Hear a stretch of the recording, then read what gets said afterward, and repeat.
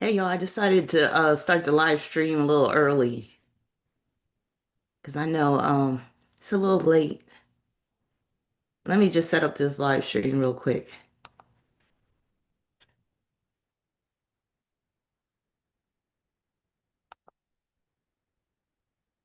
I hope everyone is doing well. Happy Aquarius season.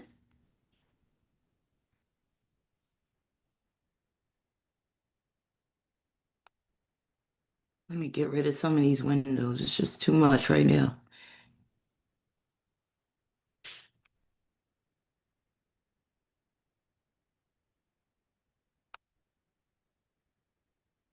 Let's see, do we have anybody in here yet?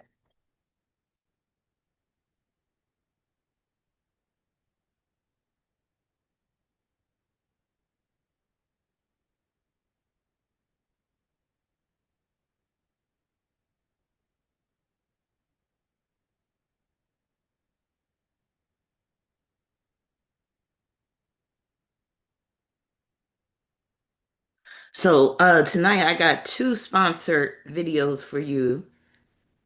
Let me just set up this live stream real quick.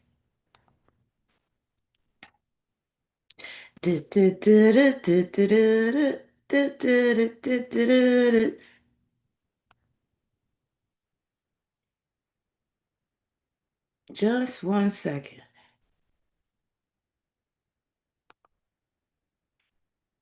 And he feels it only halfway.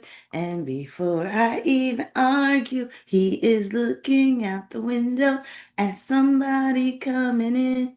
Do, do, do, do, do, do, do, do, do, do, do, do, do, do. All right, let's see.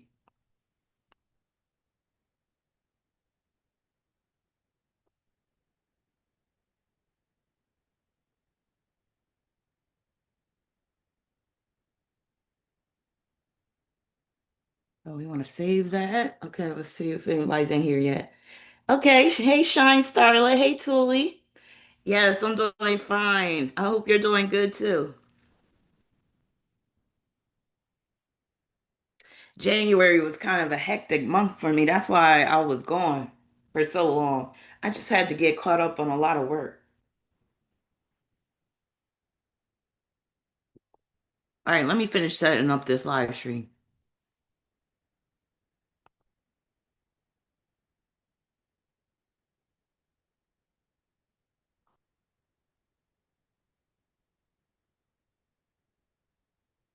All right, I'm setting the chat to subscribers only. I don't know what a leaderboard is, but anyway. Oh, you was just about to head to bed. I'm glad you stayed up. Hey, Kauai. So, I'll be doing one of Kauai's videos tonight, but also I'll be doing another sponsored video for another client. You said I didn't. What you talking about that song Tom's Diner? I didn't know what it was about either. So it's about a person with dissociative personality disorder. Hey, Alexander, I missed you too. I'm doing well. Again, like the start of this year has been kind of hectic, only because of like I had a lot of work to do. So I'm finally getting on top of my work. A big load has been lifted off my shoulders, so that's good. Happy Black History Month to you, November Nicole. Thank you. And thank you for your super chat.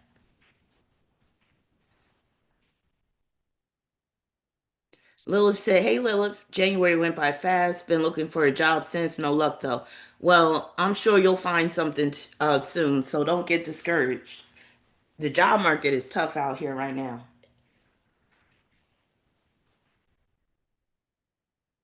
Oh, it's about someone disassociated. Okay.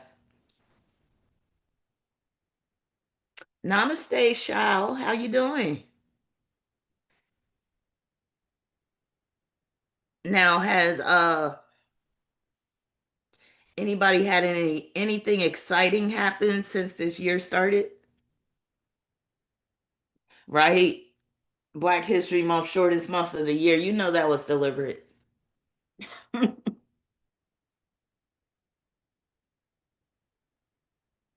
right.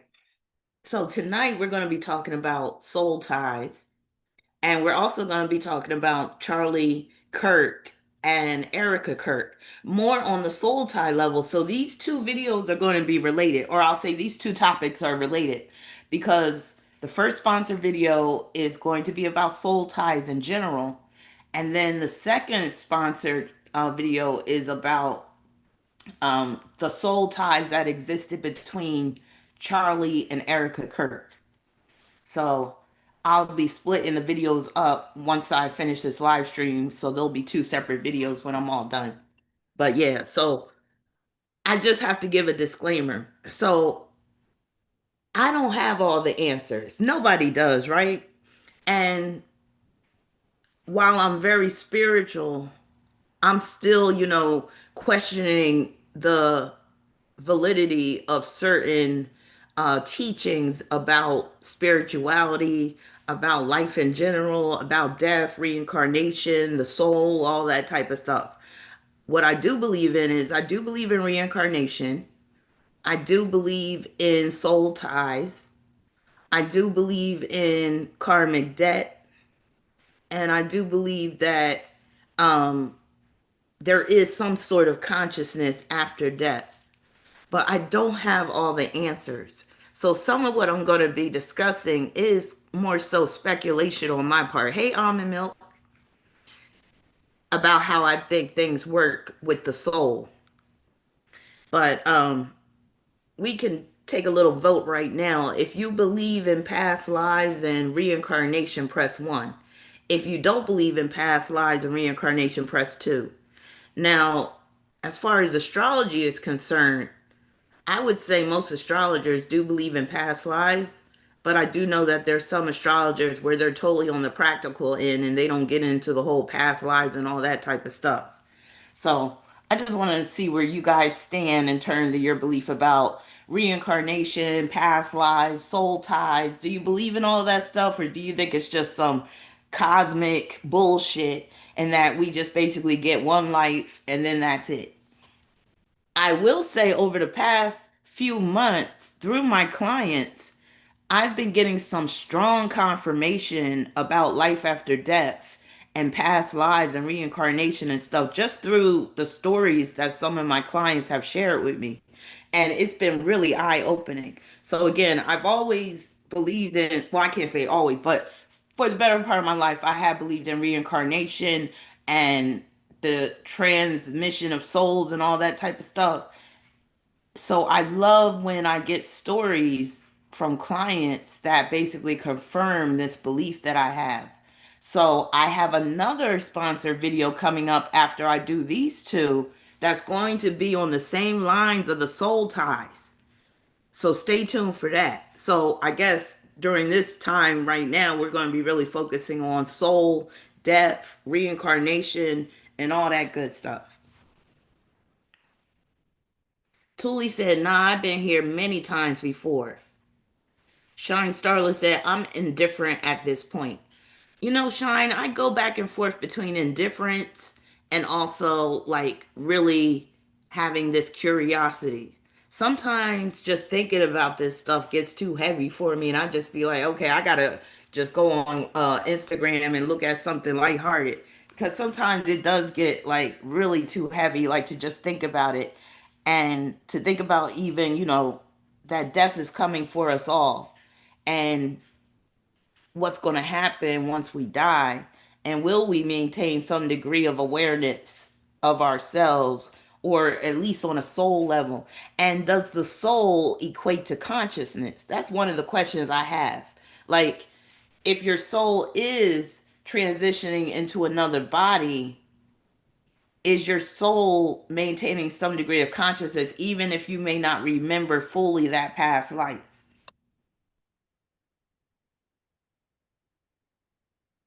I'll just say this: life is crazy. Life is a trip.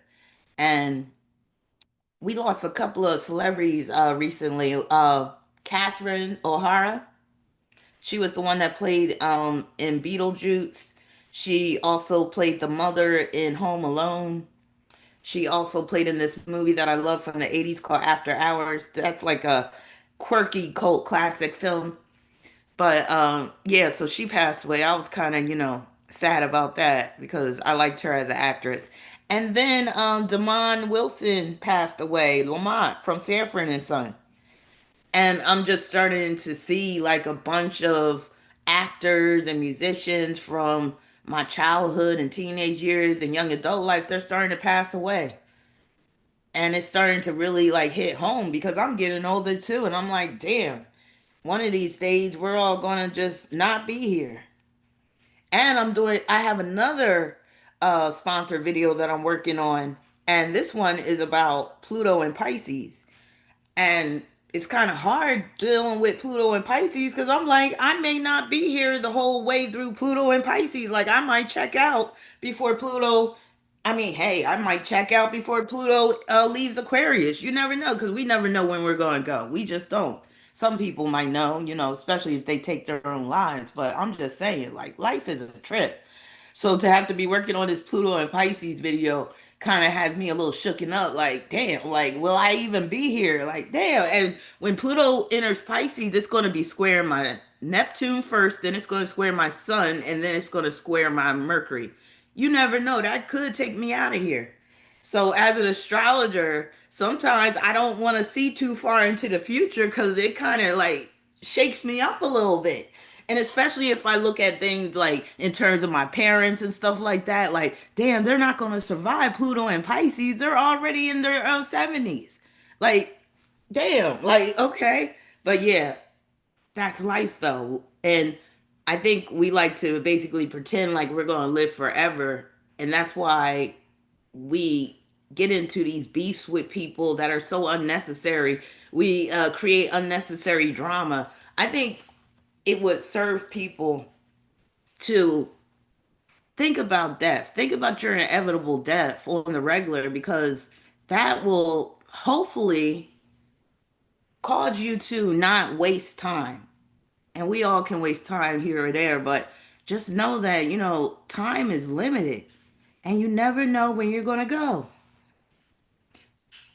Oh yeah, but you basically said what shows up in the chart that would point to soul ties. That was your question. So I thought that was basically your main question. But you can ask the questions as you go in the chat as I start to get into it.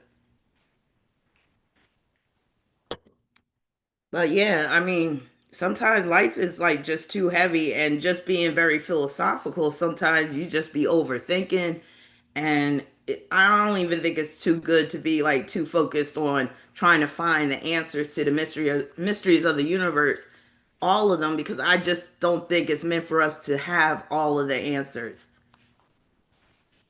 All right, so let's get into the main topic of discussion. Hey Abu, hey Asha.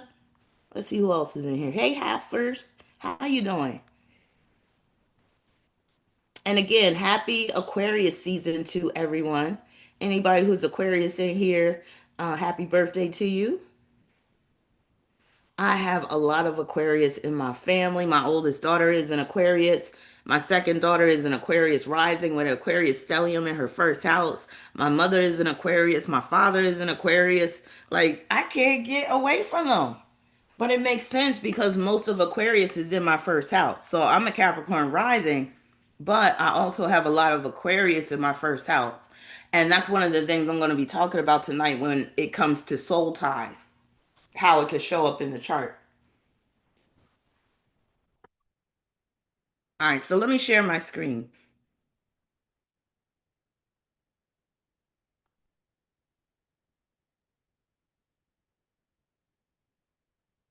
All right, I'll also ask y'all this. For those that believe in reincarnation, do you want this current lifetime to be your final lifetime, or do you want to be reincarnated again? So if you want this current lifetime to be your final lifetime, press 1. If you want to be reincarnated again, press 2.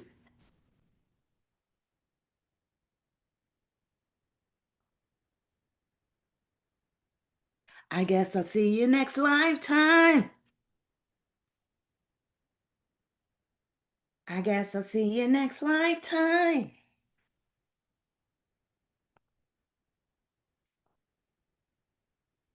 Oh, what am I supposed to do when I want you in my world? Okay, let me see what you. So Thule said one, I'm not coming back to this sticky rock. Alexander said two. Rassy said two. Mac Major said two. Kawaii said she's not sure. Shine Starlet said one, no more for the love of God. November Nicole said one. Madame said 1.5. I feel you on the 1.5. Almond said one. Dreama said one. Maurice said two. Kiki Lock said one. Lilith said one. Curly Zeus said one final. Hey, Curly. Derek, hey, Derek. Derek said, with the way the world is heading, I'll go with one. Asha said, I'm unsure still. Abu said one. Kiki Locks one. Pisces Moon one. Amin said no mas, meaning no more. And then Aditi said unsure. Now, I feel y'all though. Spicy Black Phoenix said, "Hell nah, I am not coming back." Hey, how you doing?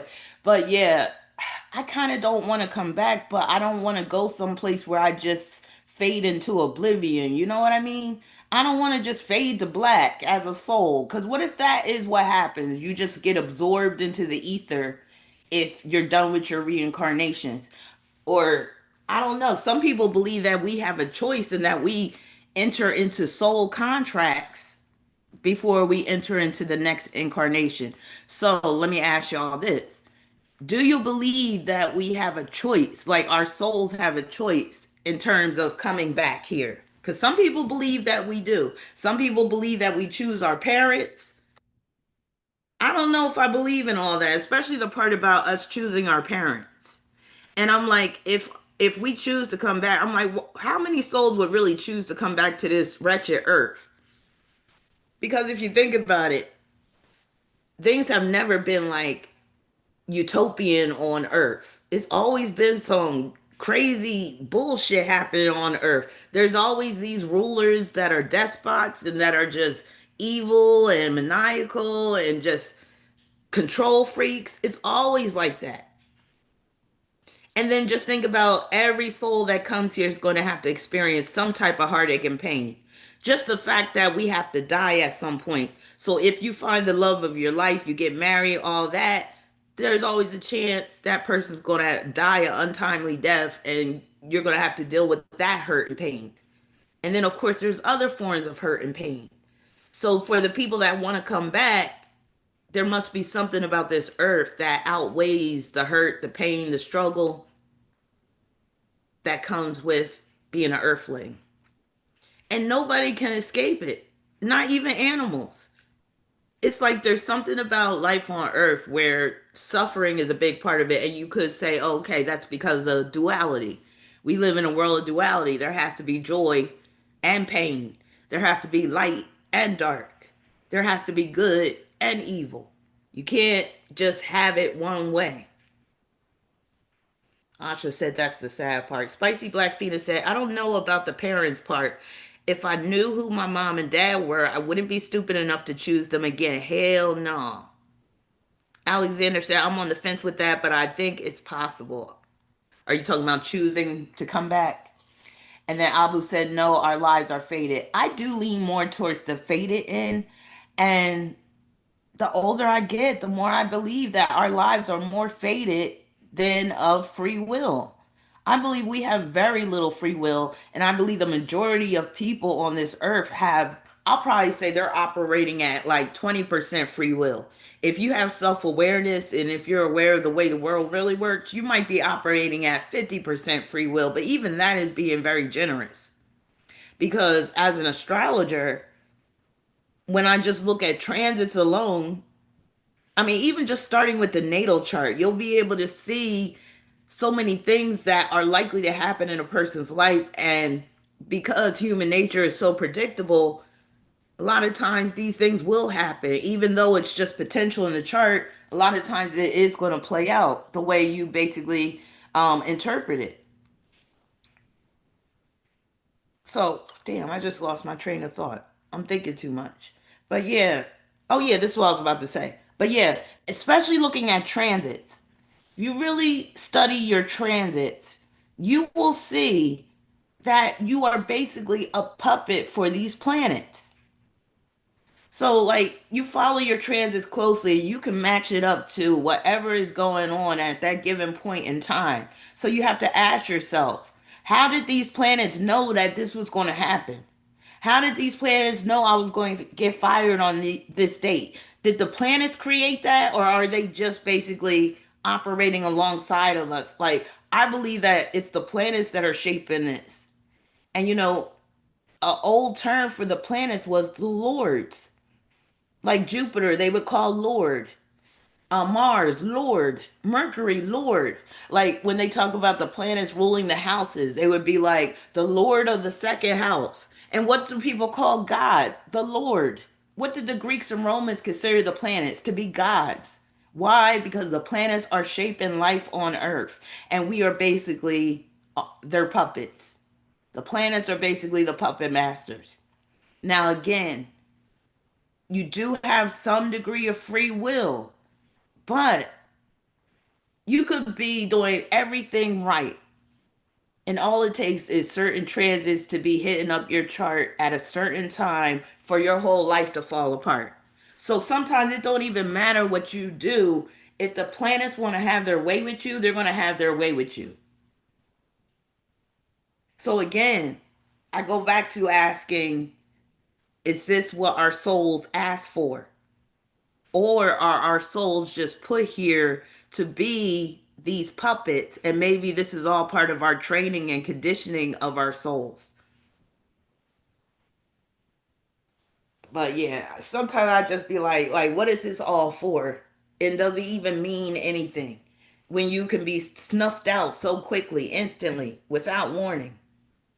And the universe doesn't care.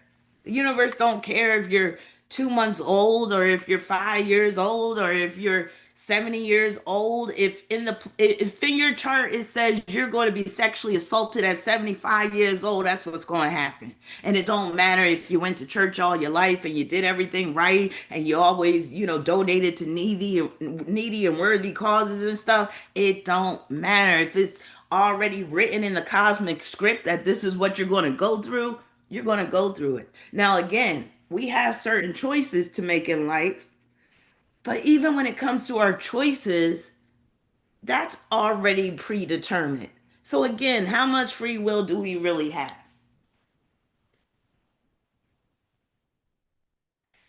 There's even like scientific proof to show that life is more free. I mean, basically, there's a lot of scientists out there, which is crazy when I tell you this. So there's a lot of scientists out there that believe that life is more fated than being of free will, because they're very much about determinism. And the reason why they've come up with this conjecture is because of the brain. They basically say your brain knows what you're going to do before you do it. Like if you say you're going to get up and go wash the dishes, your brain has already fired these synapses to basically create that whole scenario where you get up and do the dishes. So again, are you really operating per your free will? Now, Itzel took an extreme approach and said there is no free will. And I'm starting to really believe that too. Again, it's a scary thought because our egos don't want us to really admit that we're lacking free will.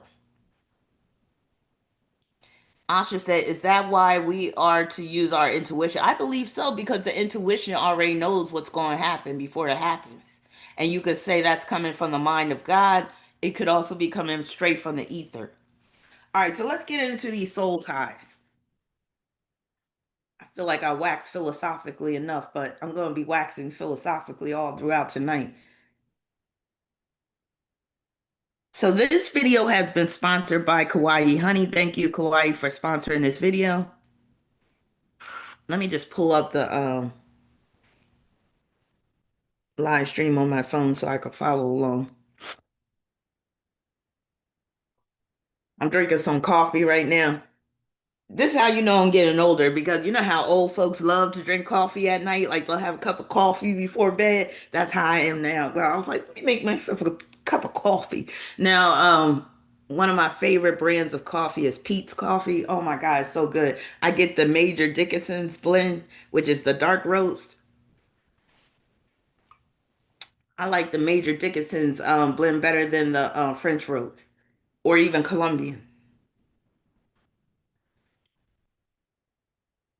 Oh my God. Coffee is one of the pleasures of life, let me tell you. But anyway, so thank you, Kawaii Honey, for sponsoring this video. So Kawaii wants to know how to identify soul ties with family members or lovers from your past lives. So this is a really interesting topic, and I have some information to share with y'all in terms of what to look for in the chart when it comes to identifying soul ties. All right. So first, let's talk about what soul ties are. So soul ties refer to a deep spiritual or emotional connection shared between two people, often with romantic partners, family members, or close friends. Some soul ties can create meaningful bonds and feel uplifting and connecting, but others can be toxic and damaging to emotional well being. So, not all soul ties are healthy, not all soul ties are good. But you could find a way to grow from all of your soul ties. But again, that takes an evolved soul. Spicy Black Phoenix said, I hate coffee. That's just me, though. You enjoy. Yeah, coffee is an acquired taste. And it's funny, neither of my parents drink coffee. I think they're weird, but they're both Aquarians. All right. So, when we want to talk about the soul journey, basically, when we want to talk about soul ties, where you're coming from, past life connections, the nodes are the key. So you want to look to the nodes. So especially if one person's planet is conjoined to the other south node. So that can often represent a past life connection and the karmic debt that has to be paid back through that connection. But also, planets conjoined to the North Node can signal some form of past life connection as well, especially in terms of there being something new to experience with that old soul. But it just doesn't end with the nodes. There's more factors that are taken into account. But I have found just through my practice as an astrologer that South Node relationships, that's when one person's planet is conjoined to the other person's South Nodes, tend to bring some serious challenges, oftentimes that are rooted in the past life that the two people have shared together. And a lot of times it can be quite catastrophic, the events that are produced by that conjunction between one person's planet and the other person's south node. So let me give you an example. Let's say one person has a south node in Gemini. They get married to, let's say it's a woman, she has south node in Gemini. She gets married to a man that has Mars in Gemini and is conjoined to her south node. The way that could play out as, let's say that she doesn't really like to drive. So she wants him to do all the driving, which would point to that Mars being conjoined to her south node. But because he got Mars in Gemini, he's naturally prone to getting into car accidents. So that conjunction is just going to act is going to basically activate the potential for car accidents that naturally come with the Gemini South node and also the Mars in Gemini. So together that's like them getting into a bad car accident and them dying together. And that Gemini connection can also represent that the two people are twin flames. And this is how they went down together. So those conjunctions to the South Node, they always get my attention when I'm doing synastries. And I always be like, uh-oh, because I'm not saying that it's a total deal breaker. I'm just saying if you get into a relationship with someone whose planet is conjoined to your south node or vice versa, just be ready for what could happen. And some of what could happen, like I said, could be quite catastrophic. So let me just read this again. What are soul ties? Soul ties refer to a deep spiritual or emotional connection shared between two people, often with romantic partners, family members, or close friends. Some soul ties create meaningful bonds and feel uplifting and connecting, but others can be toxic and damaging to emotional well being. There's some people that believe that souls tend to reincarnate within the same families or also within the same locations in general. Of course, there's going to be exceptions to the rule, but some people do believe that, and I kind of believe that too. A lot of times you are going to be reincarnated into the either the same area or the same family, or where you're basically dealing with maybe the same type of dynamic in terms of like groups of friends and stuff like that. Case in point, years ago, I had a past life recall experience where I had this vision of a soldier. And mainly this was a guided vision on my part. So I was purposely trying to see how I got this scar. It's not even a scar because I was born with it, but it's like this birthmark in the center of my forehead between my eyebrows. That's kind of like an indentation. So I was thinking this could be a remnant of a past life wound that I had. And that points to me having Chiron and Aries in my third house, me thinking about that wound on my face. But it's not a wound, of course, in this lifetime. It just came out as like a birthmark. So I remember I basically channeled this soldier, this Marine from the Vietnam War. And I had well, I didn't have his full name, but I had part of his name, like that came through and everything like that. And I was able to locate this soldier who died in the Vietnam War online. And I knew his first name would be Samuel. And sure enough, it was Samuel. And then when I pulled him up, he was a black man. He was from Philadelphia. And I used to live in Philadelphia. I mean, I was born and raised in the tri state area. That's Jersey, Philadelphia, Delaware.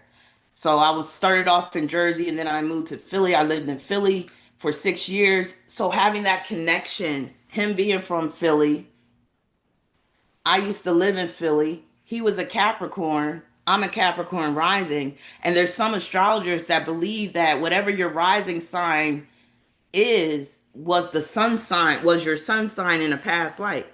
So that would fit.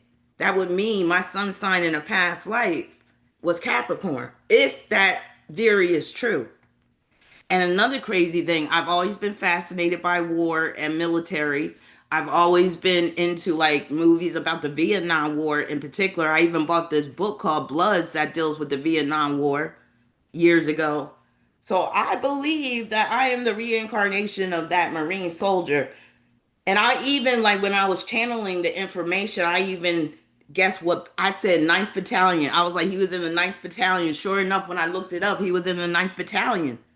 And guess what? He died through a gunshot in the forehead. He got shot in the forehead. I'm like, you can't make this stuff up. You can't make and this would explain why I have a phobia of loud noises. I always did ever since I was a kid. And like my family would go see fireworks on July 4th. I would have my hands over my ears crying. I hated the sound. I have like PTSD dealing with loud noises. I can't even stand the sound of balloons popping. I start to freak out. Like I had a panic attack when I was at Disney World in this was 2017. I was so embarrassed because them fireworks are outrageous at Disney World. And when they started to, set those fireworks off, I felt like I was in the middle of a battle zone. It was crazy.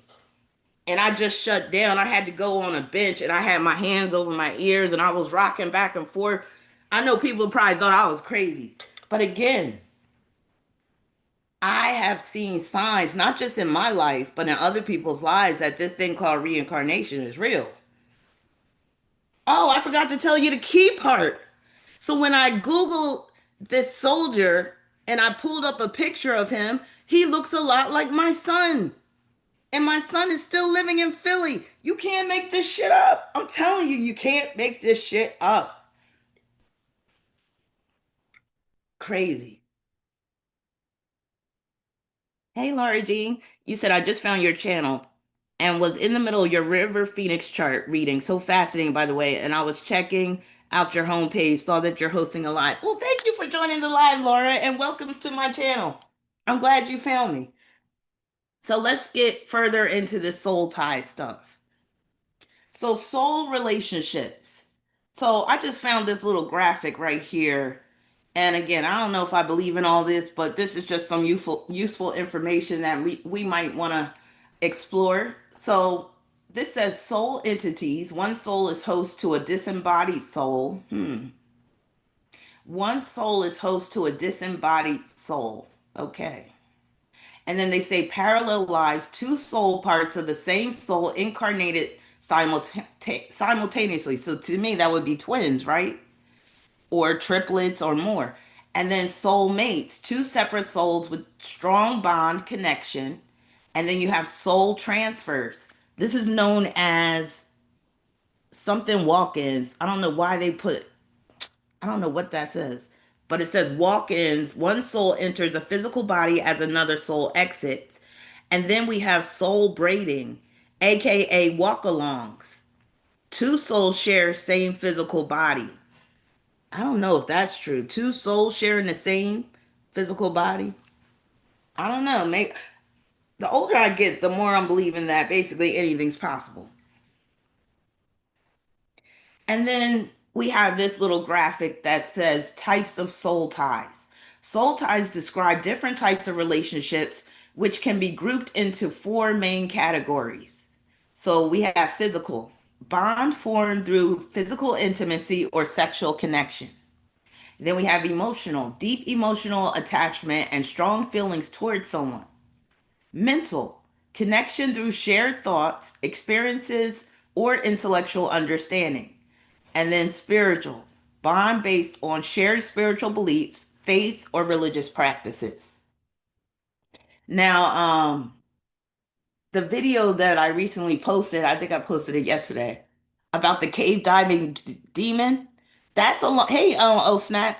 That's along the lines of the soul ties thing that I'm talking about. So, like I said, this is a time, I guess, right now for the YouTube channel where I'm really focusing on the soul's journey, soul's ties, and all that. If you haven't watched the latest video that I put out, the Dark Sided Aries cave diving demon, check it out because that has a lot to do with soul ties. All right. So now we're going to get into more ingredients that goes into identifying soul ties in the chart. So remember, I said contacts to the nodes, especially the conjunctions. So if one person's planet is conjoined to the other person's south node, a lot of times that's indicative of a past life connection of the two people being soulmates. Also keep in mind that soulmate does not mean the right mate because you could, and it doesn't mean that you just have one soulmate. I believe you could have a number of soulmates and that they can take different forms. So you could be soulmates with your parents, you could be soulmates with your friend, you could even be soulmates with a coworker, you could be soulmates with your children, and so forth. And I believe that's pretty much how it works. Hey, it was 12/12. All right. So one of the signs, planets, and houses that will come into play. And we're doing this in triplicity. Triplicity meaning when it comes to astrology, you can look at three factors that basically mean the same thing. So, planet, sign, house. Such in this case, Mars, Aries, first house, all basically representing the same energy. So, when we're dealing with soul ties, it will be pretty common to see contact with Mars, planets in Aries, and planets in first houses. And again, I'm talking about synastry. Synastry meaning when you put two charts together, two separate people in whatever relationship. So it can be lovers, it can be mother and daughter, mother and father, or, um, parents, it could be siblings. So just putting two charts together to see how the planets interact with each other. So if we're talking about synastry and we're talking about soul ties, a lot of times the person you shared a past life with could have planets in your first house, or you could have planets in their first house. Or there could be contacts involving Mars. There could be planets in Aries that the people share. So why Mars, Aries, and the first house? So basically, this is showing the self is affirmed. Oh, thanks, Asha, for becoming a diggable planet. So basically, what this triplicity is representing, or I'll say this trio is representing, is the self being affirmed through soulmates. Also can represent commonalities between the two people because Aries is representing one, meaning a single entity.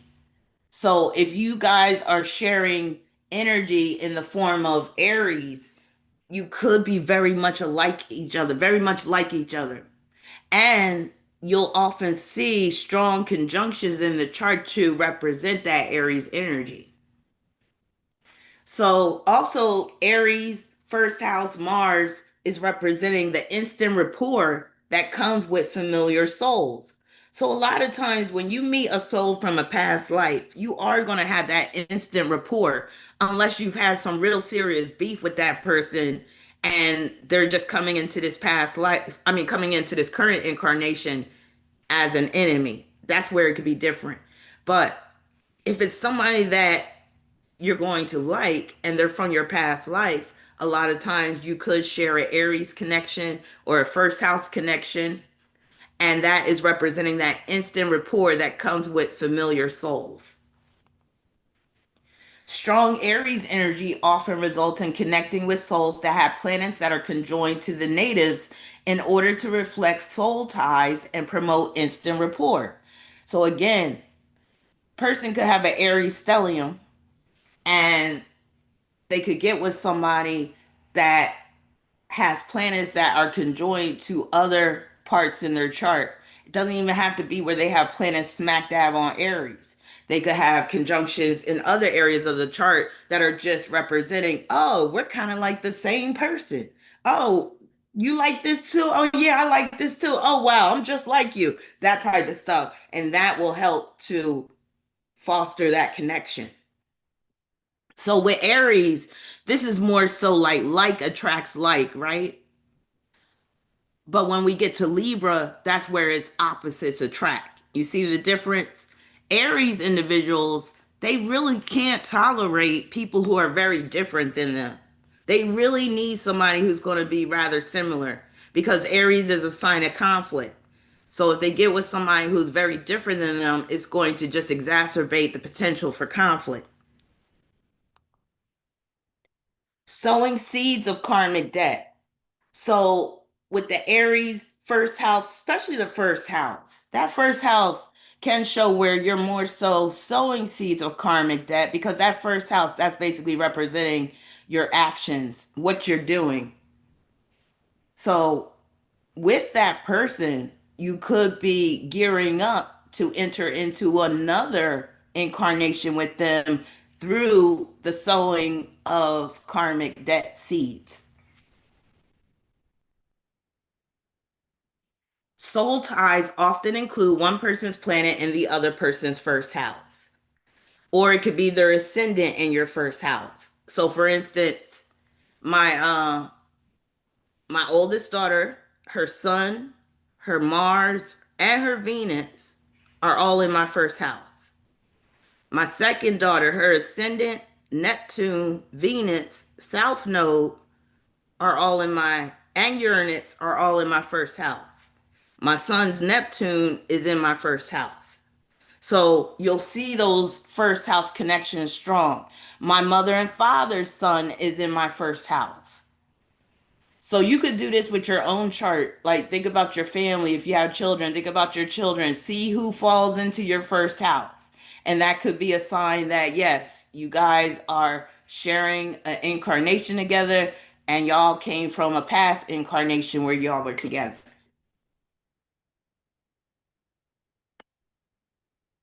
Oh, Snap said my Scorpio stellium was in my ex-boyfriend's seventh house. Huge mess.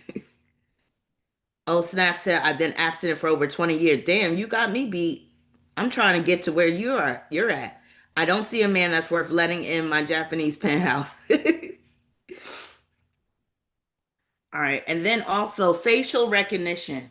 Facial recognition and resemblance. This can also include name recognition because Aries rules the face, Aries rules names, and Aries rules the eyes, which makes me think again of that Dark Side of Aries video, the cave diving demon. Remember, I was so focused on her eyes. And that basically also speaks to her being an Aries. But, they say eyes are the windows to the soul. So you might see the recognition in the eyes, but it might be the soul in you, your soul recognizing them. May not be recognition in the physical sense, but sometimes it is. But you can't explain it. It's not like you're saying, oh, yeah, I remember this person from my past life, but it's just something about their face that you recognize, and that helps to form that connection. Or you just look into this person's eyes and then they got you, and then you're just like, oh wow. And it could be again that soul recognition. Derek said my Neptune in Aquarius is right on my mother's ascendant. Yup, you see that? My moon and midheaven in Aquarius and Uranus in Pisces is in her first house. You see how that works? Yup. And of course that can also deal with you being inside your mother's body. But I would liken it to also, I would think a lot of children are soulmates with their parents. It would only make sense. Asha said, that's why I told a high friend I would name my daughter and she stole it. She's in an Aries. Mm-hmm. Kauai said, my mom's sun in Libra was conjoined to my South Node in Libra.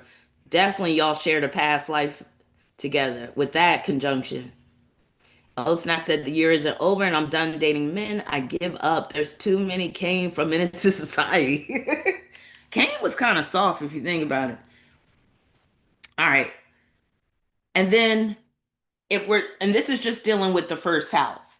So the first house, we can even take it back to the grandparents. So the first house is representing your maternal grandfather and also your paternal grandmother. So you might have some past life connection with your grandparents as well. All right. Next on the ingredient list. I'll wait till the slide comes up on my phone so we can all follow along. Awkward letter says my mom's Venus conjuncts my ascendant. Soul connection right there. Hey, Milax, how you doing? So Asha said again, my high school friend stole the exact name I gave my daughter. Dan, and you said your high school friend is an Aries? Makes sense. Okay, so I'm looking at the next slide. All right. So as you can see right here, we have two beautiful twins, Tasha and Cedra Smith. They are actresses, and they are they bear a very close resemblance. Like if I believe the one with the very short hair is Cedra. If Cedra had the same hair as Tasha, you would really have a hard time telling them apart. So now let's talk about Mercury, Gemini, and the third house because you'll often see that sign, house placement, and planet come into play when it comes to soul ties. So Gemini and Mercury and the third house basically represents relations, things being relative. It's representing siblings, relatives, and neighbors. You can even throw childhood friends in there, like your school age friends. Now, I would say it's probably very common for siblings to be have soul ties, to have shared past lives together. Maybe not all siblings, but I would think a large number of siblings are tied together through past life connections. So with this trio, Mercury, Gemini, third house, you're going to have a lot of synchronicity, which is basically where you're having these eerie similarities that are existing between you and the other person. So you might even say to the person, "Hey, Tara, how you doing?" You might even say to the person, "That's my sister from another mister. That's my brother from another mother. And people that say that, they might actually have a past life connection.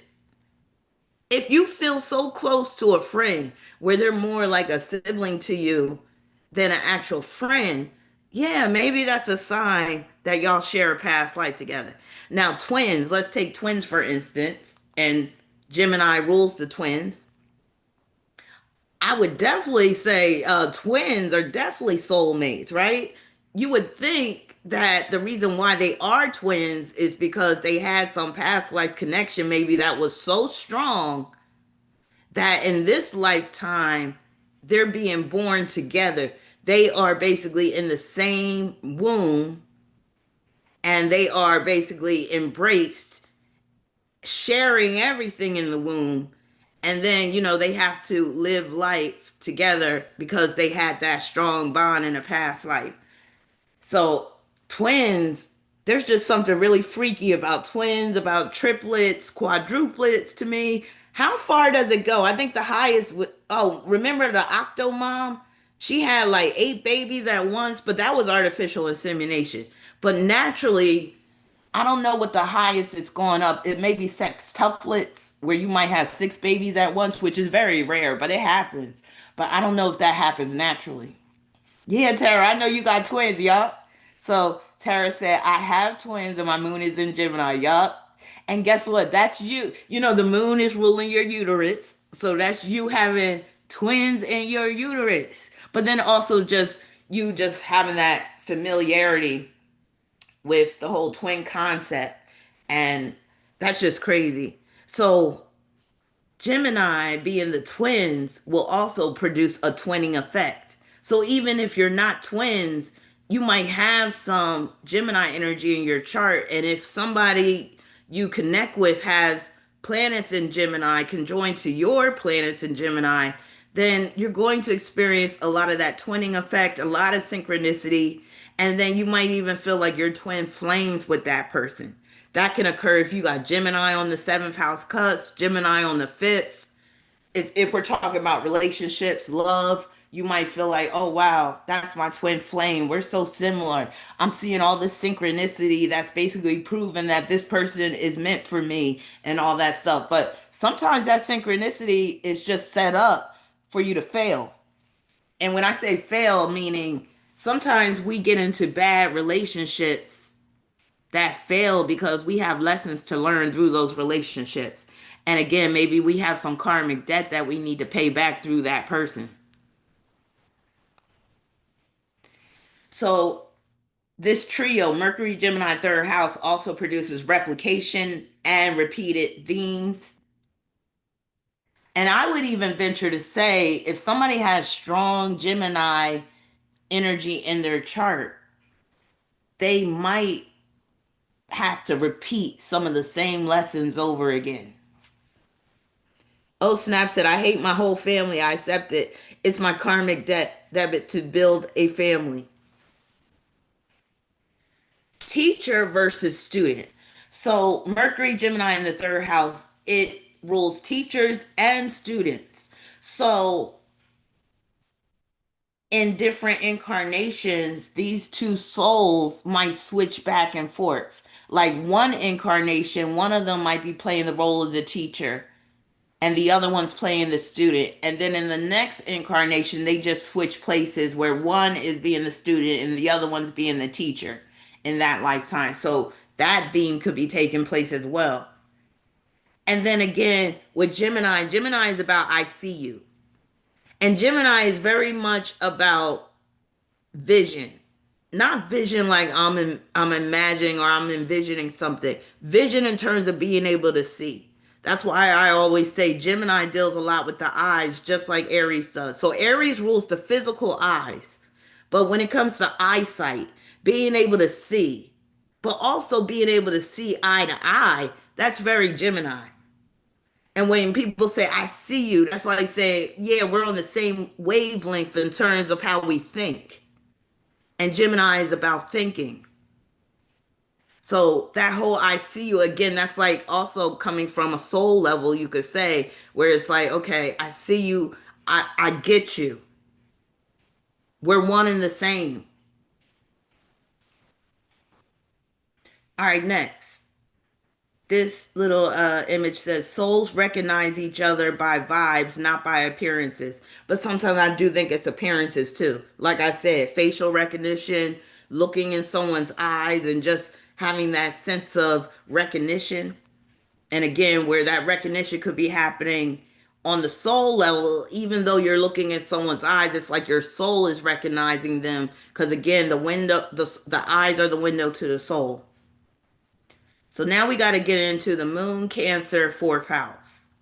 And again, for those that recently came in, I do have to give a disclaimer that I don't have all the answers when it comes to the mysteries of life, especially when it comes to death, reincarnation, all that, when it comes to what the soul is and, what the soul does and if there's consciousness that survives beyond death, even though I do believe there is some degree of consciousness that exists beyond death. But some of this stuff, I'm just saying, this is what I believe. This is what I have come to understand after doing a bunch of research over the years and just learning, different things about spirituality and all that. So, the moon, Cancer, fourth house, that's basically the soul itself. And it's also representing family. And like I said, a lot of times you're going to have soul ties with family members. There's people that do believe that we tend to reincarnate into the same family circle, into the same family tree, into the same tribe or clan. Moon Cancer in the fourth house is also representing your ancestry, which has a lot to do with the soul ties, heritage, lineage, your legacy, roots, your tribe.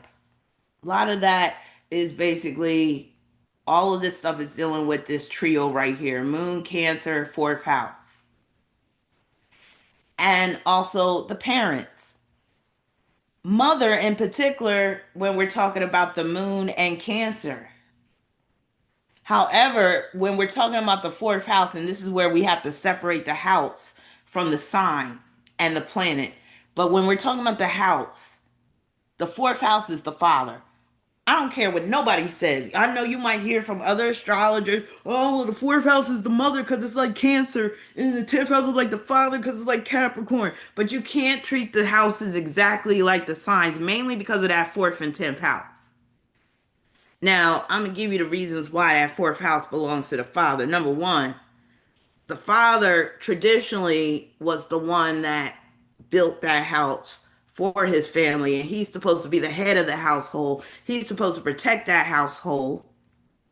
But we could go a step further, right? That fourth house is your lineage, it's your legacy, it's your heritage.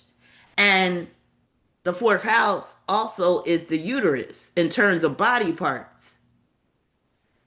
If a man doesn't have access to a uterus, how is he going to create a legacy? How is he going to create heritage? How is he going to create a family? A man needs a uterus, which only a woman has, to be able to propagate himself, to be able to carry out his lineage. And that's why that fourth house belongs to the father. A father only becomes a father through a uterus. There's no way else can become a father, right? He's planting his seed in that fertile ground, that fourth house. This is why men be going so crazy over women. We men actually need us more than we need them, truth be told. Because again, to propagate the species, to continue on, they need a uterus to plant their seed in.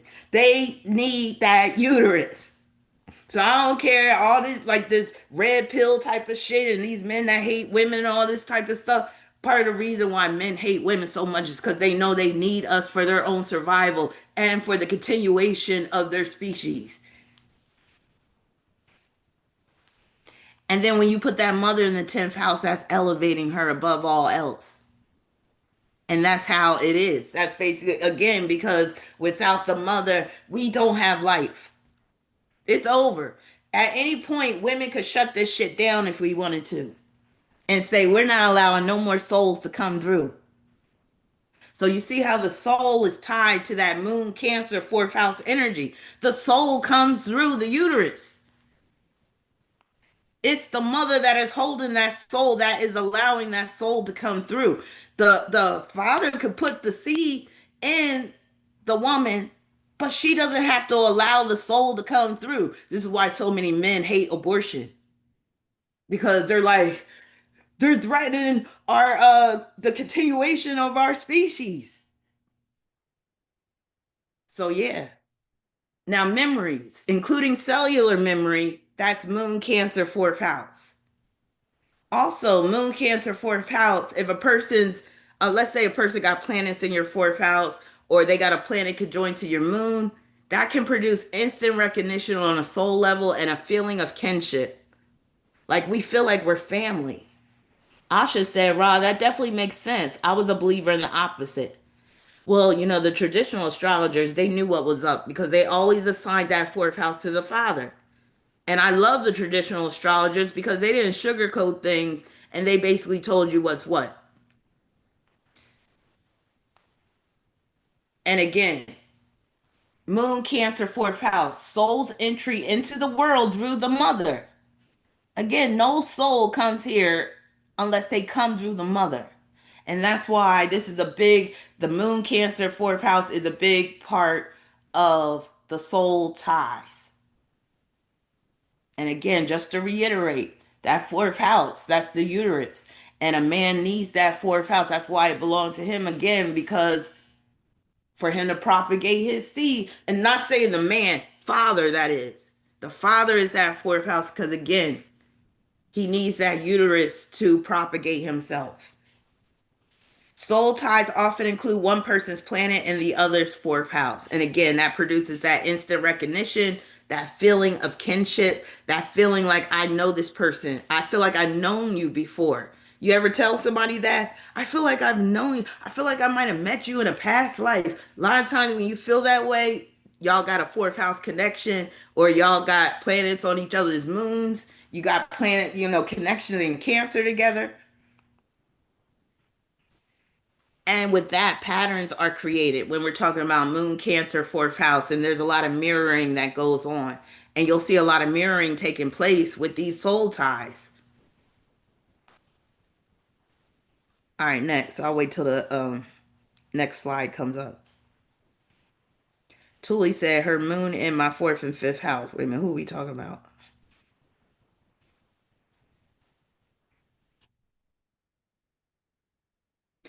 Oh, Snap said, I want a class action refund on my family. I want to be deported to another family.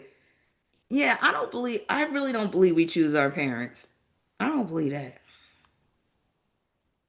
Because why would the soul want life to be so hard? I don't believe that our souls are these like higher evolved entities where we're like, okay, I want to learn a lesson in this lifetime, so I'm gonna choose some fucked up parents because I need to suffer because I did something in a past life. So let me choose these two idiots over here to be my parents.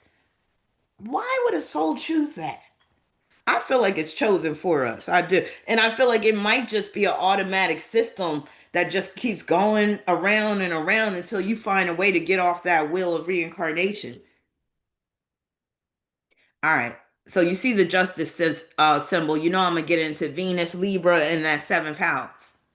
And if you notice so far, I'm talking about the angles, um, except for that third house. So the angles in astrology are the first house, the fourth house, the seventh house, and the 10th house. These angles in astrology, you could basically say they set your life up. And if you have planets in the angles, they can basically have a lot of impact over your life in terms of how your life is going to pan out. Now, soulmates, as we most of us know, are often partners and spouses, people we get into relationship with, love relationships, people we marry. But soulmates could also be a business partnership, partnerships in general. That's your seventh house, that's Libra, that's Venus. Now, that seventh house and Libra is also about open enemies. So some of your open enemies could be past life beef carried over into this lifetime. Like again, remember that case study I did about the cave diving demon. Now, her and her friends, they weren't open enemies, but maybe, she became their enemy once they did her dirty. Because I believe that's what happened. She came back for revenge. But anyway, now the reciprocation theme that comes with this trio holds the soul accountable for their actions. So keep in mind that Venus, Libra, and the seventh house is representing justice. So, you know how um some people say you better be careful what you do in this lifetime because you're going to have to pay for it in the next. And sometimes it seems like there's people that do a lot of evil in this lifetime and they don't have to pay for it, but maybe they will in the next lifetime. And that's where Venus, Libra, and that seventh house can come in because justice could be served for your bad deeds in the next lifetime through a partnership that you form. So again, the reciprocation theme that comes with this trio holds the soul accountable for their actions. So it's like now justice got to be meted out. Justice served, maybe not in this current lifetime, but perhaps in the next with the same soul. Reaping seeds of karmic debt. So remember with the first house, that was more so where you were sowing seeds or planting seeds that could lead to karmic debt. Now, when we're talking about the seventh house, this is like reaping seeds of karmic debt, which explains why a lot of relationships are difficult. Keep in mind that I'm not saying that just because a person's planet falls in your seventh house, that automatically means that's your soulmate and you're going to have to um, deal with, pay back some karmic debt through them. But I'm basically saying in the case of soul ties, oftentimes you will see a planet of that other person in your seventh house just to lock you into that agreement, lock you into that tie, especially in terms of having to pay back some karmic debt with justice having to be served. So, reaping seeds of karmic debt, which explains why a lot of relationships are difficult. Awkward Letter says, is that why I have Pluto in my seventh house? Because I was a piece of shit. I'm also Saturn dominant. That could be the case. Or it could just be in this lifetime, you and that soul got to switch places. So it could be maybe you were shitting on your partner in a past life, and now it's time for you to get shitted on. But it doesn't mean that you were really a piece of shit. But maybe there was circumstances that maybe felt like where you felt like you were justified to shit on this person, but maybe because the way the universe is set up, maybe we all have to do this. Now we got to play the opposite role that we were playing in a past life. That would really be scary though to me because what if like let's say you're rich in this lifetime and you kind of, take your riches for granted. So your next lifetime, you're going to be poor as shit, growing up in Mumbai, India, in the slums. That's one of my biggest fears. Like, I do not want to be reincarnated back where I grow up in the ghetto, in the projects, in a roach infested apartment with two crackhead parents. I don't want to be reincarnated in a life in the slums of Mumbai, India, where I'm living like practically outside, exposed to the elements and the big rats and whatever else. I'm scared of that stuff. That's where I'm like, I'm kind of against the whole reincarnation thing because again, I feel like we don't have much of a choice in terms of what we're going to experience in the next lifetime. I mean, I'm scared. Like, I don't want that type of life. I really don't. I don't even want a vacation in certain countries because I'm like the bathroom situation. I don't want to have to squat over a hole in the ground. I don't want that type of life. I don't. Like God, help me. Like, I be feeling for people that grow up. And then that's another question. If you were born and we got what? India has what? Over 1 billion people? Imagine how many people are born into the slums of India alone. Does that mean they all got bad karma and they're all having to pay back this karma by living there? Because there's a 99% chance if you were born in the slums of India, you're not getting out. That shit is scary. Or if you're born in the slums of Jamaica or the Dominican Republic or Brazil, there's a high chance you're not getting out your whole life. So is that like punishment? Are the people who are rich in this lifetime being rewarded for a past life of doing good deeds? Or is this a test for them in this lifetime to see what they're going to do with their wealth? Right? Awkward letter. India is huge on karma. But yeah, I'd be wondering, and this is when I'd be like, okay, you're thinking too much. Because I'd be wondering about people that are born into impoverished areas and they never get out. I'm like, what does that mean? Does that mean that they're all born with bad karma? Awkward letter said you can get out with faith and hard work. I would say even with that, it's going to be a slim chance because the way the system is set up, I mean, it's just terrible. It's bad, man. That's why I sometimes be like, this life thing is just too much. Also, soul ties often include one person's planet in the other's seventh house. And then again, this is where the grandparents come in again. So remember the seventh, I mean, the first house, that was your maternal grandfather and paternal grandmother. Now it switches. Seventh house, that's your maternal grandmother and your paternal grandfather. I've often seen where if a person spent a lot of time with their maternal grandmother, for instance, they're going to have planets in the seventh house. I've seen this all the time. If a person lived with their grandmother for most of their childhood, they could have their moon in the seventh house. And that could point to maybe they have soul ties with the grandmother instead of their own mother. How about that? But maybe they got soul ties with their mother and their grandmother, and they just been born into the same family tree, which, or I'll say reborn, which I believe that is very common. I believe it's more common than not.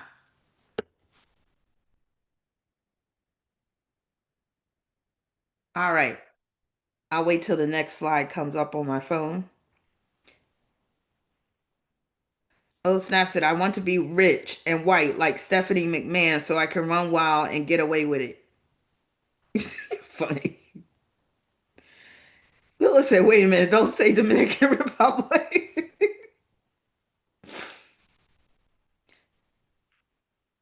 But yeah, India is so huge on karma. I believe that's why you have so many like mutations, genetic mutations and stuff coming out of India. And I believe that black magic in India is super strong. Same like the black magic that be happening in certain African tribes.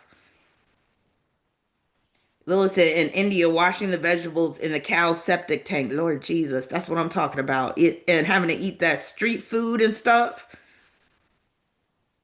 Wait a minute. Lilith said his Pluto was fingering my seventh house. That sounds nasty.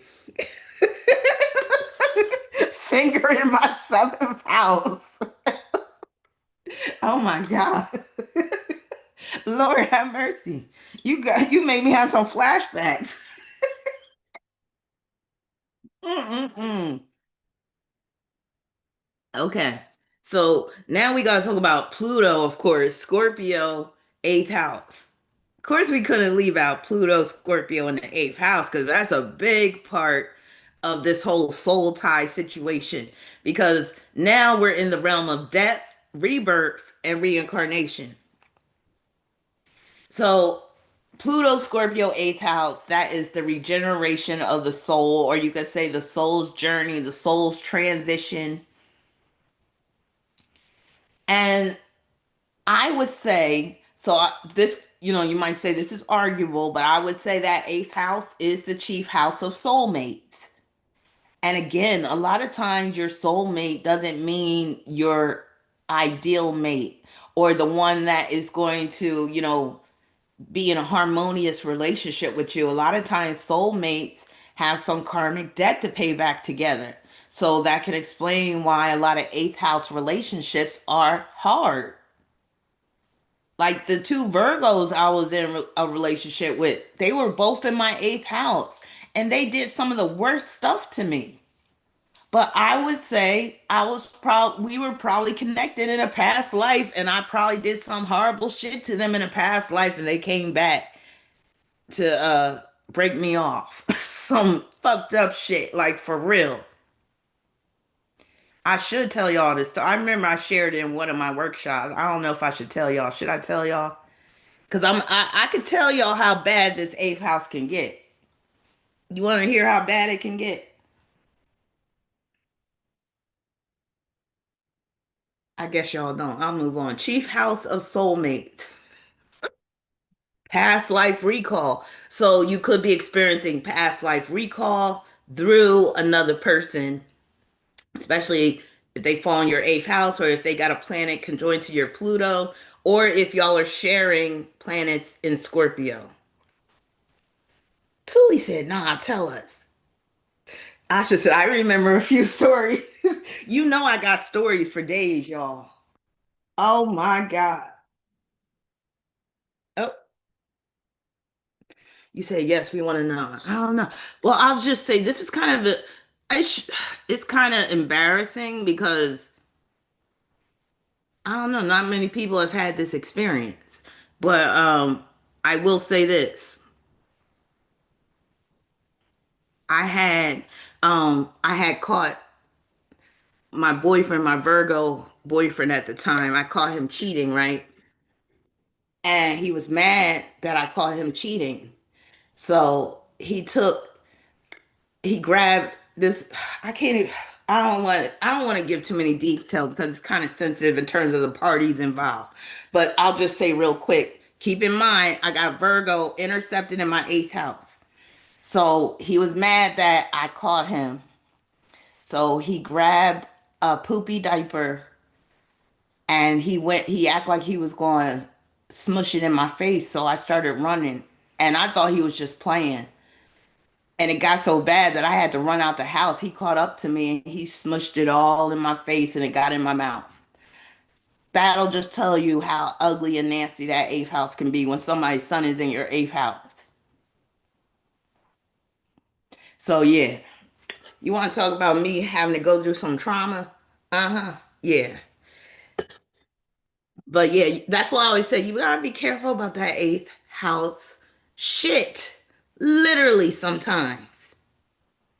When I say that motherfucker was a demon in the flesh, because I didn't know somebody could actually take it that far. Yeah. Uh-huh. I've been through some things, like for real.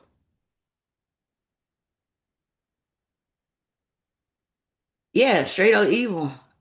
Straight up evil. I should say, I don't remember that story. I did tell it during one workshop. It might have been the Sinistry one I told. But also, you got to keep this in mind too. See, I got Pluto square my moon and ascendant. And because we were around the same age, his Pluto was squaring my moon and ascendant too, which points to also that activated that aspect in my chart for that to happen. You say, what did I do to him? I think I was so defeated. And I had to, spend time washing my face, washing my mouth out, all that stuff. So at that point, you know, I don't know if you've ever been in an abusive relationship, but you'll get to a point where you become like you just have this defeatist, like you get into defeatist mode and it's like you can't do anything but just curl up into a ball and cry yourself to sleep type shit. Yeah. Spicy Black Fetus said I would be in prison. But you know what? He got his karma because he did spend time in prison after that. And he's probably back in prison now. Or he might be dead. And if he is, good riddance. Tara said, oh, that's why I don't like Virgo men. Yeah, they are some of the nastiest when they're on the dark side. Oh, Snap said, I have Mars in Cancer at 20 degrees. I attract undercover gay men with mommy issues. I'm sure you do. See, that's why I didn't want to go into too much detail, awkward.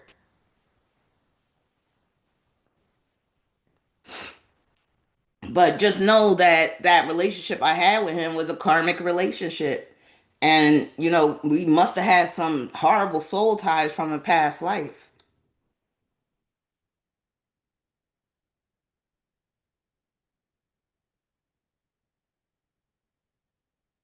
Thank you, Trey.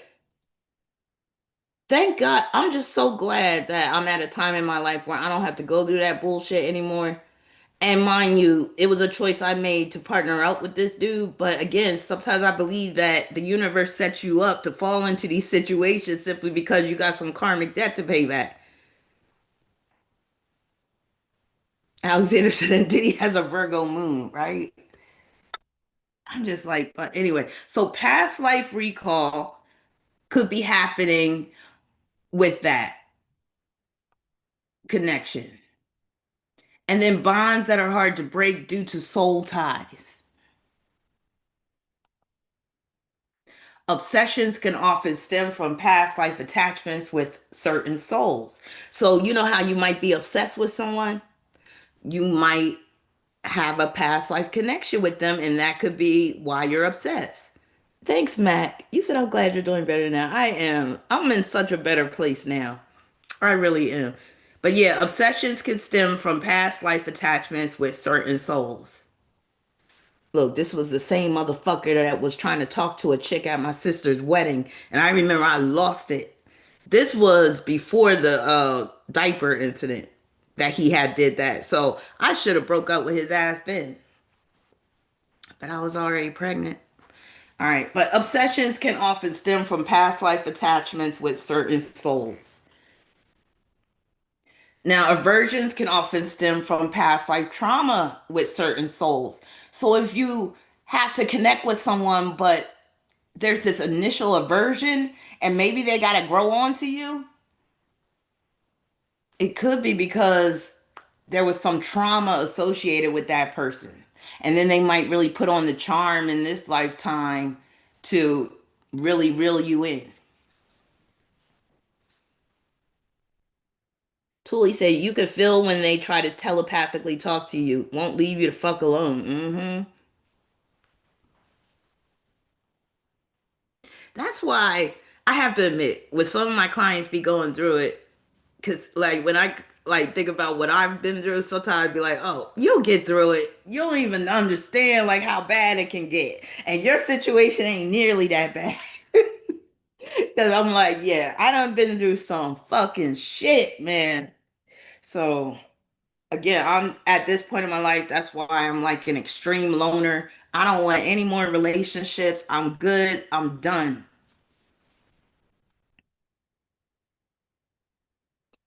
Elizabeth said, my vertex is in my eighth house. Yeah, be careful of anybody that lands on that vertex. Now, the vertex, I'm glad you mentioned the vertex. The vertex is a point that's kind of like the co descendant, or it's like the alternate descendant. And it falls in the western part of the chart. So that would be, it could be as early as like the fifth house, usually like later into the fifth house, sixth house, seventh house, eighth house, usually that's where that vertex can be. But the vertex can represent a point where souls could reconnect. So if somebody lands on your vertex, then that could be a person from your past life too. So I'm glad you mentioned a vertex because I forgot to add that part. Elizabeth said, thank you for sharing your story. I'm totally understanding of total introvert. Yes. Yes. Oh, and this is the man that I spoke about that did that to me. He almost killed me too one time, but that's another story. But yeah, again, and I'm sharing my story just to show you how bad that eighth house can be. And just to show you how you could be like in the grips of like some demonic energy that's hard to get out, hard to get away from. Now, Saturn, Capricorn, 10th house. So again, when it comes, hey Felicia, when it comes to these soul ties, the angles of the chart really matter. So the first, the fourth, the seventh, and the 10th. And then we also have to include the third house, also, which is like Gemini, and then that eighth house, which is like Pluto, Scorpio. So with Saturn, Capricorn, 10th house, we're dealing with karmic ties, period, because Saturn is the planet of karma, Capricorn is the sign of karma, and the 10th house is the house of karma. Karmic debt, hard lessons, punishment. So a lot of times we have to come back into another incarnation and connect with souls because we have to be punished. Sometimes we might feel a relationship is a form of punishment. Like some of my past relationships, looking back, I could see, yeah, it was a form of punishment. Now, did I sign up for that? Because some people believe you enter into these soul contracts with people. I would like to think my soul didn't sign up for that, especially if I could see everything that I was going to have to go through. Or maybe my soul did because maybe my soul was like, you want some good stories to tell in this lifetime. You don't want to just be an ordinary person. You want to be extraordinary. You want some stories to tell. And I do have some stories to tell. So karmic debt, hard lessons, punishment. And then also Saturn Capricorn in that 10th house is reward versus punishment. So that's the thing about Capricorn, 10th house, and Saturn. It's not just about punishment, but it's also about reward. So I do believe that some of our past life good deeds will be rewarded in this current incarnation. And that could be why I have some of the blessings that I have, because maybe I did some things that were right in a past life. I would think we all have.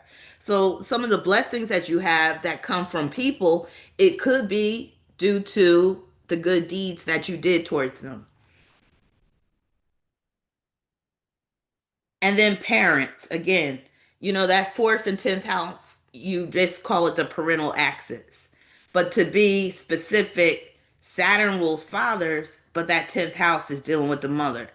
And for those that came in, you can rewind it when I rewind it back to that fourth house because I go into why that fourth house is the father's house and that 10th house is the mother's house. And again, that 10th house that's elevated above all else, which makes sense because the mother is elevated above all else. Like I always say, when we're dealing with a newborn, the father, he could go and the baby really won't notice any difference, at least at the baby stage. But if that mother abandons that baby is really going to be affected. Why? Because the mother is the baby's whole world, which is why you would put that mother in the 10th house. Because again, that 10th house, it's like it's overseeing everything. And that's how the baby, the newborn, looks at that mother. The baby don't even realize that they're their own separate person for at least the first 7 years. That's what psychologists say. Priorities. So that 10th house and Capricorn and Saturn is representing priorities. So when we're dealing with soul connections, soul ties, they could be in your 10th house because it might be necessary to make them a priority because of whatever lesson you have to learn, or it could even be the rewards that come with that connection. All right, well, now with all that being said, I decided to take a look into the charts of an infamous family. I'll wait till the slide comes up so we can all follow along. So I want to know, I know some of y'all know who this duo is. Does anybody want to say who this is? Who are these two individuals? Yup, Lilith said babies don't even understand that they're a different entity separate from their mother. Yes. Oh, Snap said the only loving motherly figure I had in my life was my maternal grandmother. So, oh, Snap, look to your seventh house, and I believe you do have Mars and Cancer in your seventh, right? Because that's your maternal grandmother. So that would make sense that you said your maternal grandmother was the only lovingly motherly figure I had in my life. That's that seventh house. Yes, Mac Major got it. The Menendez brothers. Yes. So we let me pull up the story on these two real quick. We're going to read a little bit about the Menendez brothers, and then we're going to take a look at their charts and the parents' charts, and we're going to put it all together. And I haven't looked at any of this stuff. I looked at the Menendez brothers' charts years ago, but I never looked at all their charts together. So we're going to be doing this in real time together. And we're going to look for factors that can show soul ties. But first, let me bring up this story for those that are unfamiliar with the Menendez brothers.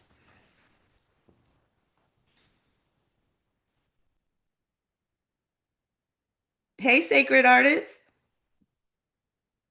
So, Joseph Lau Menendez, born January 10th, 1968, and Eric Galen Menendez, born November 27th, 1970, commonly referred to as the Menendez brothers, are American brothers convicted of killing their parents, Jose and Mary Louise Kitty Menendez, in their Beverly Hills home in 1989.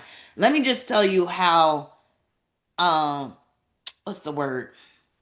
How much of an impression this story had upon me years ago, because when I was thinking about the parents, Jose Menendez, I was like, okay, what was the mother's name? And I immediately was like, Kitty Menendez.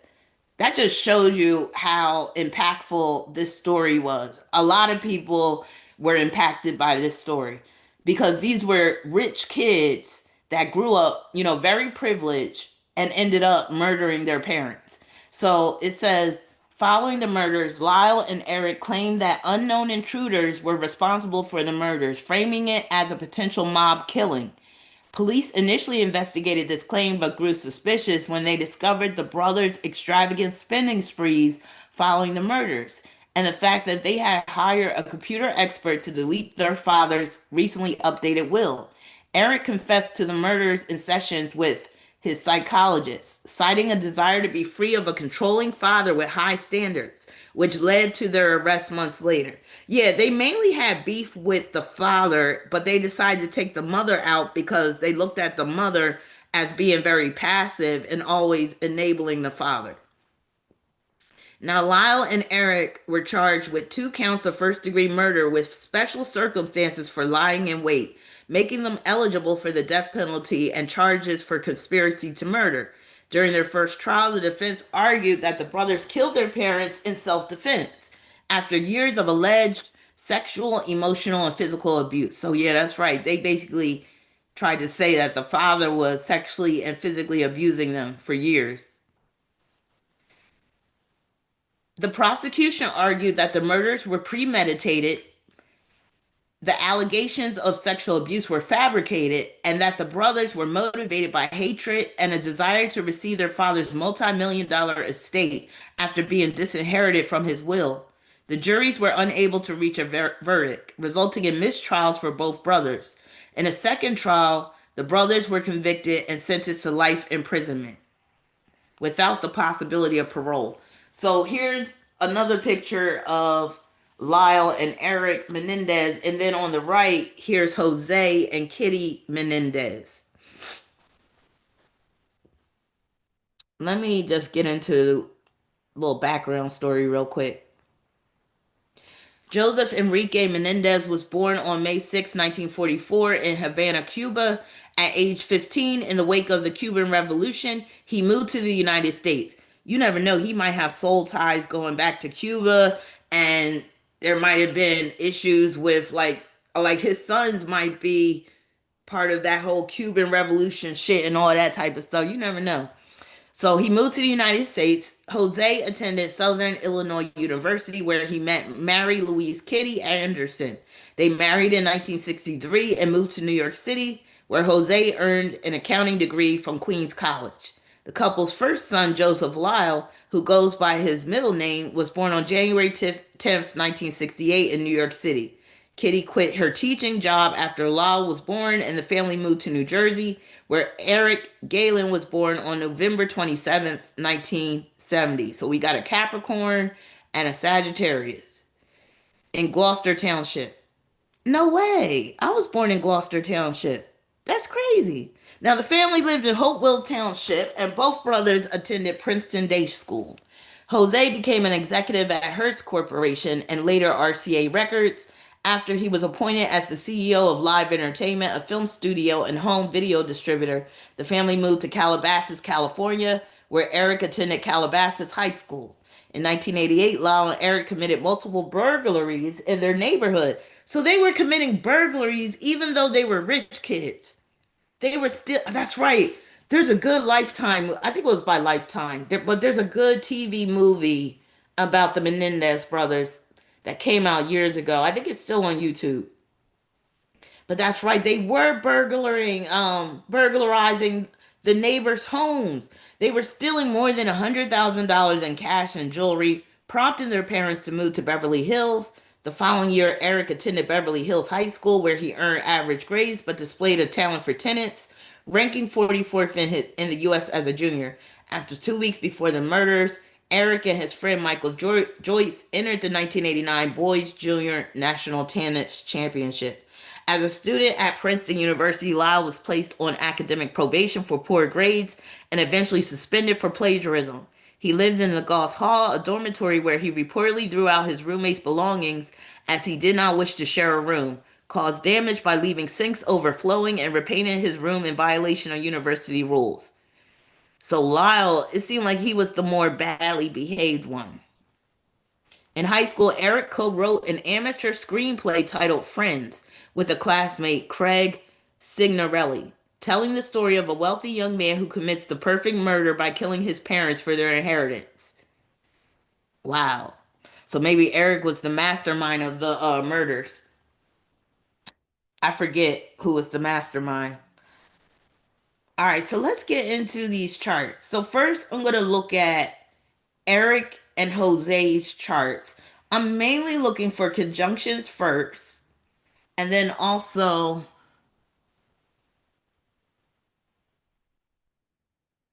house placements. So unfortunately, I don't have Jose's birth time, but I do have Eric and Lyle's birth time. I also don't have Kitty's birth time either. So we have to use Eric and Lyle's chart as the base chart, the chart on the inside, because that is basically going to show the house positions from Eric's perspective. So the first thing I'm noticing is that Jose's Black Moon Lilith and Chiron were conjoined to Eric's Black Moon Lilith. Interesting. And that Virgo energy can deal with where the father was very critical, was, very much about being like a nitpick, always nagging him, maybe always monitoring his behavior, monitoring his grades and whatnot. Now let me make sure I'm getting it right. So Eric is the one that wrote the amateur screenplay titled Friends, where he basically created a story about the perfect murder, murdering his parents. There's also a Neptune Pluto conjunction. So, but it's in dissociative signs. But Jose's Neptune is conjoined to Eric's Pluto, which can be a sign of soul ties, a sign of a past life connection. And then Jose's moon is conjoined to Eric's Mars. So that's another sign of a past life connection. Do we have any South Node connections? So we don't have any South Node conjunctions, but Jose's Sun is conjoined to Eric's Saturn. So that punishment karmic debt theme is coming through with that conjunction. Interesting. Let me see. His South Node is in Eric's fifth house. Interesting. We're seeing Cancer energy come into play, not with Eric, but with Jose. And Jose was very much about his family, his private life. And I think, if I'm not mistaken, wasn't Jose a philanderer? I think he was a big time cheater on his wife. Thank you, oh snap. Let's look at Lyle and Jose. So we got placements in the first house again. Oops, let me go back.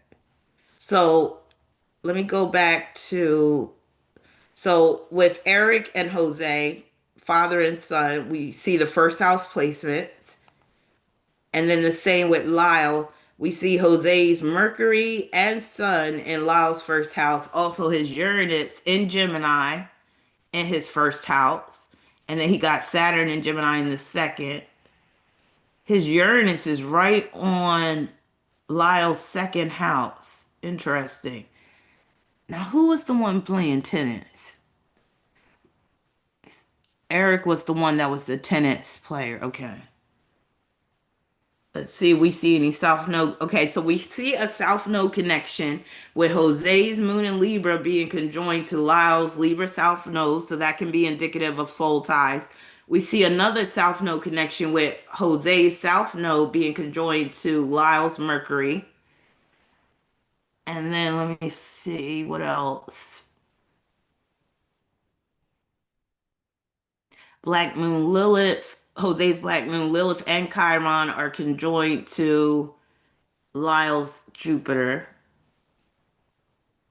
We're seeing fourth house placements, North Node and Pluto, Jose's North Node and Pluto, and Lyle's fourth house. But again, that makes sense because of the family ties and all that type of stuff. But I definitely believe that there's some soul ties between both brothers and their father, where there was probably some past life beef that got carried over into this current lifetime. Now, keep in mind that your relationship in this current life might be very different from the relationship you had with the soul in your past life. So, for instance, Lyle and Jose, father and son in this life, they could have actually been husband and wife in the past life because the soul is genderless. Soul doesn't have a gender. So once you enter a body, that's when you have a gender. But the soul is basically genderless. That's why you could end up any gender in a different incarnation. And this is a big reason why we have transgender individuals. I believe that a lot of transgender individuals, they believe that they should be the other gender or sex because they were that in a past life, and they're still holding on to that past life energy. So in this life, they feel like they should be the gender that they were in their past life. But again, I think the way the universe will set things up, a lot of times you do have to experience the other side of life from your past life. So if you were female in your past life, you might be male in the next life. But I think sometimes you just end up the same gender too. So I think sometimes it just depends on what your soul needs to learn. And then let's look at Eric and Kitty Menendez. Let's first see if they have any South Node connections. So they don't have any south node conjunctions with either their south nodes. Now, Kitty's Mercury is conjoined to Eric's. Oh, this is my bad. This is Kitty and Eric. So this is mother and son. So let me see. So no south node conjunctions, but we do have a conjunction with Venus and Neptune, fourth house. So that makes sense. That fourth house family connection, which can also indicate soul ties. We have Sun conjoined to Mars, so that connection as well. And remember that Mars is pointing to the instant rapport, but of course you're going to have that if we're dealing with mother and son. And then Kitty's North Node and Neptune are in Eric's first house.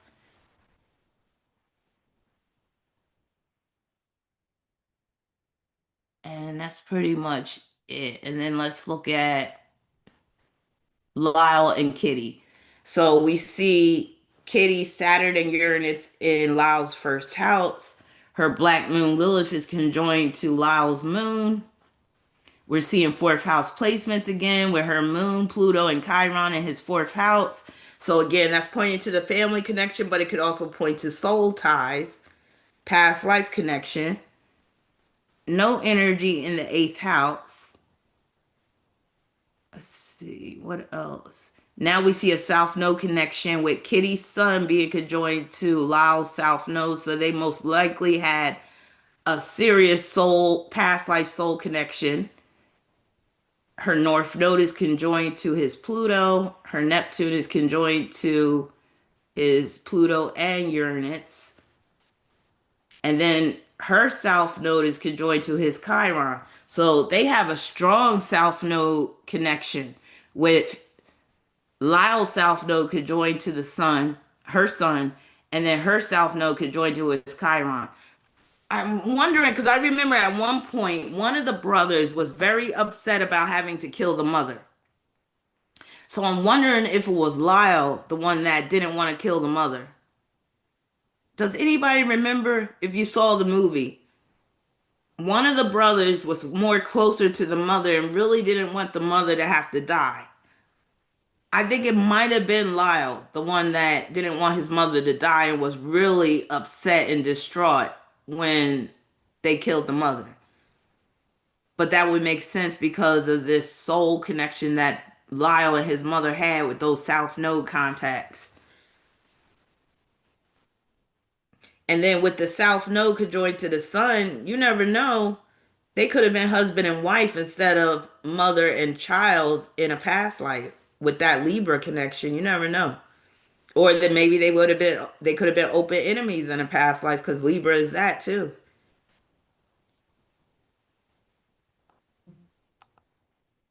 And then here's Kitty Menendez and Jose Menendez, the parents. So let's see, we got Moon conjoining the sun. That basically is pointing to they were always on the same page. And that's why the brothers felt like they both had to die. Hold up. And then let me see what else. Do we see any South Node connections with this? Unfortunately, again, I don't know their birth time, so we can't really talk about the houses. Now, Jose's North Node was conjoined to Kitty's moon and Pluto, and Pluto was conjoined to Kitty's moon and Pluto. That's just pointing that Pluto connection is just pointing to them being around the same age. And then Jose's Saturn was conjoined to Kitty's Jupiter.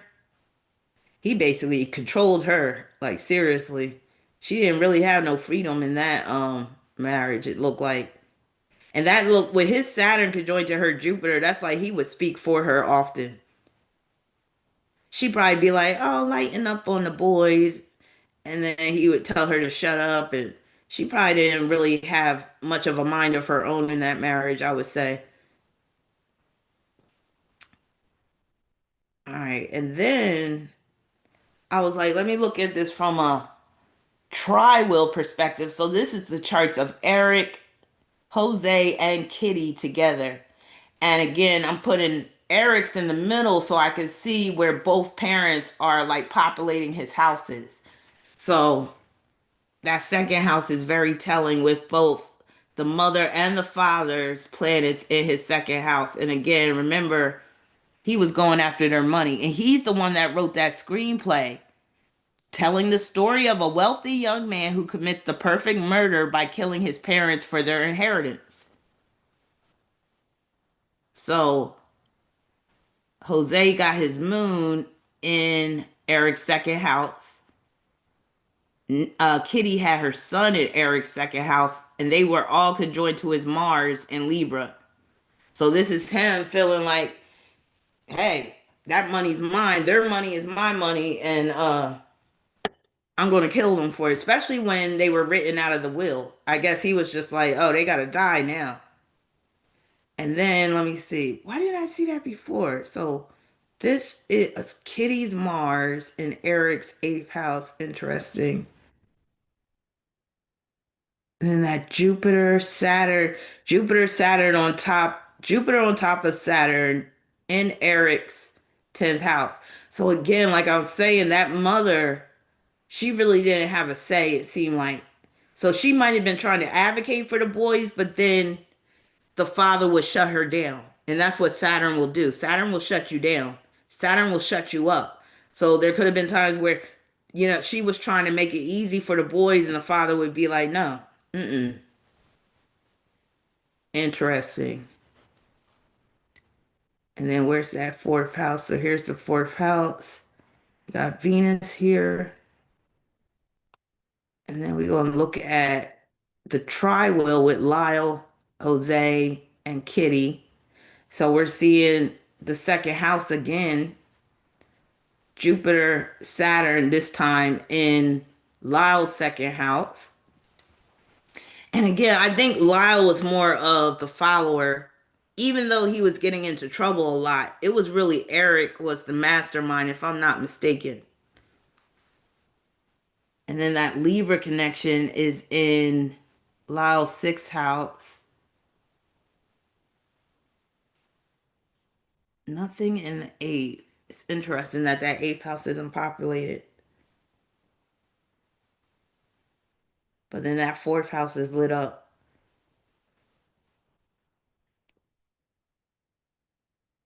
So you're saying, is there anything about abuse with the father? Because again, they claimed it was the father. So let's go back and just look at the father alone. The father against the sons. Okay.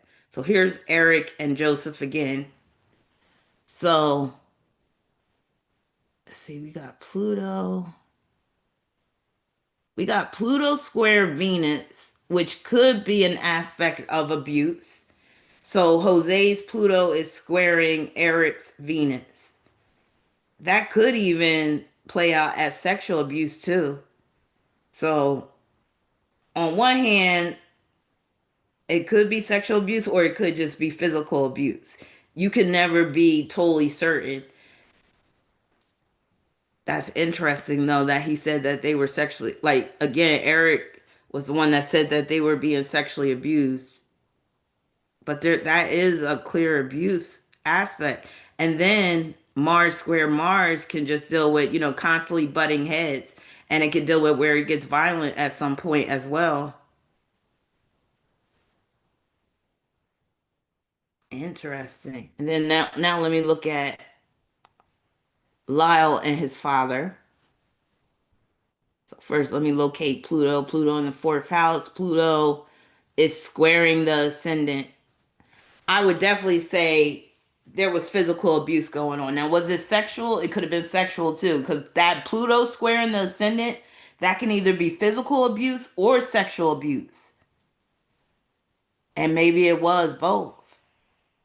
Now we can, take a vote. Hey, Salacious, would would you say, let's say that Jose was really sexually abusing them?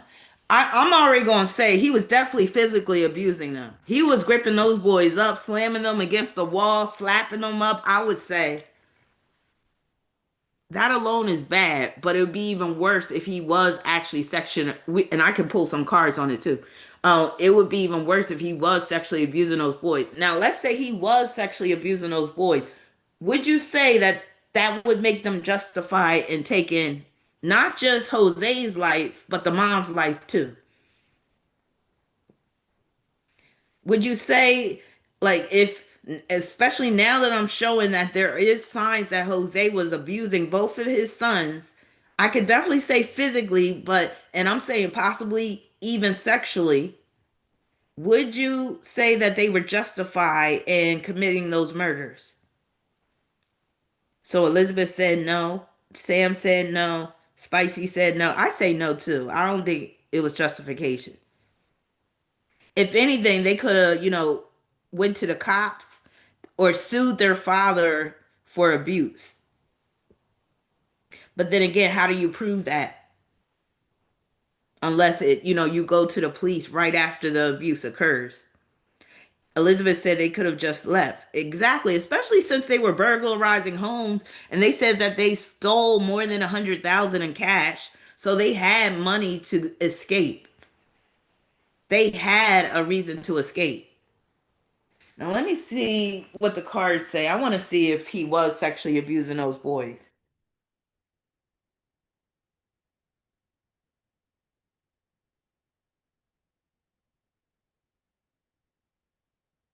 Was Jose Menendez sexually abusing those boys? I'm almost certain he was physically abusing them with these squares that I'm seeing with the Pluto and even that Mars square Mars.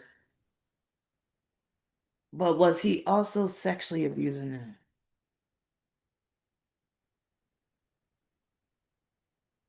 If that devil card come up, I already know what time it is.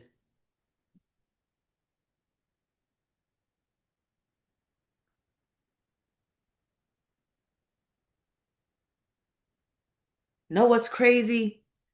Oh my God, this is crazy. I got the Four of Pentacles card for the answer. And I've said before that that Four of Pentacles card is one of the cards that can represent sexual abuse. This shit is crazy that the Four of Pentacles came up. Because I call the Four of Pentacles an illegal hold, meaning that's like somebody grabbing you or touching you where they shouldn't. That would be the dark side of the Four of Pentacles. But yeah, that's crazy that the Four of Pentacles came up. And then the outcome is the Page of Wands. That Page of Wands can be anger, aggression, what have you. And I do remember hearing that Jose Menendez, I think he was like a big time philanderer, like he was cheating all over his wife. A lot of times hypersexual people, they will cross the line. Max said one of them mentioned not liking the mom having to die. Yeah, I mentioned, I think it was Lyle, the one that didn't want his mom to die, because it looks like he was really close to his mother. Max said, I feel like the mom would be alive if the brothers felt like she resisted the father. And remember, I said with Jose's Saturn being conjoined to the mom's Jupiter and Gemini, he was basically silencing her. She didn't have a voice. So anything that she probably was trying to allow or trying to, ease up on her sons, he was probably shutting her down. Alexander says, I do believe they were sexually abused. Police officers and forensic staff described the crime scene as the most brutal one they had ever encountered. Also, the father was a big time control freak and he was working, wasn't he working in the entertainment industry? And you know how they get down. Not all of them, but a lot of them. So, yeah. And again, that Four of Pentacles card, I always say one of the dark manifestations of that card is sexual abuse or molestation because it can represent illegal holds. Somebody touching you where you shouldn't be touched. Damn, that's deep. But yeah. But again, I don't believe that they were justified in terms of killing their parents. Because there's a lot of people that get sexually abused and they don't end up becoming murderers. And I do believe the motive was to take their money. Now, them being sexually abused just made it easy for them to turn callous towards their father, especially. But again, they turned callous towards the mother, especially Eric, because the mother wasn't standing up for them. And they had a huge sense of entitlement, the fact that they grew up rich and privileged. Sam said they also spoke out against Ryan Murphy because he made them incestuous in his production. Really? I need to see that one.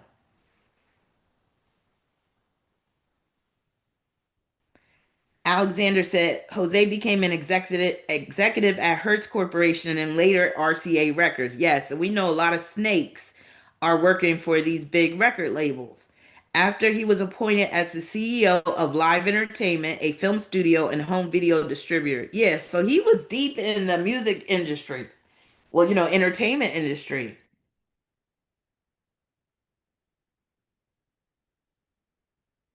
But yeah, crazy. All right, so now we're going to segue over into the next sponsored video. This one dealing with Charlie and Erika Kirk. And I have to admit to y'all, I really wasn't into this story about Charlie Kirk. I didn't even know who the hell Charlie Kirk was when he died. I was like, who is this clown? Let me stop. I was like, who is this guy? I basically found out after the fact that he is a conservative political supporter or political religious guy that was a big MAGA proponent and big time supporter and ally of Donald Trump and all that type of stuff. And he said some controversial shit about black people and just about he was really trying to bring that whole MAGA to the forefront, like make America great again. That MAGA really stands for make America ghetto again. That's what that's standing for. That's what that really means. All right, let's see. So I gotta go to. I mean, I feel like Trump is the most ghetto president we ever had. I don't care if he's rich, he's ghetto. You could be ghetto and be rich. Like the man is crazy. But I digress. And remember, I said Gemini is one of the ghetto signs.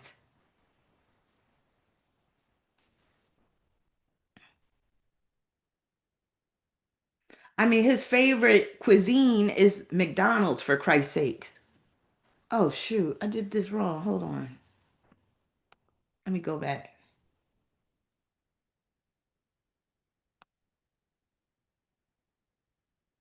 Yes, I did include Candace Owens. I didn't go deep into it though, but I'm gonna give y'all my take on this situation. Give me a minute. Hold on.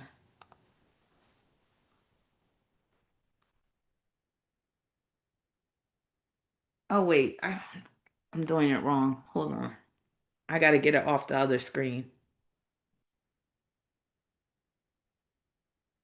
We gotta stop share. Then we gotta get rid of that.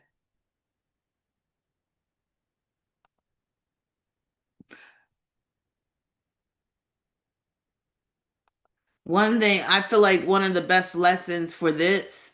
Damn. All right, hold on. Okay, here we go. Get rid of that. I feel like one of the best lessons for this story about Charlie Kirk is that all the world, you know, that saying by William Shakespeare, all the world is a stage. Yeah, that's very much dealing with this story. All right, let's try this again.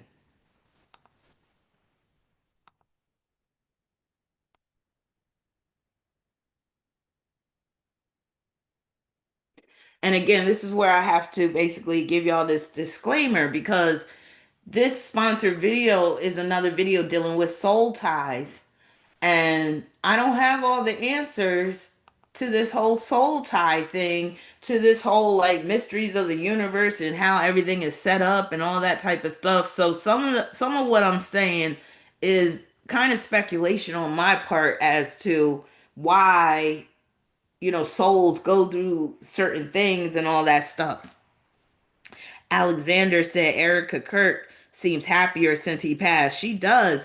And the sponsor of this video, she sent me a bunch of links that I, you know, was looking at the videos and reading the articles. And yes, I agree. When she gave that speech during his funeral, she didn't seem genuine. She didn't seem like she was being real. It didn't seem like she was really distraught over the death of her husband. And it was a very recent death. And it looked like she was trying to squeeze tears out and she was wiping fake tears. I mean, I was just like, wow. You know how sometimes you just know, like the person, they can't even fake it. It's so blatant how they're just not um being real about those emotions that they're displaying. So Charlie and Erica Kirk, when things go south. The reason why I'm saying when things go south is because they both got each other's planets on each other's south node. So this was a serious south node connection. And it makes sense that one of them is no longer here because when you got that strong south node energy taking place, a lot of times, like I said, you're going to go through something catastrophic together. Now, this video has been sponsored by Trinae. Trinae, I'm not sure if you're with us tonight. I did reach out to you a couple of days ago, I think yesterday, and I said I'd be going doing your video tonight. But you know, you could always catch the replay. But thank you, Trinae, for sponsoring this video.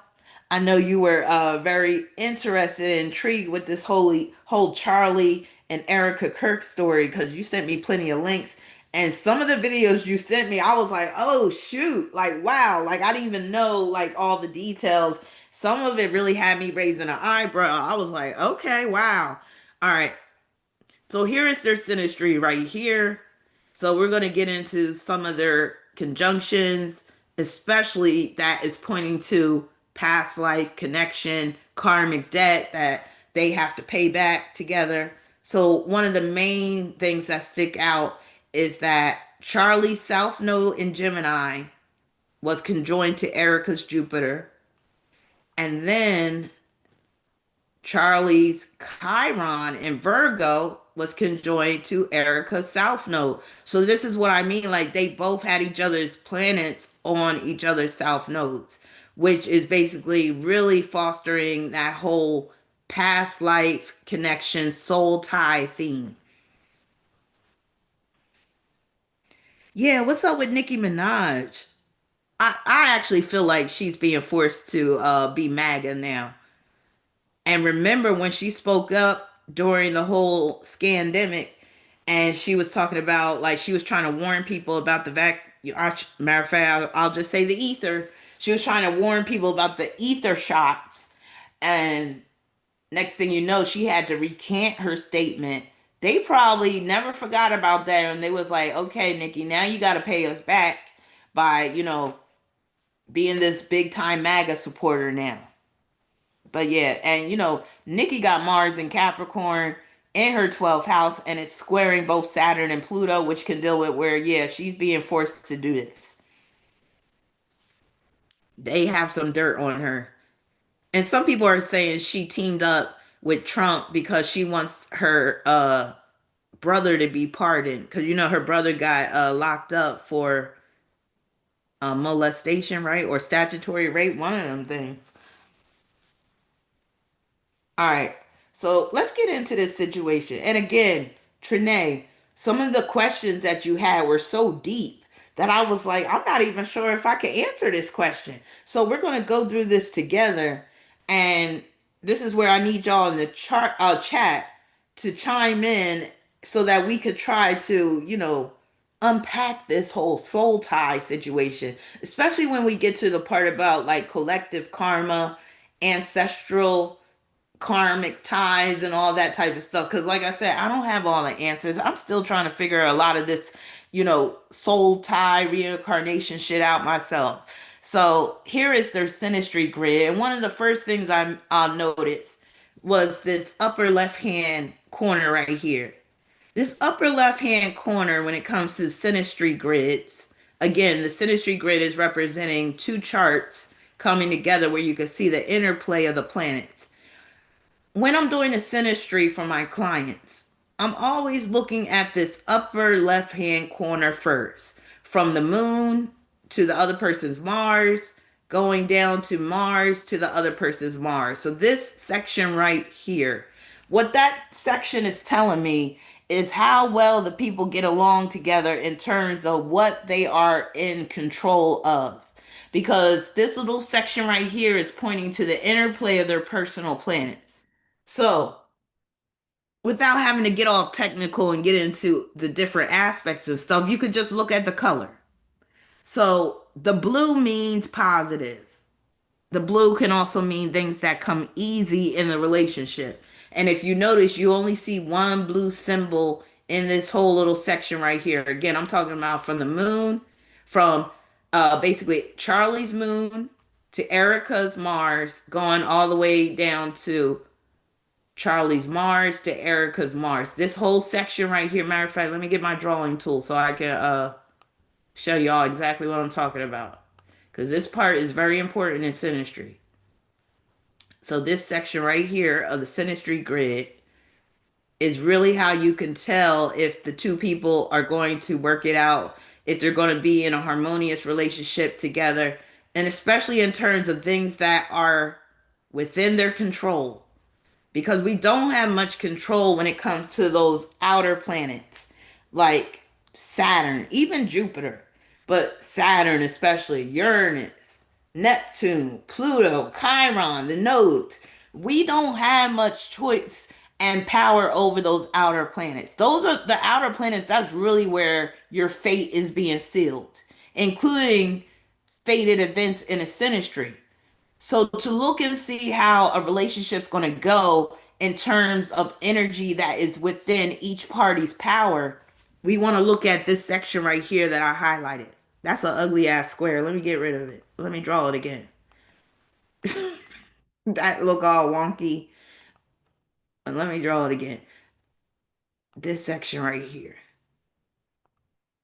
From the moon to Mars and from Mars to Mars. I'm still doing it all jacked up. And as again, when you look at Erica and Charlie's chart, the synastry grid, you only see one blue symbol, right? That's a sextile between Charlie's Venus and Erica's Sun. Now, that sextile is very positive and it can lead to marriage and children, but you don't see any other blue symbols in that area that I highlighted. You do have two conjunctions, but conjunctions don't automatically equate to harmony. Conjunctions can go either way. They could be positive, they could be negative, they could be a combination of positive and negative energy. So that's why I'm saying when it comes to synastry, you really want to look for the sextiles and the trines. If you got a lot of sextiles and trines in this area right here, that can denote harmony and that the two are very compatible again, especially in terms of what they can control in the relationship. Yes, the white part, the white symbol, those are the conjunctions. Now, the conjunctions, yes, they can denote compatibility, but again, we can't automatically look at a conjunction and say that's positive energy because it can go either way. And some conjunctions I really don't like in synastry, namely those conjunctions where one person's heavy planet, like Pluto, is on another person's personal planet, like Mercury or Venus. A lot of times that's going to put too much power and control in the person's hands to have that heavy planet on the other person's personal planet. Sometimes it could be where the person's personal planet is triggering that heavy planet, and it could be that it's triggering a positive response from the heavy planet. But again, with conjunctions, you can never be sure. And I'm always like, you need to err on the side of caution, especially when dealing with this day and age. Now, with that being said, let's get into this video, this sponsored video, because Trinae has some questions. But does that make sense? I hope that makes sense to y'all.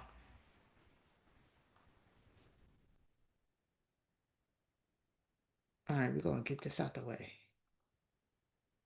I'm gonna sleep good tonight. All right. It's crazy too. Like when you get older, like when you're young, you don't want to go to bed. And then the older you get, the more you look forward to going to bed. All right. So the first question is about soul contracts. And this is where I'm not really sure of. Like, I don't know if we enter into these soul contracts of our own volition. And when I say our, I mean the soul, like our souls. Do our souls enter into these contact contracts by choice? Or are these contracts basically forced on us because we had this soul connection, we had this past life connection with this person, with this soul? So does that mean that we automatically are entering into this soul contract, or do we voluntarily create these soul contracts? I really don't know, but I'll try to answer this question to the best of my ability.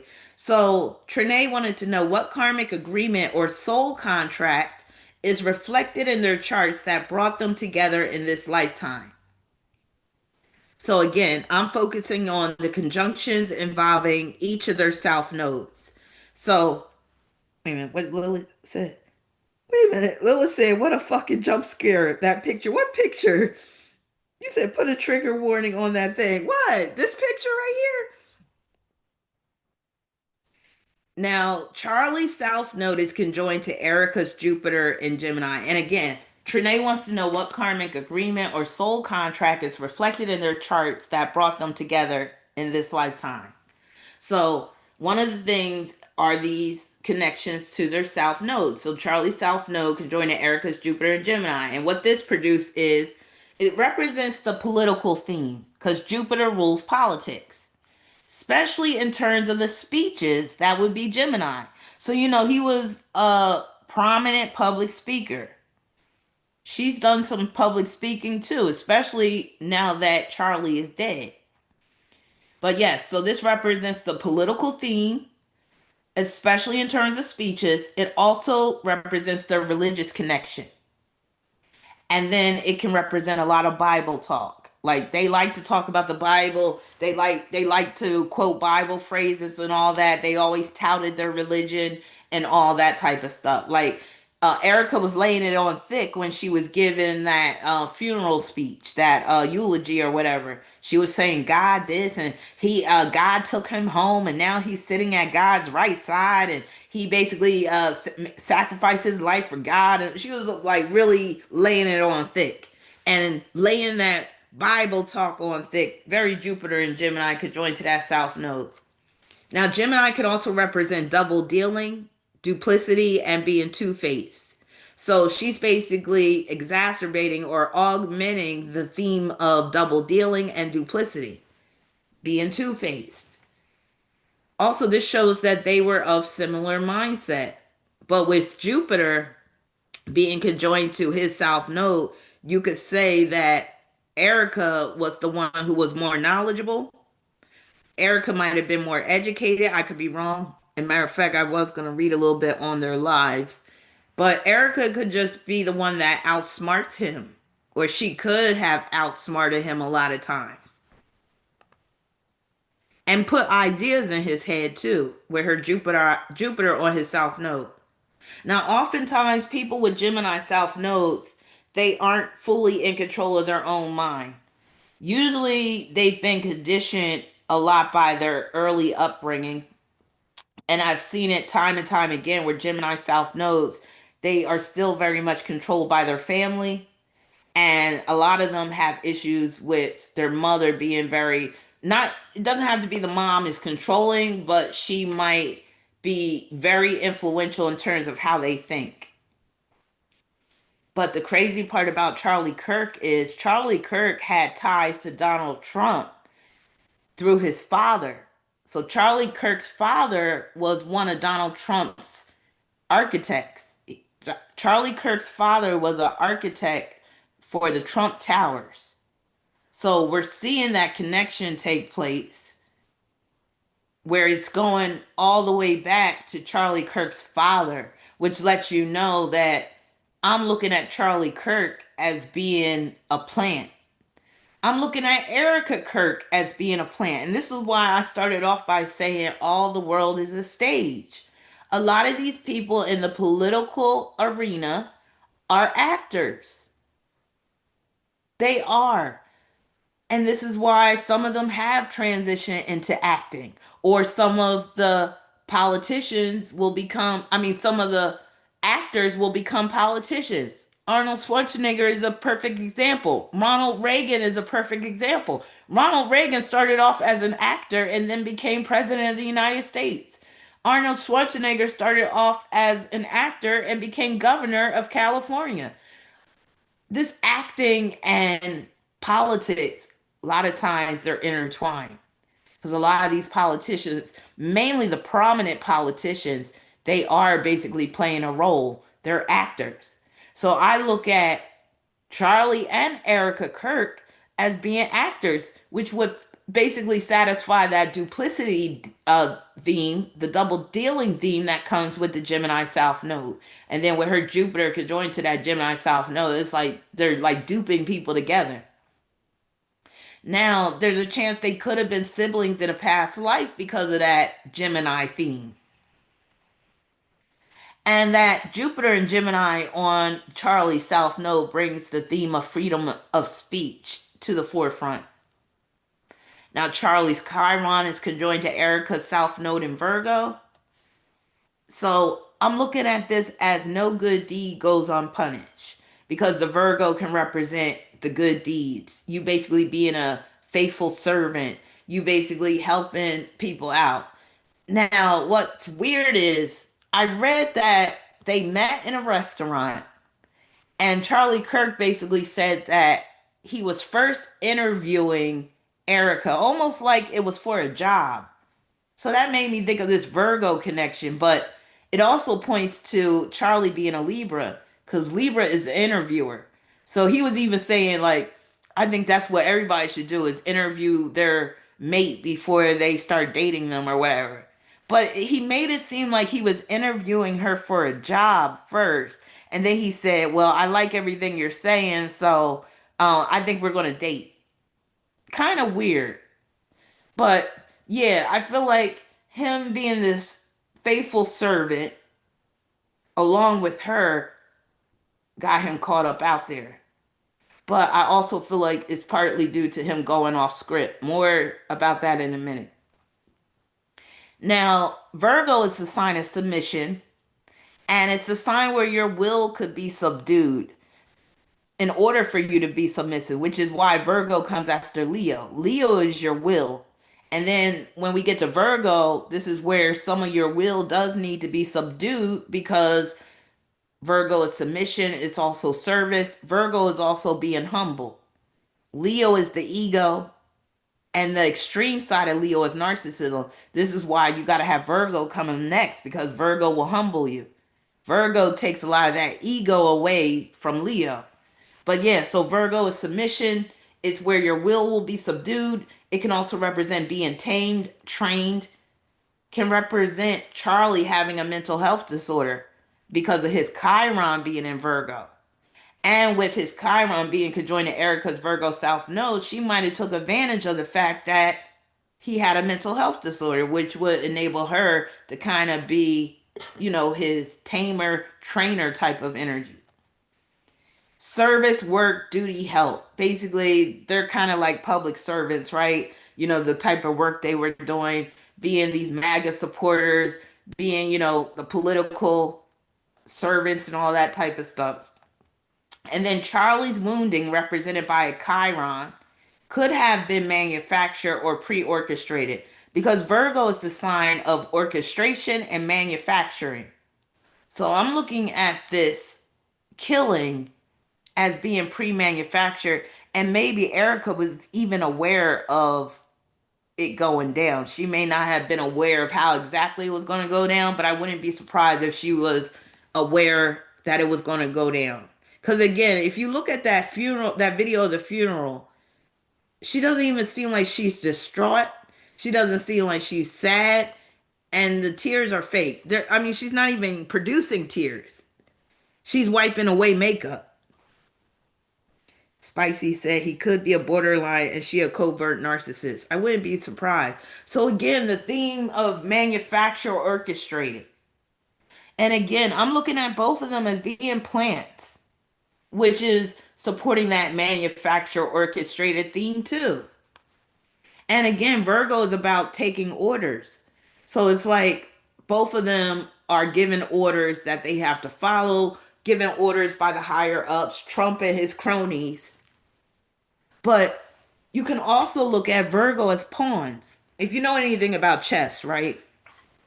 Chess, you have different pieces on the chessboard and you have pawns. So, in terms of the signs, Virgo would represent pawns, right? And pawns are always expendable because you got more pawns than anything else on the chessboard. So when it comes to making a move, a lot of times you're going to move your pawn before you move your rook, or before you move your bishop, or before you move your knight. So yeah, the pawns. I'm looking at both of them as being pawns in the game. That's why Erica better watch out too. Oh, Snap said the way my mind works, if me and my wife separate or divorce, I wouldn't bankrupt her. I would make sure she has enough money to sustain herself.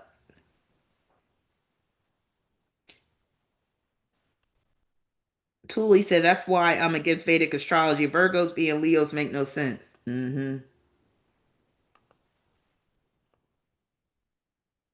All right, and then more about the soul contracts.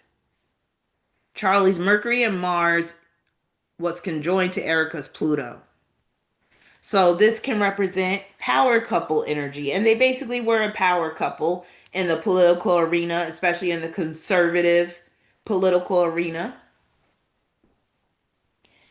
But this can also represent mind control, where Charlie is kind of under mind control, with Charlie's Mercury and Mars being conjoined to Erica's Pluto. That's like Erica influencing and controlling his mind and his actions.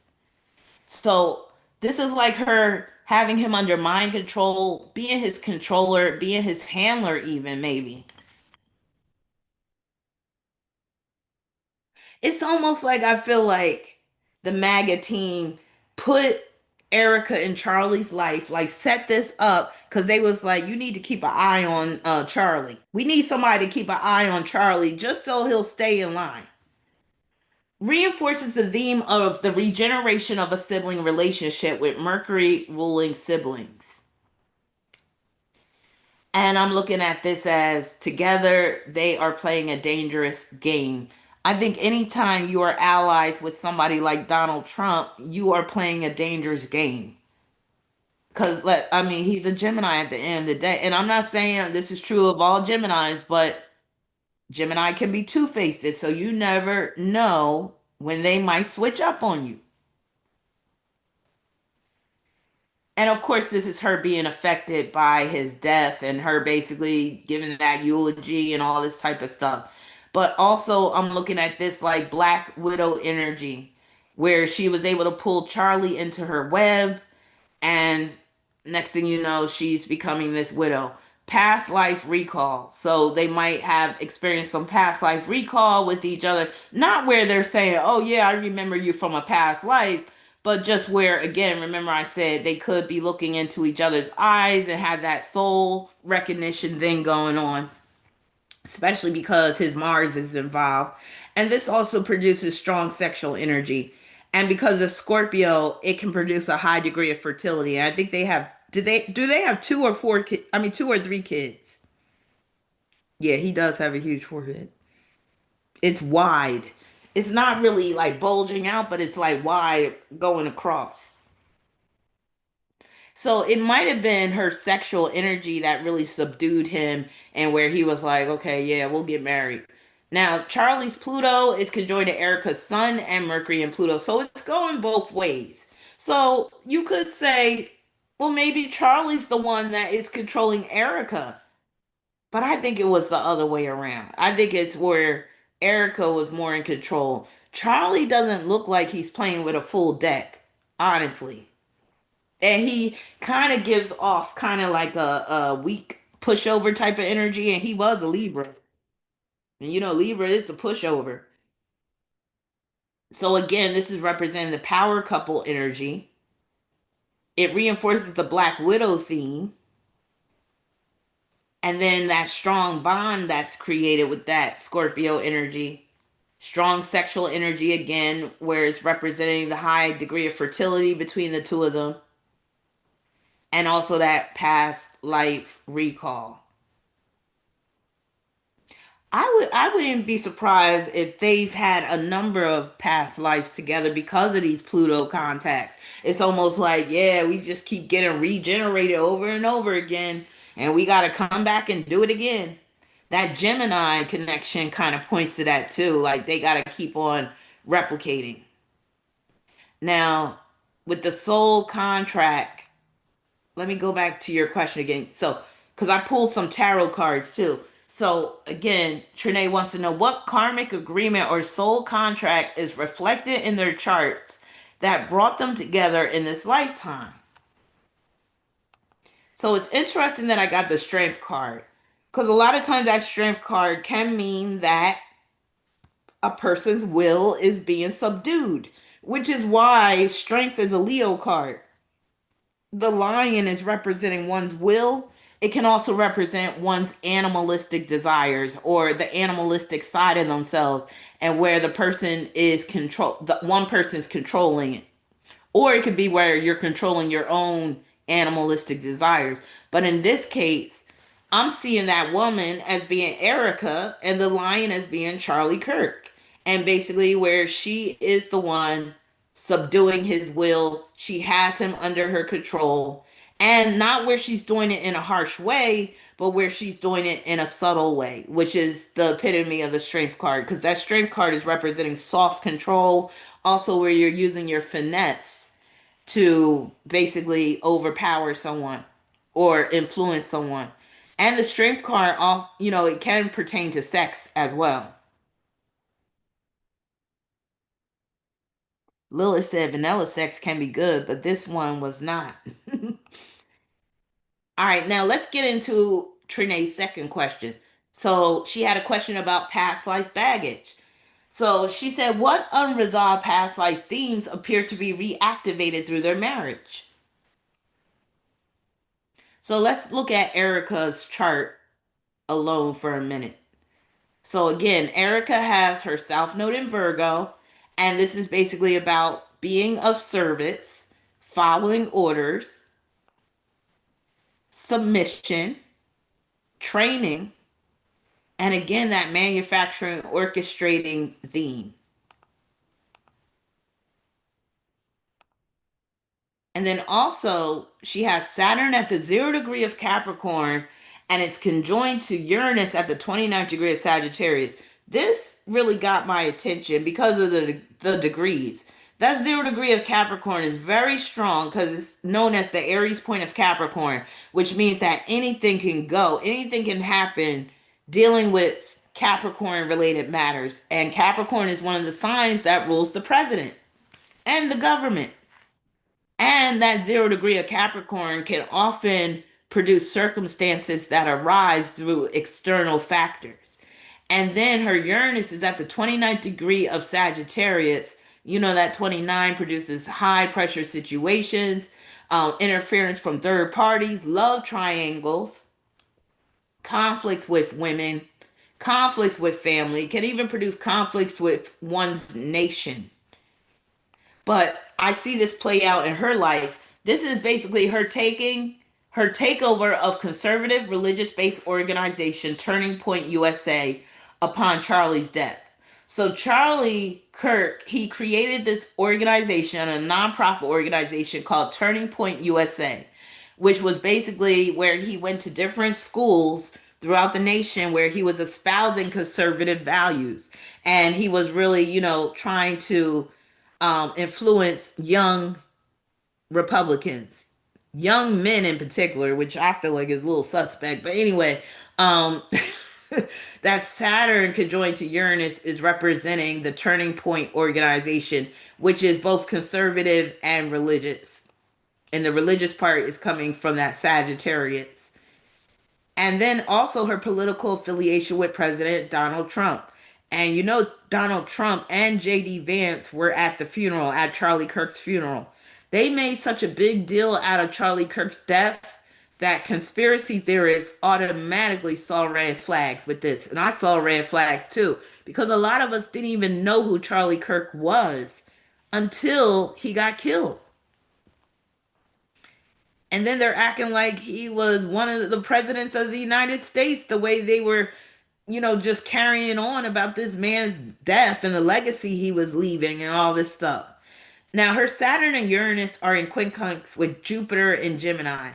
So this could represent double dealing, especially in the field of government politics, but also maybe even in the organization. Could represent double dealing, talking out of both sides of her mouth in the political arena.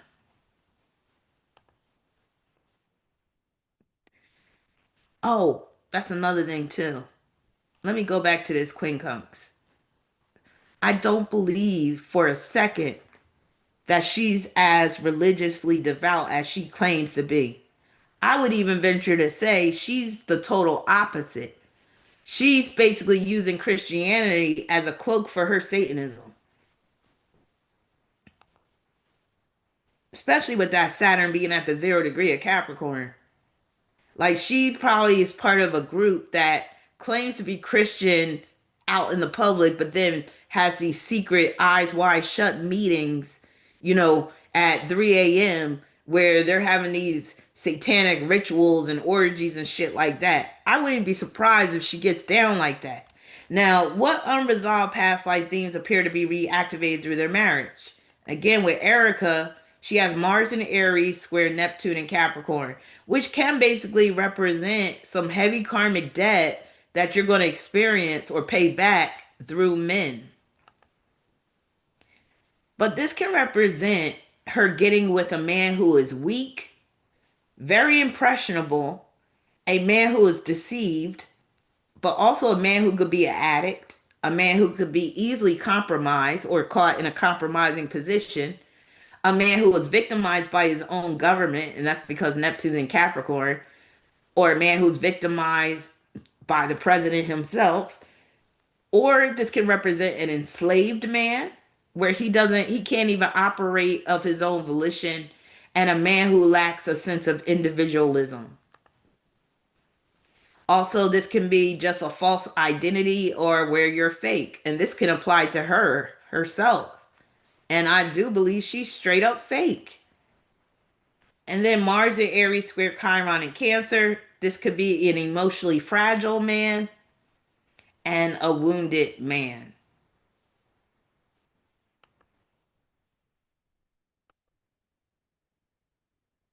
Now let's talk about Charlie, his chart individually. So Charlie has his South Node in Gemini parallel the asteroid Valentine. And Valentine means exactly what you think it means. It's basically representing lovers and love affairs. So this can represent allowing a lover to dominate his mind with that South Node being in Gemini, Gemini representing the conscious mind.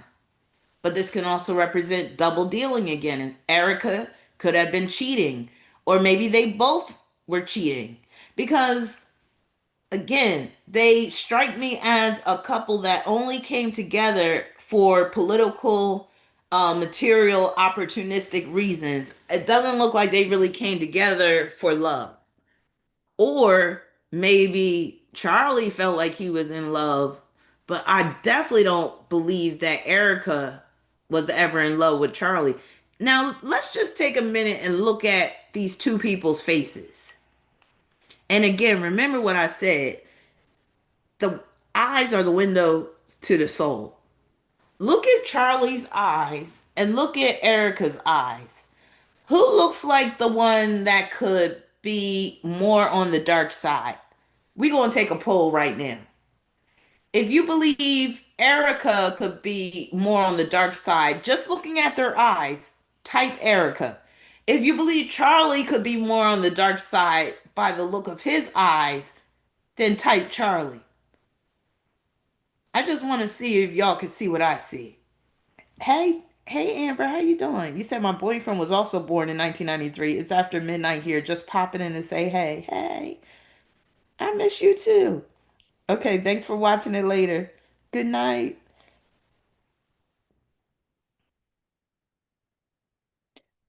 Okay, so Spicy says Erica, Kawaii says both, Marie says Erica, Tara says Erica, Lilith says Erica, Laurie says Erica, Pisces Moon says Erica. I agree. I'm like, if either of these two gonna be more on the dark side, and it looks like it's Erica if we're just looking at eyes.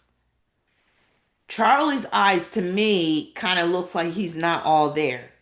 And I'm also seeing a lot of trouble and pain in his eyes. Like I'm sensing rejection.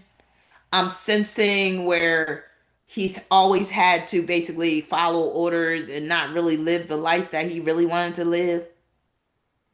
I'm even seeing some confusion in his eyes, definitely seeing sadness. With her, I'm just seeing calculating, I'm seeing plotting, I'm seeing where you're like, on some opportunistic shit, devious, just wicked. Now, his words can get him into trouble. And that's true with all Gemini South nodes. When you got a Gemini South node, you always got to watch what you say. You might have to watch what you write too, and watch what you read, and watch what you put into your head. Like watch whatever, the content that you are digesting with a Gemini South node, you always got to like protect your mind. Now, with him having a Gemini South node, his words could get him into trouble. And Erica could have been encouraging him with this parallel with Valentine. And remember, her Jupiter is conjoined to his South node. So again, that's like her putting thoughts in his head, but also her basically being able to outsmart him.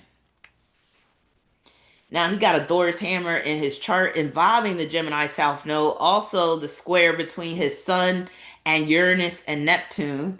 And his Uranus and Neptune are at the eight. They're both at the 18th degree of Capricorn. You know, I say that 18 is a murderous degree. Now, the fact that Uranus and Neptune are at the 18th degree of Capricorn squaring his sun, that tells me that the person that took him out was working for people in the government because of Capricorn. So, yeah, maybe it was this lone gunman, like they're claiming, this sniper that was on this roof and stuff that nobody was able to see. But a lot of times, I doubt the official story. But this square is very telling, especially when you see both his Uranus and Neptune at the 18th degree of Capricorn, squaring that sun in Libra. That's like him being silenced permanently, taken out, suddenly, unexpectedly silenced. And because he's a Libra, he could have been taken out because they felt like they couldn't trust him. They might have felt like he was going to be a traitor because the dark side of Libra is to be a traitor. Now, this Thor's hammer represents the double dealings that got him killed, or it could represent something that he said. So, Kirk, I found out with one of the links you sent me, Trinae. I saw where, yeah, the person that was doing the video was like, yeah, Kirk was criticizing that I shouldn't even, I don't even want to say the name of the country, but you know, this country got a star on their flag and the flag is blue and white. Y'all already know. But yeah, and you cannot criticize this nation. A lot of times you're going to face some retribution for criticizing this nation if you're in a position of power, if you are prominent. That nation is hands off. Like they don't play. So I wouldn't be surprised if him criticizing that nation got him murked. And Trump is a big supporter of that nation. Trump has even went as far to say, what did he say? He was like, if any state goes against this nation, they can't get federal funding or something. Didn't he say that this year? Last year, I think he said something like that, which lets you know that Trump is in bed with this nation. Now, and yeah, this is why I'm not saying the nation because my channel might get taken down now that, you know, Trump is basically bullying everybody. Now, Mercury conjoined to Mars in Scorpio, again, dangerous relations. His words get him into trouble. So you see how I said that South Node in Gemini, you got to watch what you say because your words could come back to haunt you. Somebody could use your words against you, or what you say could just get you in some serious hot water. Now, Mercury is representing his words. So, again, with Mercury conjoined to Mars and Scorpio, that's like him being taken out for what he says. And this can represent underground operations. And also, let's keep in mind that Libra is the sign of the agent. So maybe Charlie Kirk was more than just a Trump supporter. Maybe he was actually an agent with Libra ruling the agent. And then mind control. So remember I said when you got a South Node in Gemini, somebody could really, you may not be in total control of your mind.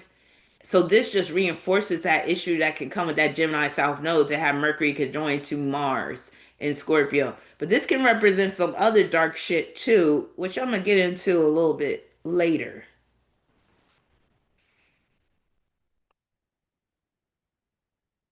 Sam said Mercury conjunct Mars is a rageability aspect. It really is. And that can deal with where when he would get mad, he would get destructive. But it could be self-destructive even. Now, again, what unresolved past life themes appear to be reactivated through their marriage? So again, when we look at Charlie's chart, he has Mars conjoined to Nemesis, which is representing his killer, and Mercury conjoined to Lilith, which is reinforcing the theme of woman dominating his mind. Now, remember, Erica's Pluto is conjoined to Charlie's Mars and Mercury, so that Nemesis and Lilith is contacting Erica's Pluto as well.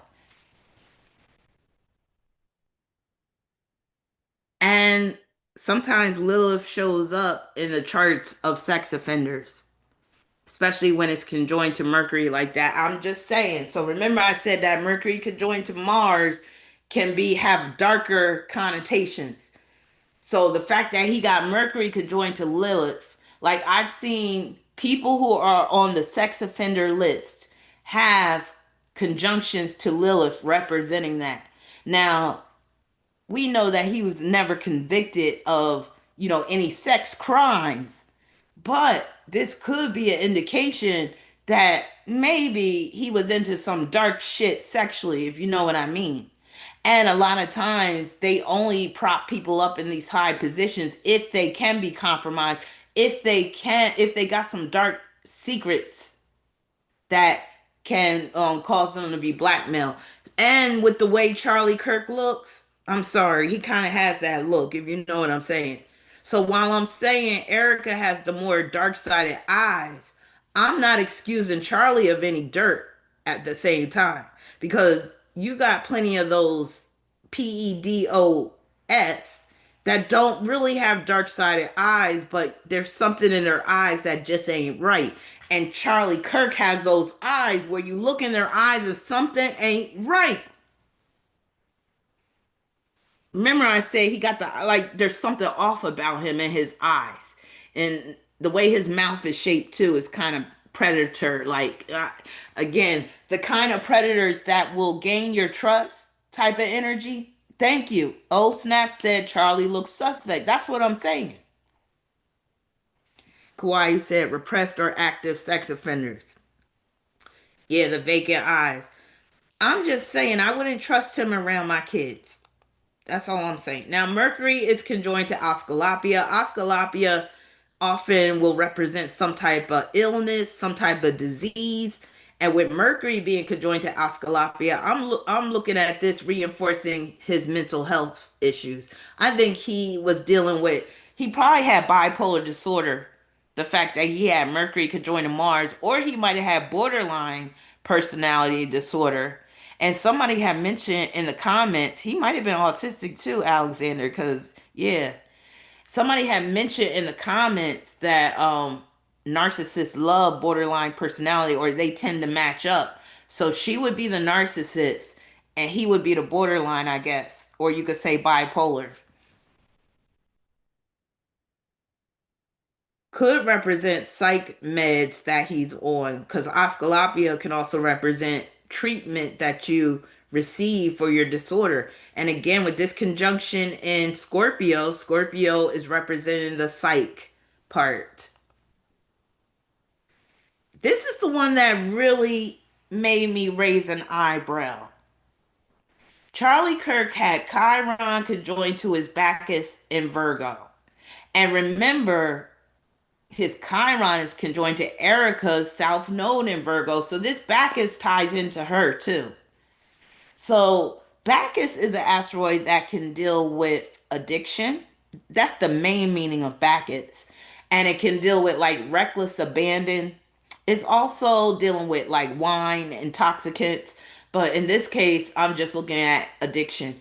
And when I'm seeing it being in Virgo, Virgo is one of the signs that pertains to youth. Virgo is the sign of innocence, and Virgo is the sign of virginity. So that's why, again, I'm looking at this conjunction along with his Mercury conjoined to Pluto, with his Mercury being conjoined to Lilith, Mars being conjoined to Nemesis, Mercury conjunct Asclepius. I'm like, this was a screwed up dude. And again, a lot of times they're not going to let you, especially in the world of politics, a lot of times they're not going to let you take center stage in the political arena unless they got some dirt on you. Spicy say he could have been off meds. I believe Erica was in control of it. Yes, that can point to that too. The fact that she is included in this energy because remember, her Pluto is conjoined to Charlie's Mars and Mercury. And then so with this Chiron conjoined to Bacchus and Virgo, I'm looking at this as was he addicted to youths? And mind you, he created the Turning Point organization specifically to target young males for, gaining more support for the political party that he belonged to, the Republicans, the conservatives. And a lot of these conservative individuals are on the dark side, even though they tout these religious values. We see it all the time. Kawhi said, "You think he was looking at?" I think so. I think so. Especially when I see this Chiron conjoined to Bacchus. And so, again, we got to think of a number of motives why they would take him out. Maybe some dirt was about to come out about him that would make Trump look bad. Because that Gemini South Node can deal with information and also the media. So that's one possible um, explanation or reason or motive. The other motive could have been because he was criticizing that nation, he got taken out for that. What are some other motives that could explain why he was taken out? Because again, I don't believe the official story that it was some transgender individual that was mad because he was conservative and he was condemning, certain people on the fringes of society. I don't believe that official narrative. So when we're talking about past life baggage, now I got to remember what these cards are representing. I think this is dealing with, okay, so this is dealing with Erika Kirk. So I wanted to pull a card to represent her past life baggage individually. Or what's this dealing with? No, this is dealing with them together. Now that I remember. So one of the cards I pulled was the Temperance card. And I was like, that's interesting. Because that Temperance card, if you just look at the image, you can see what's going on. You mainly have to look at the feet. With the Temperance card, there's 1 foot in the water and 1 foot on rocks, which basically means the person is not fully into a certain world or a certain way of life or a certain society. It can eat, and Temperance is a Sagittarius card. But the funny thing about Sagittarius is a sign of excess. But then there's the other side of Sagittarius that is, in fact, temperance.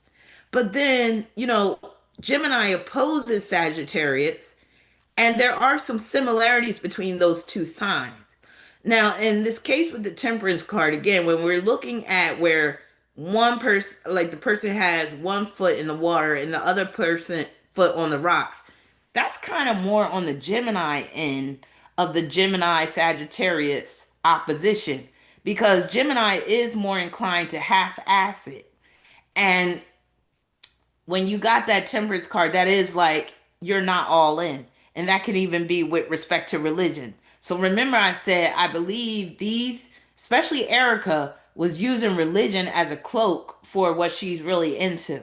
So they might be, always quoting these Bible verses, always talking about, God this, God that. But I don't believe either one of them was righteous. I don't believe either one of them were people of faith, where they were really trying to live according to God's will. You know what I'm saying? So that temperance is kind of pointing to like they were half in, half out, and not really being, you know, true to their religion. So that's the first thing I'm thinking. And then I'm looking at this as mainly on Erica's part, but again, it could apply to Charlie. Like I feel like Erica was cheating, and that's what that temperance card can sometimes represent too. So you got a foot in the water, which could represent marriage. And then the foot that's on the rocks could represent, oh, you still want to act like you're single sometimes and see what else is out there. And Sagittarius, again, that temperance card is Sagittarius. It can represent FOMO, that whole fear of missing out, which is one of the reasons why that temperance card is, showing that. because you might fear that you're missing out on a good thing, so you're not going to be all in. You're not going to put all your eggs into one basket. So I'm like, I'm almost certain Erica was cheating, and Charlie, he could have been cheating too, but like I said, it could have been because he's very much into that. You know. Now, the Empress is another card that I pulled to represent their past life baggage, and that can Empress can represent love or love affairs. It can also represent mother energy. It can also represent sex.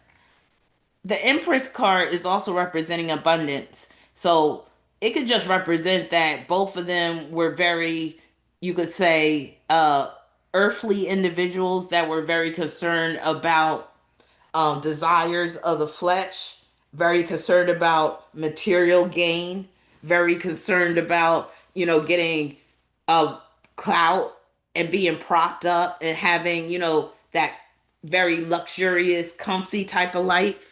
So that could have been another reason why they came together more out of opportunism, out of, let's combine our resources and get rich together with this whole Christianity scam. And then I got the strength card. And remember that strength card showed up again previously when we were dealing with Erica. And that strength card again is basically representing where the will is being subdued. So this past life baggage card, this card representing the past life baggage can also represent issues with control, issues with not being able to tame your animalistic desires, and where one person is subduing the other. And in this case, it's like now it's Erica's turn, or it was Erica's turn in this lifetime to subdue Charlie. Now, here's the next question. Let me see what y'all are saying.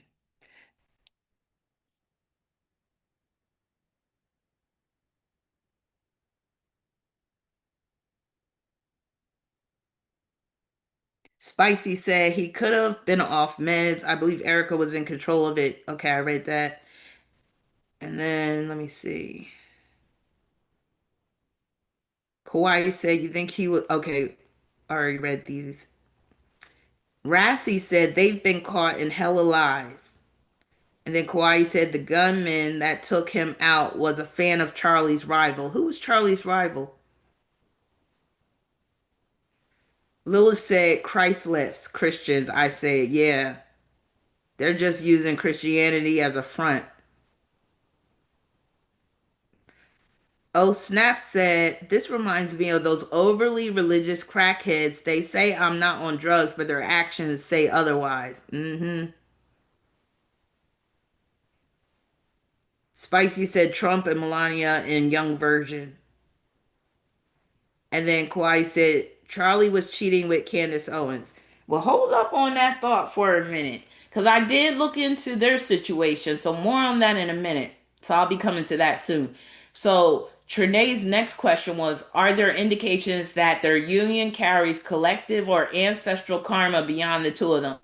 This is where I was kind of like, okay, this is kind of out of my scope. Because, like I said, I'm not an expert on matters of the soul and reincarnation and ancestral karma and stuff. Now, I know what could be indicators of like ancestral ties. Remember I said that would be like Cancer connections, fourth house connections.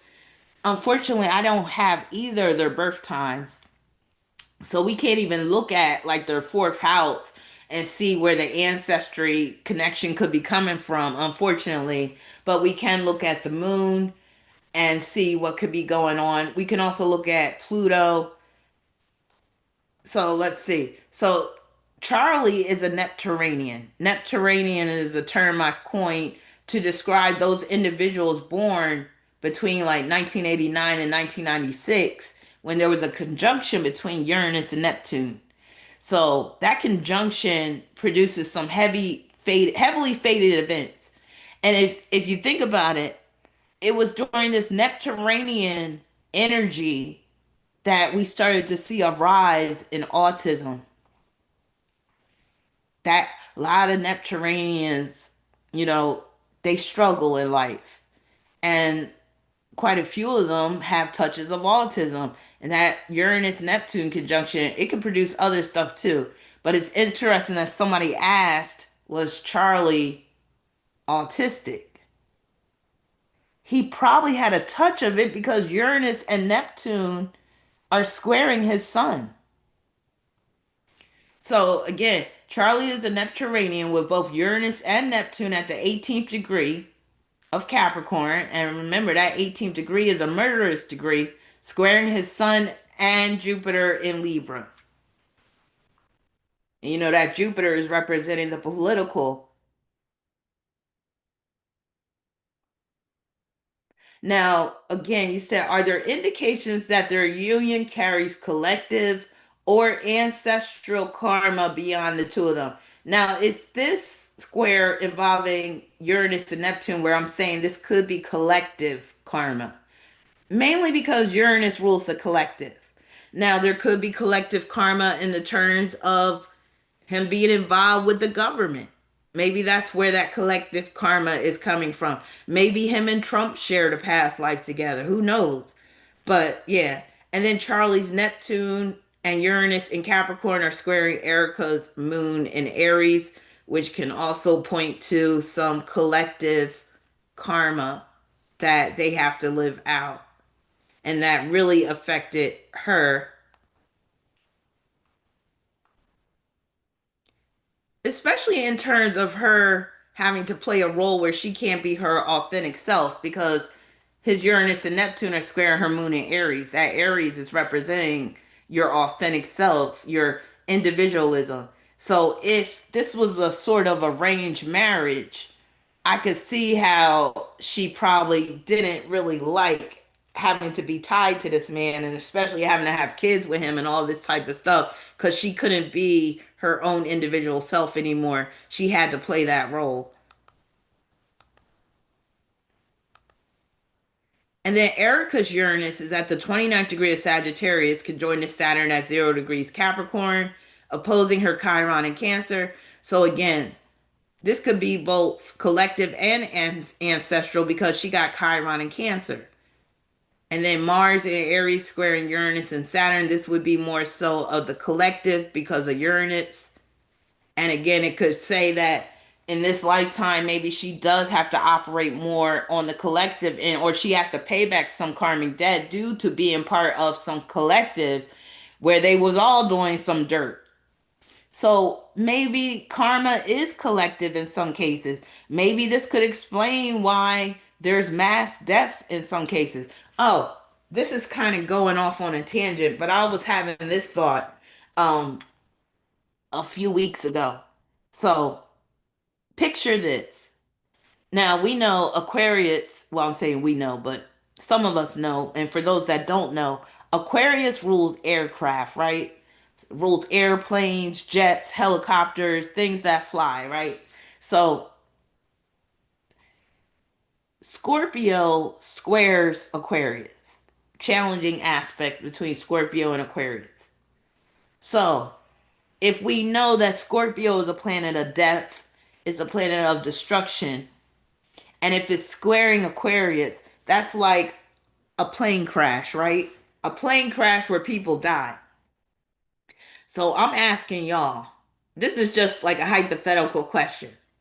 If I told y'all that all it would take is six people on a plane that had Scorpio stelliums to bring down a plane, but it wasn't a guarantee that it would happen, but that's all it took is for six people with Scorpio stelliums to be on the same plane for there to be a plane crash.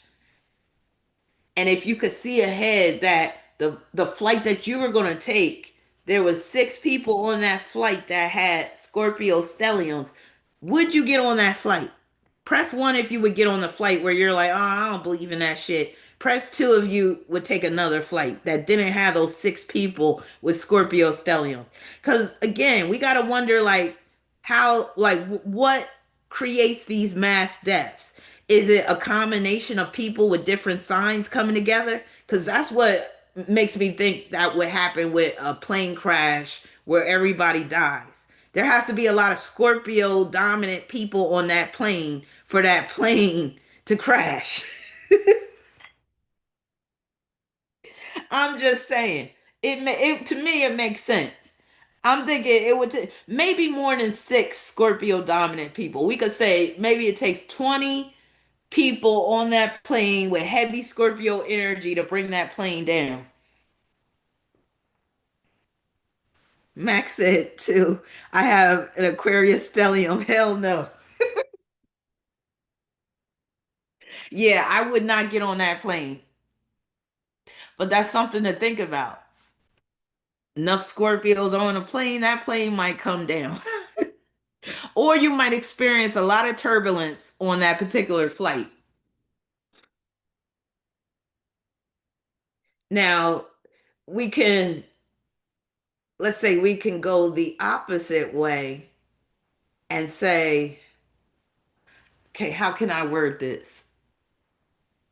Because I want to do it the opposite where Aquarius is affecting Scorpio. So I'm trying to think of a good example.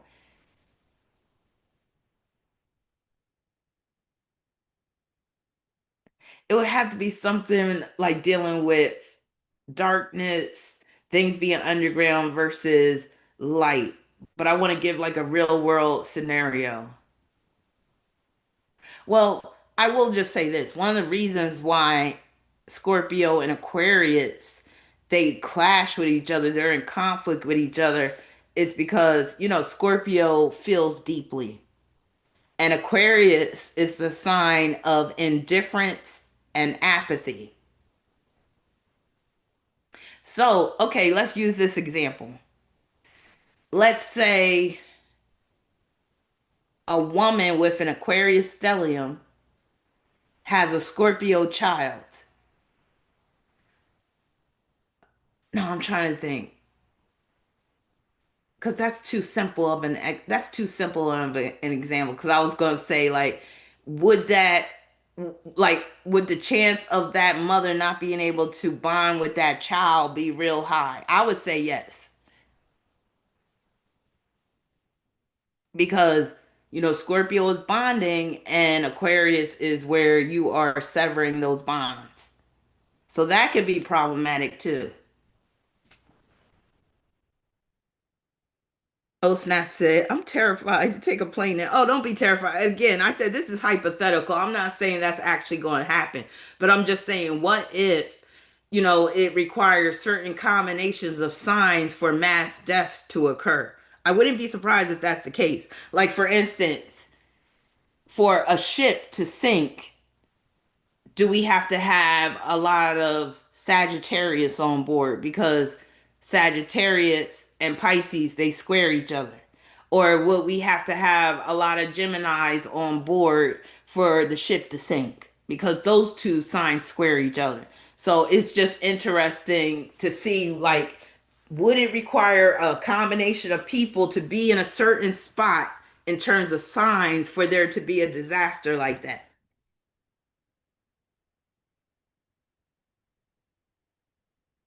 All right, Tully said Aquarius don't take betrayal as serious as Scorpio. Yeah, they sure enough don't. And that's where that indifference that comes with Aquarius takes place. And this is why Aquarius can get cheated on and not even realize they're being cheated on because they might give their partner so much leeway because they don't really have that jealous thing in them.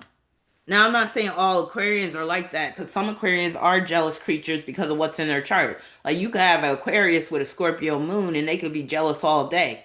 But if Aquarius don't have any Scorpio placements, or eighth house placements, they might not have a jealous bone in their body. And next thing you know, they're getting cheated on, and they're like, "How come I didn't see it?" It's because you let all your friends be all around your man and all close to your man, and you got that friend that got that big ass badunkadunk booty, and your man like big ass badunkadunk booties, and your friend is a big flirt. But because you're an Aquarius, you can't really see that shit because you're not thinking like a Scorpio. You're thinking like, well, we're three musketeers. We're all in this together and stuff. We're all nah. Sometimes it pays to have that jealous streak because it'll keep you vigilant. And now her Mars, wait a minute, Mars and Aries square Uranus and Saturn. That's her. Wait a minute, is that her square? No. Wait a minute, Erica. I'm gonna have to go back to her chart because her Mars is square Neptune, or it might be. I think that was the Mars between them, the squares between them. And then karmic purpose. What is the ultimate karmic purpose of this marriage? Completion, continuation, or transformation? And how is that purpose meant to unfold over time? So again, we go back to that South Node Jupiter conjunction, Charlie's South Node in Gemini, Erica's Jupiter in Gemini. I would say, oh, also the Virgo connection. I would say because of these mutable signs with their South nodes involved, Virgo being a mutable sign, Gemini being a mutable sign, I would say this is more about continuation. And like I said, I wouldn't be surprised if they shared multiple past lives together. And, they had to come back together in this life to work whatever they needed to work out. But I don't think they worked things out. So they're probably going to be together again in the next life. But then that also brings to mind other questions. Like when souls reincarnate, does one soul have to wait for the other? Like, because most people don't die at the same time. So if you're going to reincarnate with a soulmate, does that mean your soul has to just wait until the other person dies so that y'all could be reincarnated again? Or maybe time doesn't matter on the other side. This is where I'm all confused, and this is where I have to say I don't have all the answers. I really don't know. But this image right here is Erica sitting and leaning over the casket of Charlie. And people were criticizing how she was acting with this casket too. Like she was doing some weird shit. I can't remember what she was doing though. Kawhi said, but the extreme dark side of Aquarius can be perversion. Yes, sir. I mean, yes, ma'am. Yes. Crazy. And then when you put that square together with Scorpio and Aquarius, that's basically sexual perversion. But that same square can manifest as asexuality. So, okay, that's a good, perfect example. So, remember, I was trying to come up with a good real world example of that Scorpio Aquarius square. So, let's say Aquarius gets with a Scorpio. Of course, traditionally Scorpio is going to want quite a bit of sex. But Aquarius doesn't want sex like that. They might just have sex to please their partner. And of course, I'm not talking about all Aquarius. I'm mainly talking about the purest form of the sign. In all actuality, Aquarius is a non sexual, asexual sign, which is why that whole perversion comes into it. Because it's like by the time you get to Aquarius, they don't even know what to do with their genitals anymore. So they like, we gonna bring some toys into the mix and we gonna do all this crazy perverted shit and all that type of stuff. Cause it's like by the time you get to Aquarius, it's like, okay, we on some next shit. We on some unconventional shit. We gonna do something different, alien type stuff. This is why those stories of the alien abductions, they're always performing experiments with the people's genitals and stuff. That's that perversion shit. And again, kind of approaching a human body like a scientist. That's on the Aquarius level. But I've also seen where Aquarian dominant individuals, they don't like the mechanics of sex. And that goes into that square between Aquarius and Scorpio, where they might actually get grossed out by the natural smells that are emitted during sex. Or they might get grossed out by seeing ejaculate. Or they might get grossed out just by, just seeing certain things. So and turned off. But yeah, so I've seen it where some Aquarians they can't even really get down like that because they're just like, ill. Sex is like kind of nasty. Like it's disgusting. And if you really think about it, if you're looking down at humans from an alien perspective, and aliens usually are typified as being very intellectual, you would look at humans like yo, they nasty. Cause again, the way they depict, I was about to say Aquarians, but Aquarian and aliens basically the same thing. But the way aliens are depicted, usually aliens are asexual. Usually they don't have genitals like we do. So again, imagine you're an alien looking down from on high, looking at the human species, and you're like, what the hell are they doing? Why are they sticking that in that? And like, what? Huh? So yeah. Cause again, an Aquarius is on that higher vibration where you kind of move beyond the animalistic side of yourself. All right, enough of that. I digress. But again, what is the ultimate karmic purpose of this marriage? Completion, continuation, or transformation? And how is that purpose meant to unfold over time? Transformation. So I said continuation, but I'm also saying transformation. So I feel like it's a combination of continuation with the mutable energy, the Virgo South Node connection, the Gemini South Node connection, and now I'm saying transformation because of the Pluto connections that they have. Again, Charlie's Pluto is conjoined to Erica's Sun and Mercury, and then Charlie's Mercury and Mars are conjoined to Erica's Pluto. And then this temperance card resurfaces when I asked about the karmic purpose. So again, it's making me think the whole transition, moving from one state to another. And this is where you really want to look at the cups in this case, because temperance is also a card of alchemy. You know, alchemy is basically changing something from its original form to a higher form. And originally it was about changing base metals like lead into gold. So again, I'm seeing where it's like an alchemical process going on between these two souls, where they are exchanging roles in different incarnations. But again, like I said, some of this is just, speculation on my part because I don't have all the answers to the mysteries of the universe. And I don't really think it's meant for us to have all the answers. Lilith said, have y'all seen the videos of the camera inside the vag during sex? Nasty and unnecessary. No, I did not know they had videos like that. I don't think I want to see that. That is too intrusive. That's doing too much. See, that's when Scorpio takes things too far. I'm like, no. We don't need to see all that. Max said, I'm still in the lower vibration despite my Aquarius stellium. And a lot of Aquarians are, so don't even let it get to you.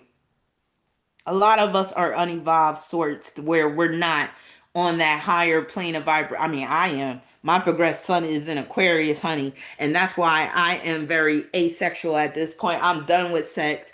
I just reached my ninth year of celibacy.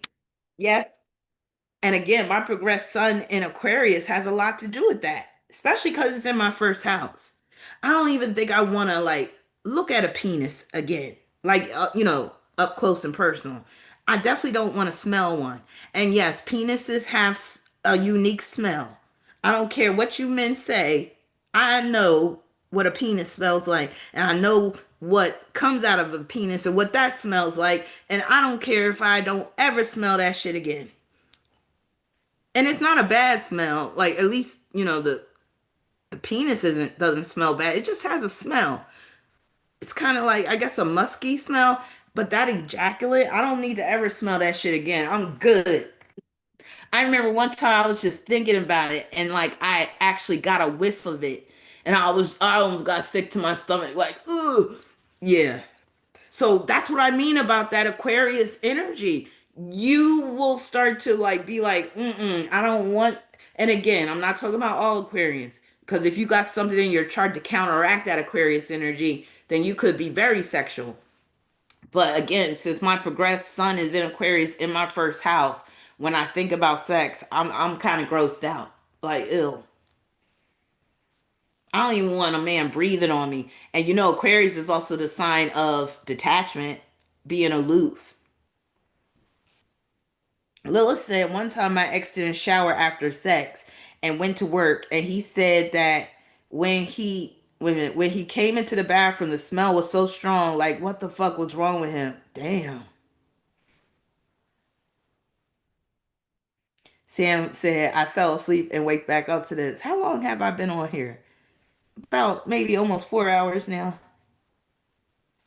Lilith says semen smells like dirty bleach. Yup. Oh, I'm about to get demonetized because we talking about ejaculate and semen and all that type of stuff. But this wouldn't be a video on my channel unless it did get demonetized, right? Because that's the way YouTube does me.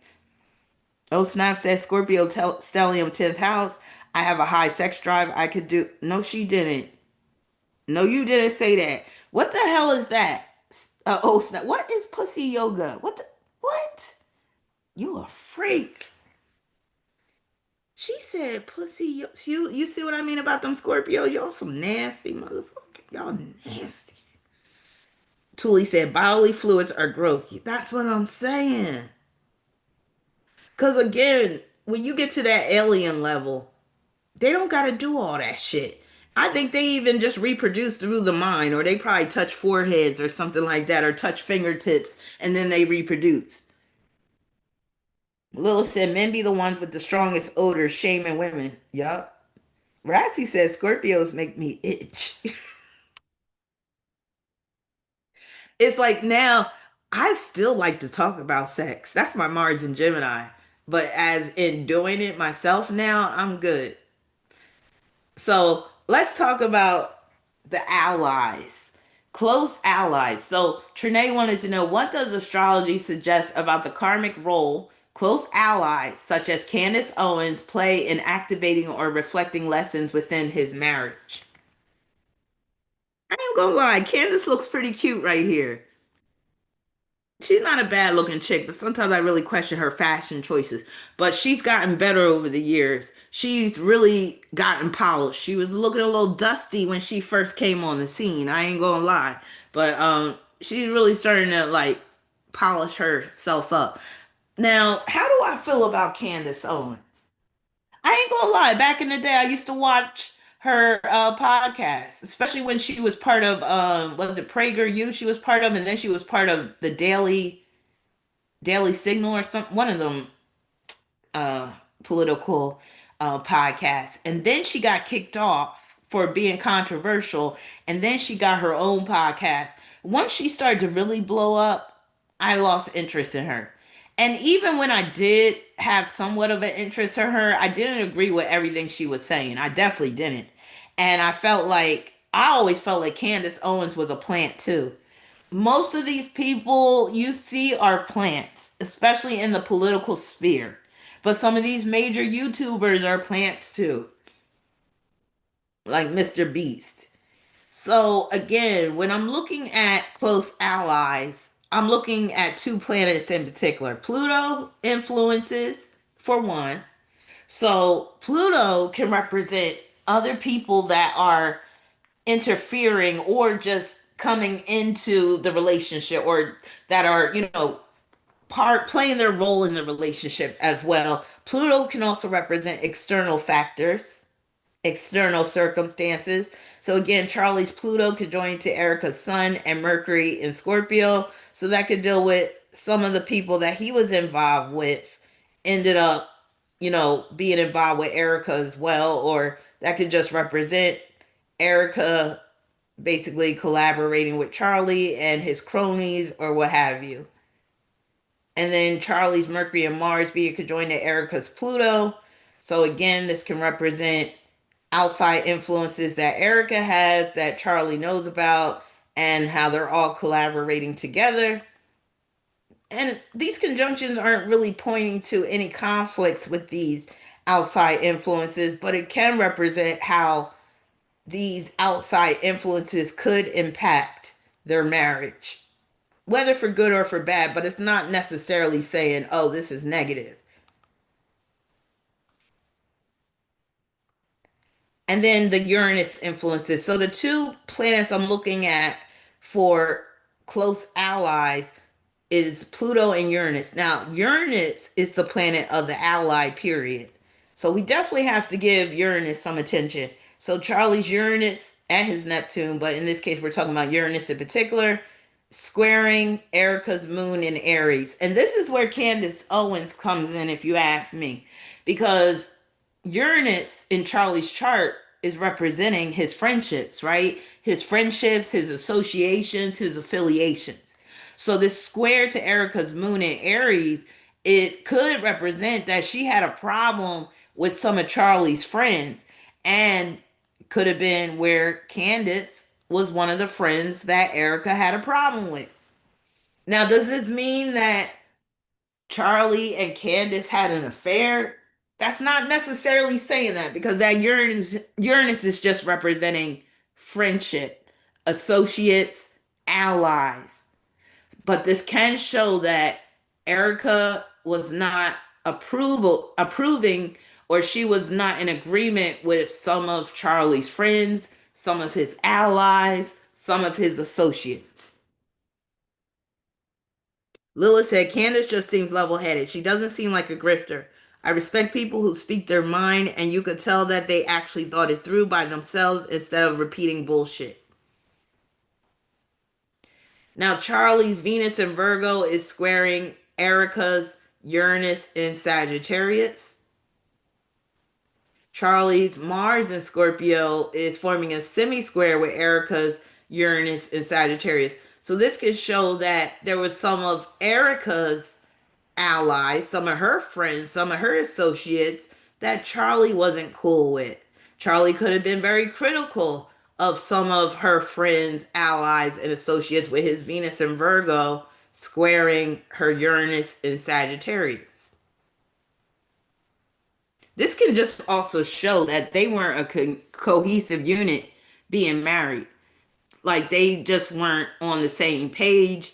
And these squares involving each other's Uranus could have easily led to divorce if he would have kept living. I don't think this marriage would have survived those squares involving each other's Uranus, because squares involving Uranus in synastry can easily lead to separation and divorce. And they have aspects where both of their Uranuses are in square with their planets. And in this case, it's a semi square. All right, let me see what y'all are saying.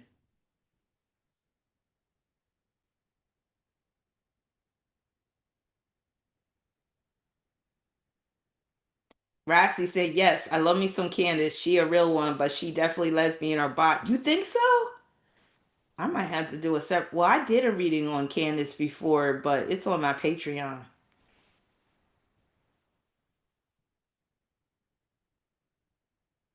I'm still tripping over what you said, oh snap, about the yoga.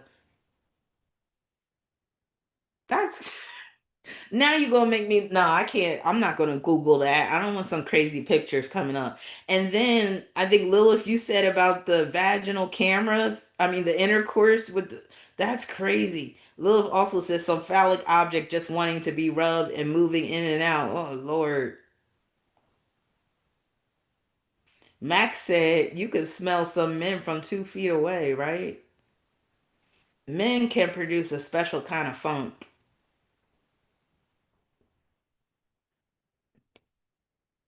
All right. I was waiting for somebody to comment on this picture. Lil said, "Is that a real?" Well, now the cat's out of the bag, y'all. We caught a picture of Candace and Charlie smooching. No, that's not a real picture. That shit is fake. But I just Googled because I was like, I want to get a picture of them like really close up to make it look like they might have had something going on. So I just Googled Charlie Kirk and Candace Owen kissing, and I found this image. So somebody created this image. I think it is hilarious. So, that's not Candace Owens and that's not Charlie Kirk. These are two people that basically are reproducing that photo to make it look like they did have an affair. No, but that's not really Charlie Kirk and Candace Owens. But I included this because people are speculating that Candace and Charlie Kirk had an affair. Now, the way Candace was just going on and on about Charlie Kirk and how special he was to her, and how that was like her brother, and like they were just so close and stuff, it did make me wonder. I was like, okay, did they have something going on, like a romance or something? So that's what Trinae wants to know too. So she said, was Charlie ever attracted to Candace Owens romantically, mutual or vice versa? Or was it strictly platonic, loyal friendship with similar passions, goals, and missions in life? So I had to look at some aspects in their synastry to see if there was a chance that they could have been getting busy or to even see if there was any attraction there. So Charlie's Mars and Mercury and Scorpio are opposing Candace's Sun and Venus in Taurus. Also, Charlie's Mercury and Mars are conjoined to Candace, Pluto, and Scorpio.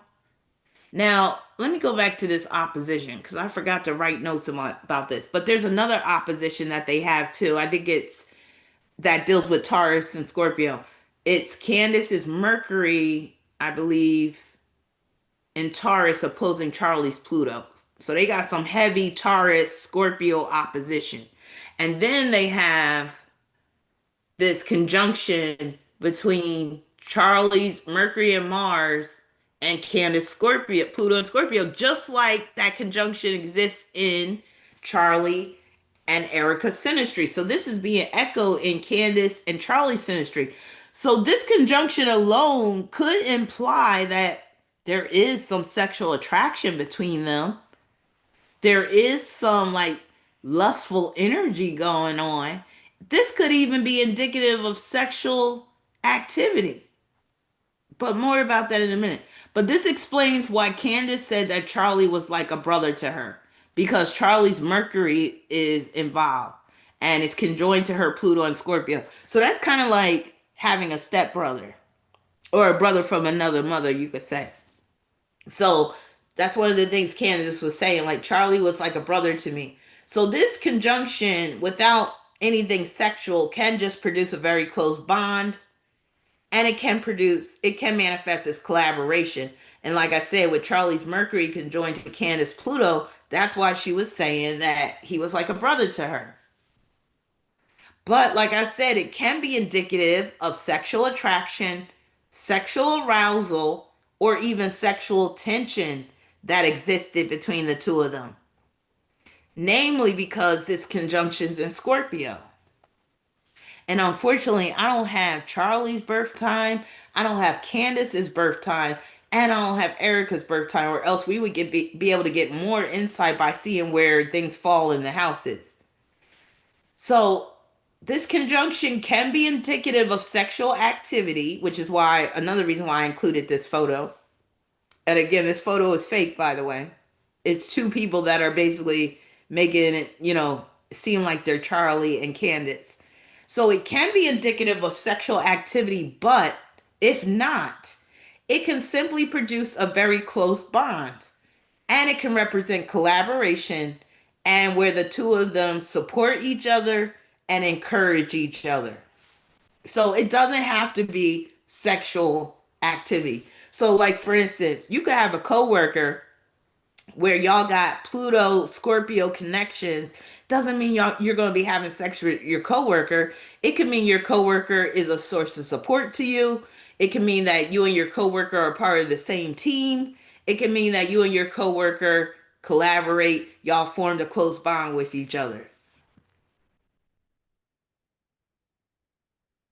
So here they are right now. And again, I don't have either their birth time, so I can't tell you how like things fall in the chart. But yeah, so again, Charlie's chart is on the outside. Here's that Mercury and Mars conjoined to her Pluto.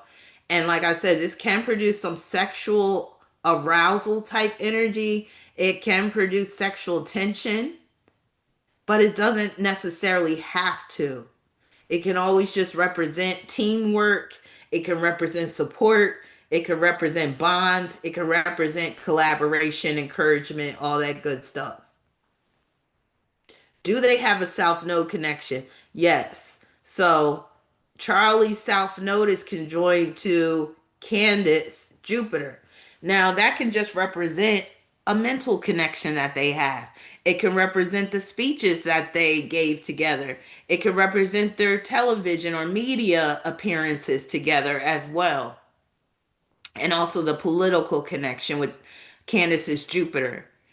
And then we have the Chiron South Node. Do y'all see this parallel? So it's the same conjunctions that Erica has with Charlie Kirk involving the nodes. And it's being echoed with Candace's chart as well. Because Candace and Erica are closer in age than Charlie and Erica are. So, of course, naturally, we're going to see the same configuration with the nodes taking place. So, Charlie's Chiron is conjoined to Candace's Virgo South Node. So, again, the themes of work, duty, service, but also manufactured, orchestrated events are showing up.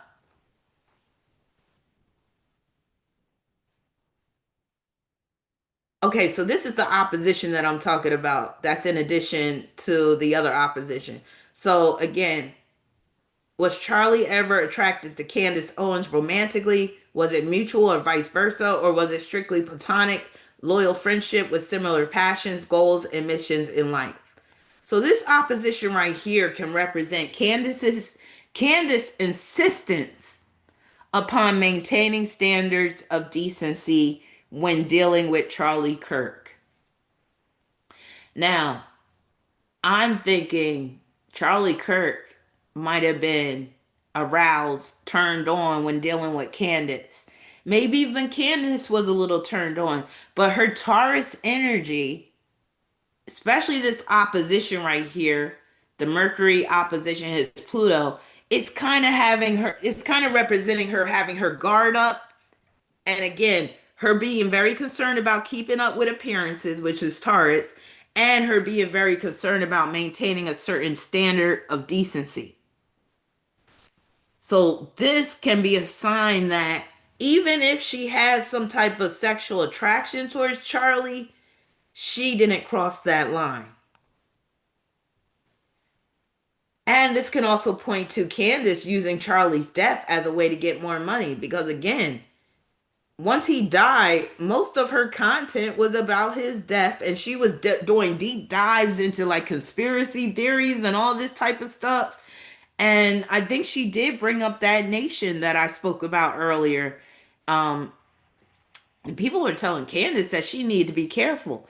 But let's be real. We know Taurus rules money. And with Candace being a Taurus, and she a strong Taurus at that, her main motivation could be money.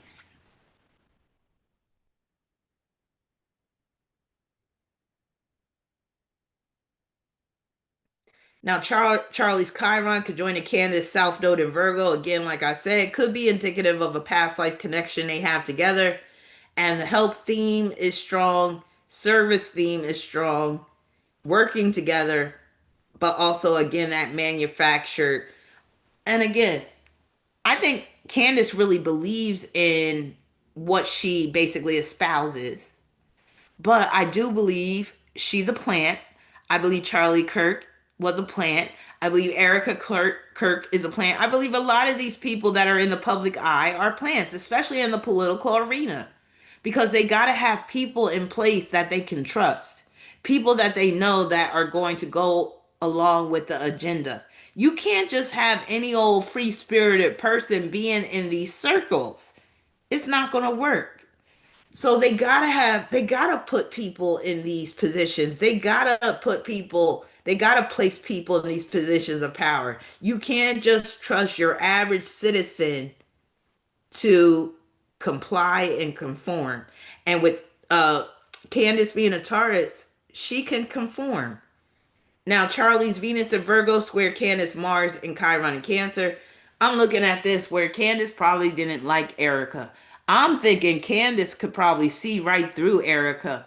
So that could have been part of the reason why um, her and Charlie didn't collaborate more. Maybe because she didn't like dealing with Erica.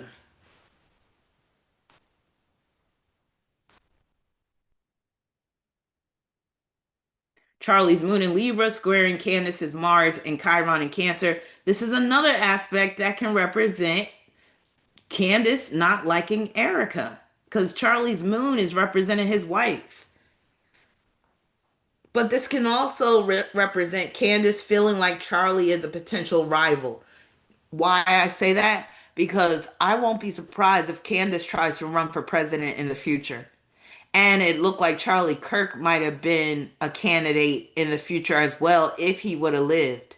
So I don't think Candace was as close of a buddy to Charlie like she tries to portray.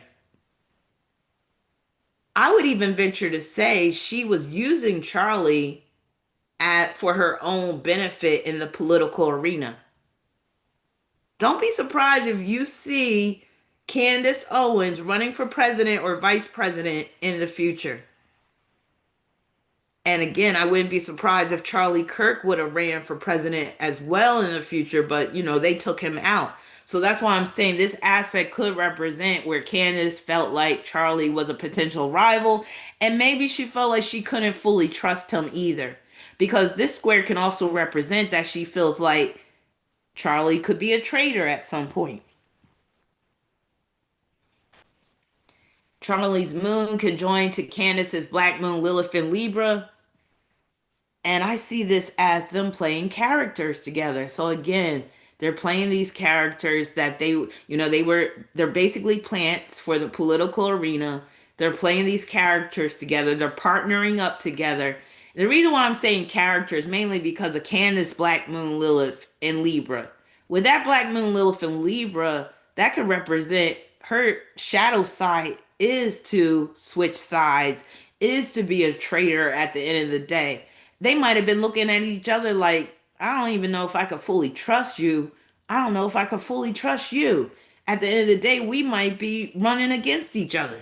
Or maybe they were meant to be running mates. You never know. But again, somebody took Charlie out.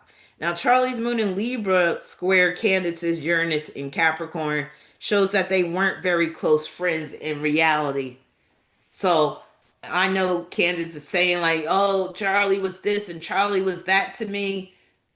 I think, again, she was mainly using Charlie as a way to bolster herself, which is what the conjunctions with that Scorpio energy can even represent as well. Remember, I said conjunctions can be positive or negative or even a combination of both. So I pulled a card to see if either of them had any romantic sexual attraction for each other. So this first card is representing Charlie. I got the Page of Cups, which tells me that Charlie did have some type of attraction towards Candace. But that Page of Cups is more so about infatuation. It's not really pointing to like strong lust. It's not really pointing to where, he has these, aspirations of making her his girl. But I wouldn't be surprised, if he had thoughts about what it would be like to have sex with a black woman, especially like a Candace Owens and stuff like that. So that Page of Cups is representing that he had some thoughts. He could have been infatuated and he might have did some fantasizing and things like that. He might have made little comments here and there like, oh, you looking real good today, Candace, or something like that.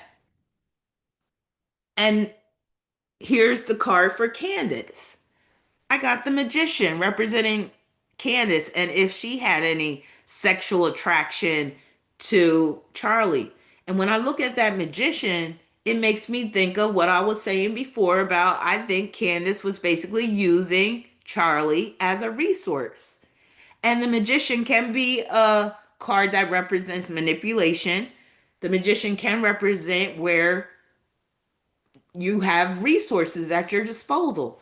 So I look at this card as Candace basically looking at Charlie as a resource, not even like a potential sex partner, not even like a what if. Now she was probably getting off on the fact that she knew that, he kind of like was infatuated with her. That probably helped to boost her self-esteem, especially during the early days when she was looking kind of dusty.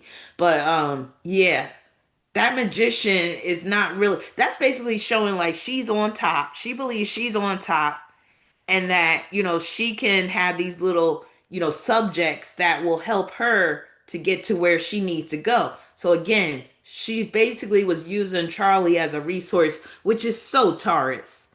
Taurus is resources. And then I asked, did Charlie and Candace ever do anything sexual? And I got specific. I wanted to know, did they do anything as little as kissing each other all the way up to having full blown sex? And I got the Ten of Pentacles card. And when I saw that, I was like, nope, they never had sex. Because that Ten of Pentacles card is a card of friendship. It's also a card of business. It's also a card of work. And it's a card where your boundaries are pretty much firmly in place. So, and also, that's also showing like she didn't want to do anything to jeopardize her reputation. And I think she just wasn't into him like that. She didn't look at him like that. And I think she could see him being a weak sort. She could see the weakness in him. And I don't think Candace is attracted to weak men that you can really dominate. But yeah, that Ten of Pentacles gives you the answer. They weren't sexually active together. I don't think they ever had an affair. So no, I don't think Charlie was cheating on Erika with Candace. But I do think Charlie might have had a penchant for that other shit that I spoke of earlier. But yeah, so that's the conclusion I came to with this whole thing with Charlie and Candace. So yeah, I don't think Candace went there with him. But yeah, so that basically concludes this double feature sponsored video. Like I said, tomorrow I'm going to split these videos up so they'll be separate videos. And yeah, hope you enjoyed this. I know it was kind of all over the place. And mainly because, like I said, I don't have it all figured out in terms of how the soul works. So some of this stuff I was just either speculating or I was just trying to use the understanding I have to, tie it into astrology with these soul ties and soul contracts and all this. But oh, I'm glad you love the live, Lilith. Thank you. But like I said, I have another sponsored video coming up that's dealing with soul ties again. And the reading is not totally about soul ties, but there's going to be a part of the reading that I think will really get y'all attention and really make some people, maybe some people that are skeptical about reincarnation, this next video I'm going to do might make you a believer. When I tell you I was blown away when I was working on this reading that I'm about to do, and I'm going to do it via a live stream. Yeah, I was blown away because, like I said, it was giving me confirmation that there is life after death, that the soul does go on, and that there is a such thing as reincarnation. And even that, like, I even got confirmation that one of the people involved in this story was able to acknowledge the past life of the soul in this incarnation. But it's deep. I'll get into that when I get to it. But yeah, stay tuned for that. And then, hey, Hyger King, is that how you pronounce it? Thank you for your super chat. You said, would you say a North Node in ninth house trine ascendant person is destined for global success? Oh, very certainly they could be. Yes. And that could be too where you could become successful in the political arena or the spiritual, religious, or through higher education, or, you could have some type of career that takes you all around the world. That's like being able to travel with ease. You might be able to just pick up and go without even thinking about it. And that can manifest as a life of almost total freedom. Now, nobody gets that total freedom, but it can represent that where you have a lot of freedom, where you can basically do a lot. You could do whatever you want. So I'll just say that's a beautiful trying to have. And you can let me know what sign that North Node is in and your ascendant.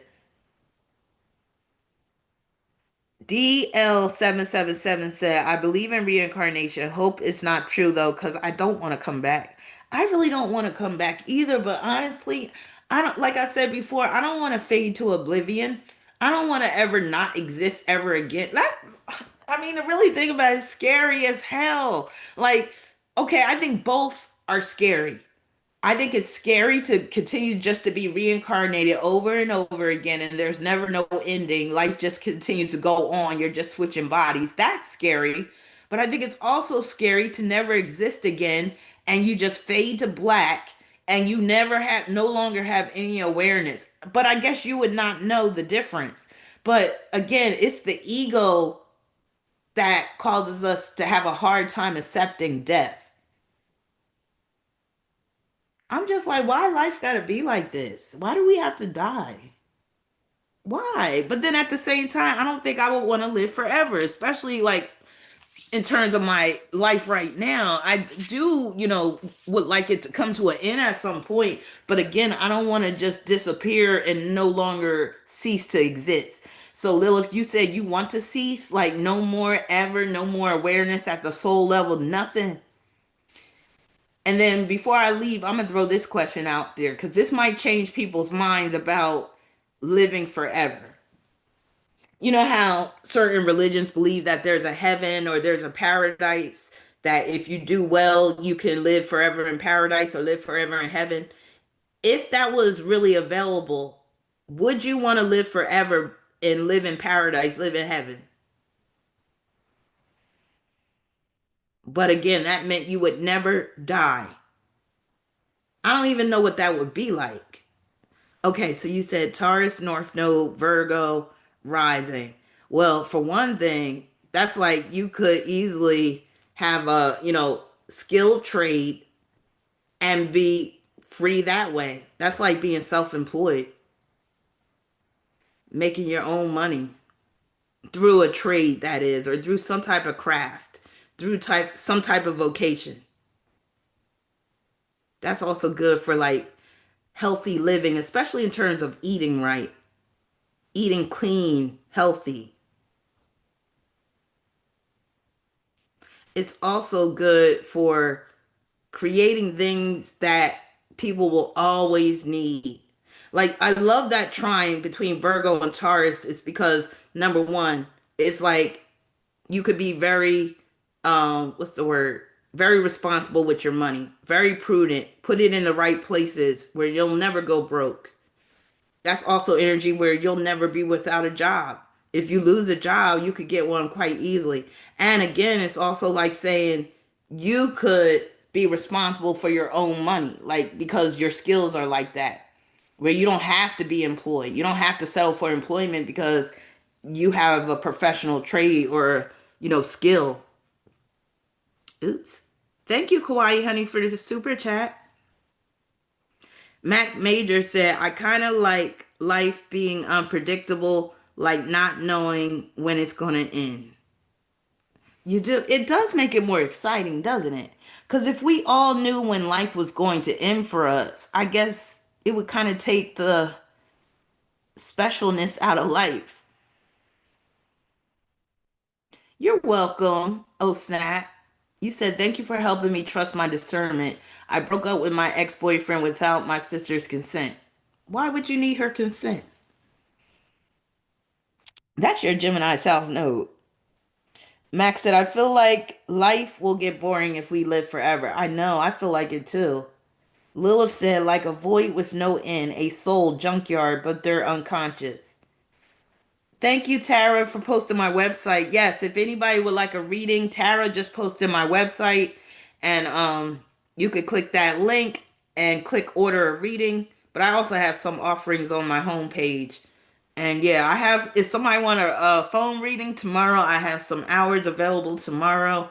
And matter of fact, I was thinking about starting to do that. Like I can post in the community tab my hours of availability each day if y'all want me to do that. Because some people will contact me and they want a reading that day. Because usually what happens if somebody purchases like a phone reading, I'll try because I want to get people's readings done quickly. Like I don't want you to wait too long. So usually I'll try to schedule you the day after or 2 days after, or sometimes it'll be like three. Rarely it's like you gotta wait a week before I do your reading.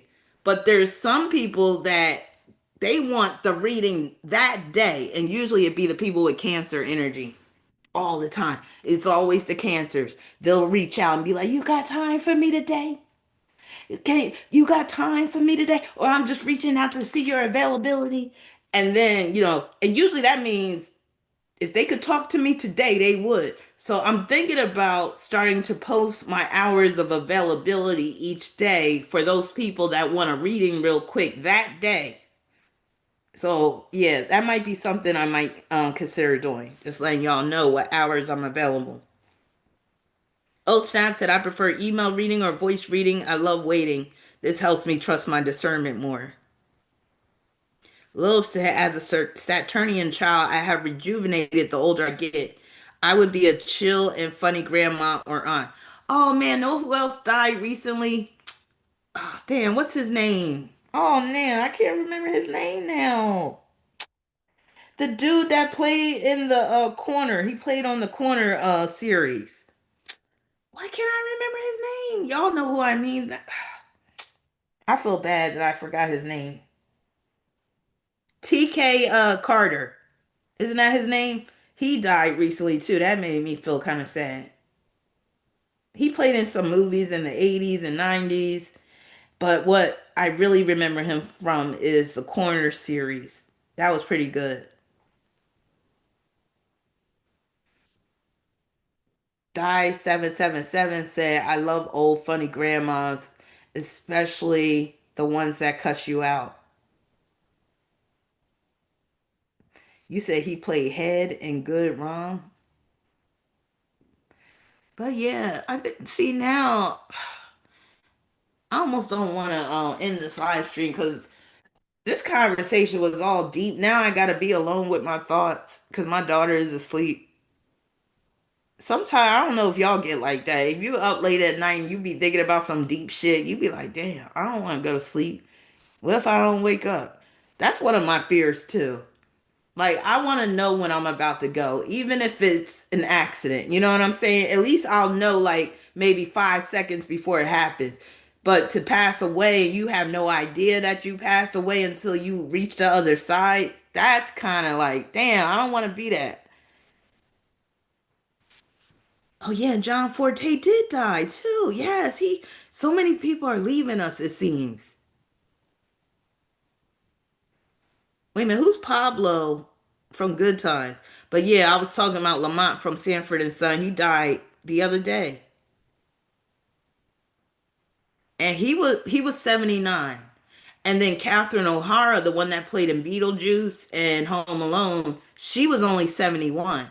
And I feel like 71, that's a bit too young to die.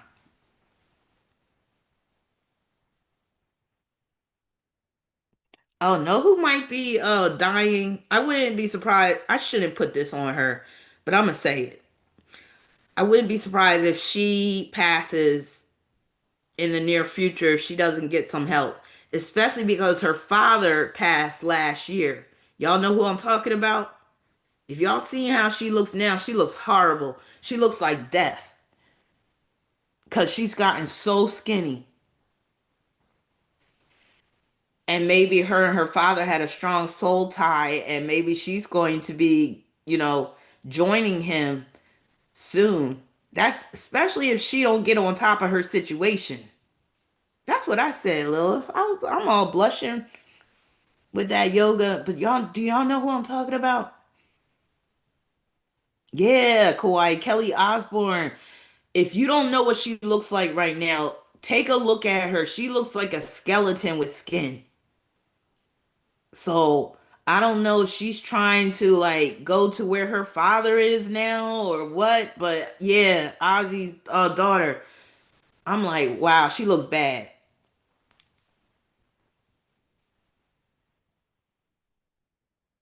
And people are saying that she's probably taking Ozempic, but she swears she's not on Ozempic.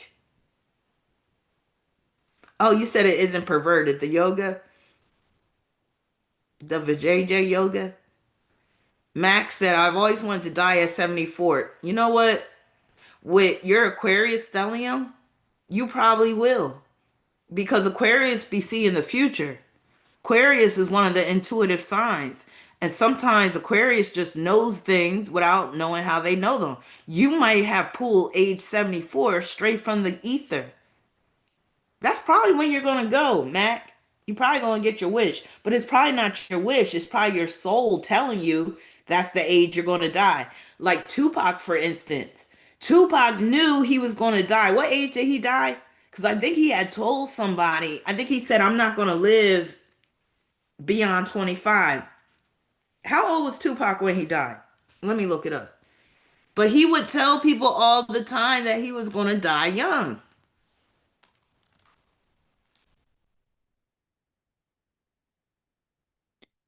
DI 777 said, "I want to die in my sleep." Yeah, he was 25. Yup. He was telling people that he wasn't going to live beyond 25.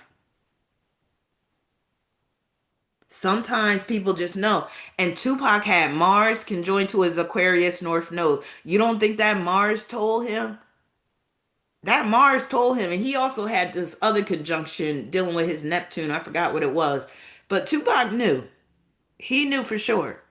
He even said he saw it in a dream, which is representing that Neptune influence in his chart. The real Blackula said, "Do you think there will be a one world system in the future?" Yes. And I believe this upcoming conjunction between Saturn and Neptune that's going to be taking place this month is going to be the springboard to this one world system. Yes, I do. And I might do a video on the Saturn Neptune conjunction. But one of the things I was thinking about that it's going to produce is that it's going to produce a drain on the system, namely in America. It's going to, it's basically like when Saturn's conjoined to Neptune, it's like the system will be exhausted. And the reason why I was thinking about that is because there's been a lot of layoffs lately. Like Amazon, I think they laid off like 16,000 employees. UPS laid off like thousands of employees. So imagine all these employees, like, these former employees trying to apply for unemployment. That's going to exhaust the system. That might actually be the springboard to universal income, that universal base income. And I do believe that they're going to eventually roll that out because this economy can't sustain itself anymore. And now they're going to be laying off all these people. The system is about to be exhausted, it's about to be drained. And then we got ICE acting like mercenaries, just picking people up off the street. Basically, you could kind of say they're kidnapping people. But yeah, we got some tough times ahead. And then with Uranus and Gemini, that's going to be a little crazy too. That's the epitome of smart cities. So if you ever heard of that term, there's this term called smart cities where they're going to try to create these small city centers where you really aren't supposed to be driving. Most people have bikes or maybe little mopeds, and where everything's going to be accessible within the city, but where these smart cities are going to be, it's going to be everything's going to be surveilled. Like, is everything's going to be monitored? Cameras everywhere. We already got cameras everywhere, but yeah, it's about to get crazy. But yeah, I think I'm gonna wrap it up here. Now I'm all amped up, but I need to tone it down because I need to go to bed. But yeah, Lilith said, "I want to live on top of a hill where I don't need to know any of this shit. Living off grid." Okay, I got one last question for y'all. Would you rather, if you had a choice in how you were going to die, and these are your two choices, the first choice would be dying alone, whichever way that is, and the second choice would be dying with a group of people. So press one if you would rather die alone. Press two if you would rather die with a group of people, like a mass catastrophe, like a big tsunami or earthquake, a plane crash. Would you rather die alone, which is one, or press two if you would rather die with a group of people? And before you answer, think about the implications that could take place. If you die with a group of people, maybe that means you're going to be reincarnated with some of the same group of people. Maybe you got soul ties with those people. I don't know. So Oh Snap said one, Lilith put one, Spicy Black said one. So y'all are all saying you would want to die alone. D Die said one, Alexander said one. So y'all are saying I came in this world alone. I'm leaving this world alone. Lilith said, "Oh hell nah." One. I'm thinking if you die with a group of people, let's say it's a plane crash, I'm thinking that would fuck your soul up. Because you would, like, if there is this consciousness and awareness beyond death, can you imagine your soul seeing this carnage of the plane crash and there's a bunch of souls around you who have also left their body and everybody's confused. People are crying. People are saying, "What the hell happened?" People are angry because their life was just suddenly cut short. I don't think it would be such a good thing dying with a group of people because I think it would be chaos even beyond death. Like the souls basically trying to figure out what the hell happened. Maybe even blaming each other. Like, you caused this. All you Scorpios was on this plane and that's why the plane crashed. I hate Scorpio. Like, what if it was like that? Die 777 said, "I want to die on my birthday." You might just. You never know. Be careful what you wish for, though. And you need to be specific. Don't say you want to die on your birthday. What if that meant your very next birthday? But then again, I do believe all of our deaths are predetermined. So that also brings to mind that, hey, life is heavily fated. Life is more fated than it is about us having free will. That's what I believe. So I believe when it's your time to go, it's your time to go, whether it's an accident, whether it's a natural death, whether it's a murder. When it's your time, it's your time. Lilith said, "Me, but with a bunch of Virgos." So you want to die with a bunch of Virgos, you said? Oh, Snap said, "I don't want to die at the hands of a spouse." I think one of the deaths that really make soul ties or make souls reincarnate is murders. Because again, that's like somebody else is cutting your life off. So it's almost like, yeah, you got unfinished business, you got beef, you're seeking retribution. Yes, everybody stare at your charts. Because remember, I said when I was doing the soul ties part, I was like, take a look at your charts, think about your family, your friends, and see where they fall in your chart. See how many conjunctions you have with people. See if anybody in your life has conjunctions to your South Node, or see if you have planets that are conjoined to their South Node, and try to make a connection in terms of like what y'all could have been doing with each other in a past life. Nurse Tara said, "That's why I'm trying to get on as many cruises as possible before my time comes." You and me both, Tara. Once I started cruising, I was like, "Oh, I love this shit." I was like, "Oh, yeah." I was like, time is short, life is short, time is limited. I'm going to try to get as many cruises in as I can. And I even told my kids, once I really started to like love cruising, I was like, when I die, I was like, I don't want a burial. I said, I want to be cremated. And I said, I want y'all to celebrate my life by taking a cruise and just, spreading my ashes in the ocean. Give me an ocean burial while y'all on a cruise. And I was like, and then I want y'all to have a ball in my honor. That's how I wanted to go down. I want to go back to the water. So we can also ask that too. Is that important what happens to the body upon death? Some people really believe that the body needs a proper burial. Other people are like, no, just cremate me. Other people are like, I don't care what happens to my body when I die because I'm not going to be in it no more. And then, did y'all hear the story about the guy that they caught that was robbing graves and he was collecting bones and selling them online and shit? He had an Instagram page and stuff and all that type of stuff. So some people really believe like you're desecrating graveyards. Actually, it was like mausoleums that he was breaking into and stealing the bones. But do you think that he's going to have to deal with some karmic debt as a result of stealing people's bones? I'm thinking so. I don't think he's going to be able to get away with that in the next life. But yeah, I don't think you should mess around with dead bodies and bones and stuff. I think you're really like generating some real negative karma. Die 777 says cruises scare me and it's probably for a reason, so I'll just watch you sail away. Actually, cruising is one of the safest forms of travel. I'd be more scared taking a plane to the cruise ship than being on the cruise ship. Those planes, I'd be like, I don't know what y'all are building them with because they be sounding all rickety and shit when they take off.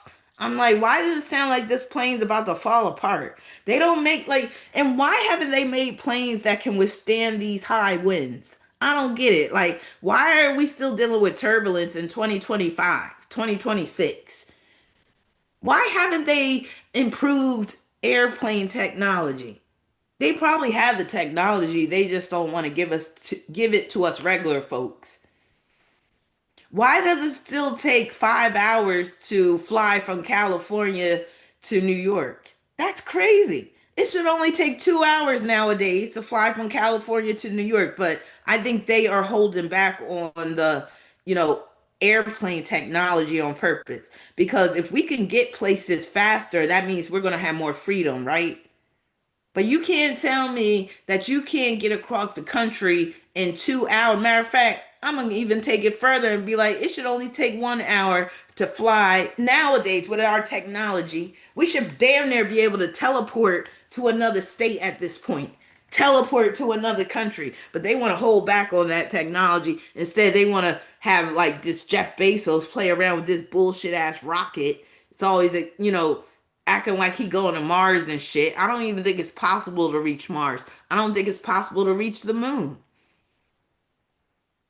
But I think it's possible to teleport there. I don't think you're going to get there in an actual mechanical device, some type of vehicle, but you might be able to teleport there.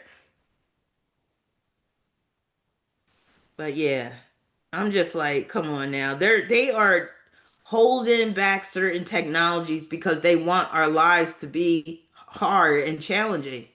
Like for instance, the hunger thing. They could have easily solved world hunger. Well, all these billionaires we have hoarding this money, the hunger issue should be a no-brainer. Like everybody should have something to eat. But no, they still haven't solved the world hunger issue. Why? Because they don't want to. They haven't found a cure for cancer. Why? Because they don't want to. They don't want us to have a certain quality of life. Tara said, I was just thinking about that with the new moon mission launch coming up, right? It's all a farce. They know that we can't go to Mars or any other planet. They even know we can't go to the moon.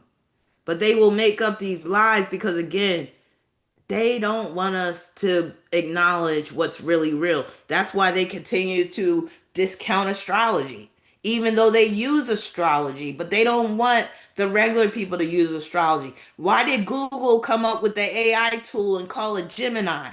If astrology is fake, why is that AI tool called Gemini? Hello. Why does NASA name their rockets after zodiac signs? Hello. Why do certain car manufacturers name their cars after zodiac signs or planets? Like back in the day, the car company Dodge used to have a car called Aries, the Dodge Aries, the Dodge Ram, Aries.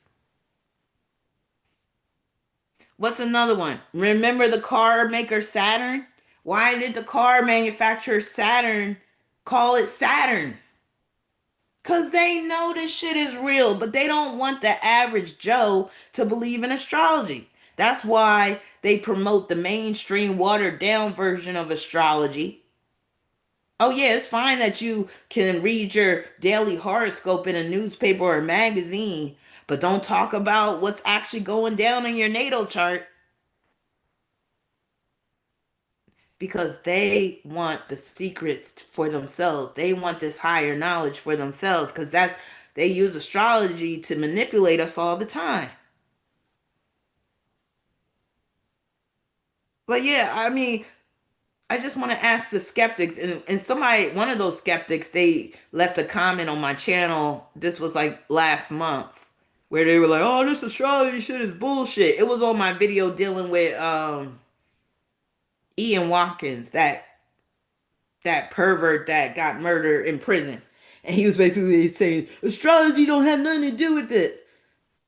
I would like to ask this person, well, why did Google name their AI tool Gemini? Could it be that Gemini rules information and knowledge, data? Yeah, but again, they don't want the regular people to be enlightened like this. Lil said the moon smells like gunpowder. More reason for me to fantasize about going there. How do you know the moon smells like gunpowder?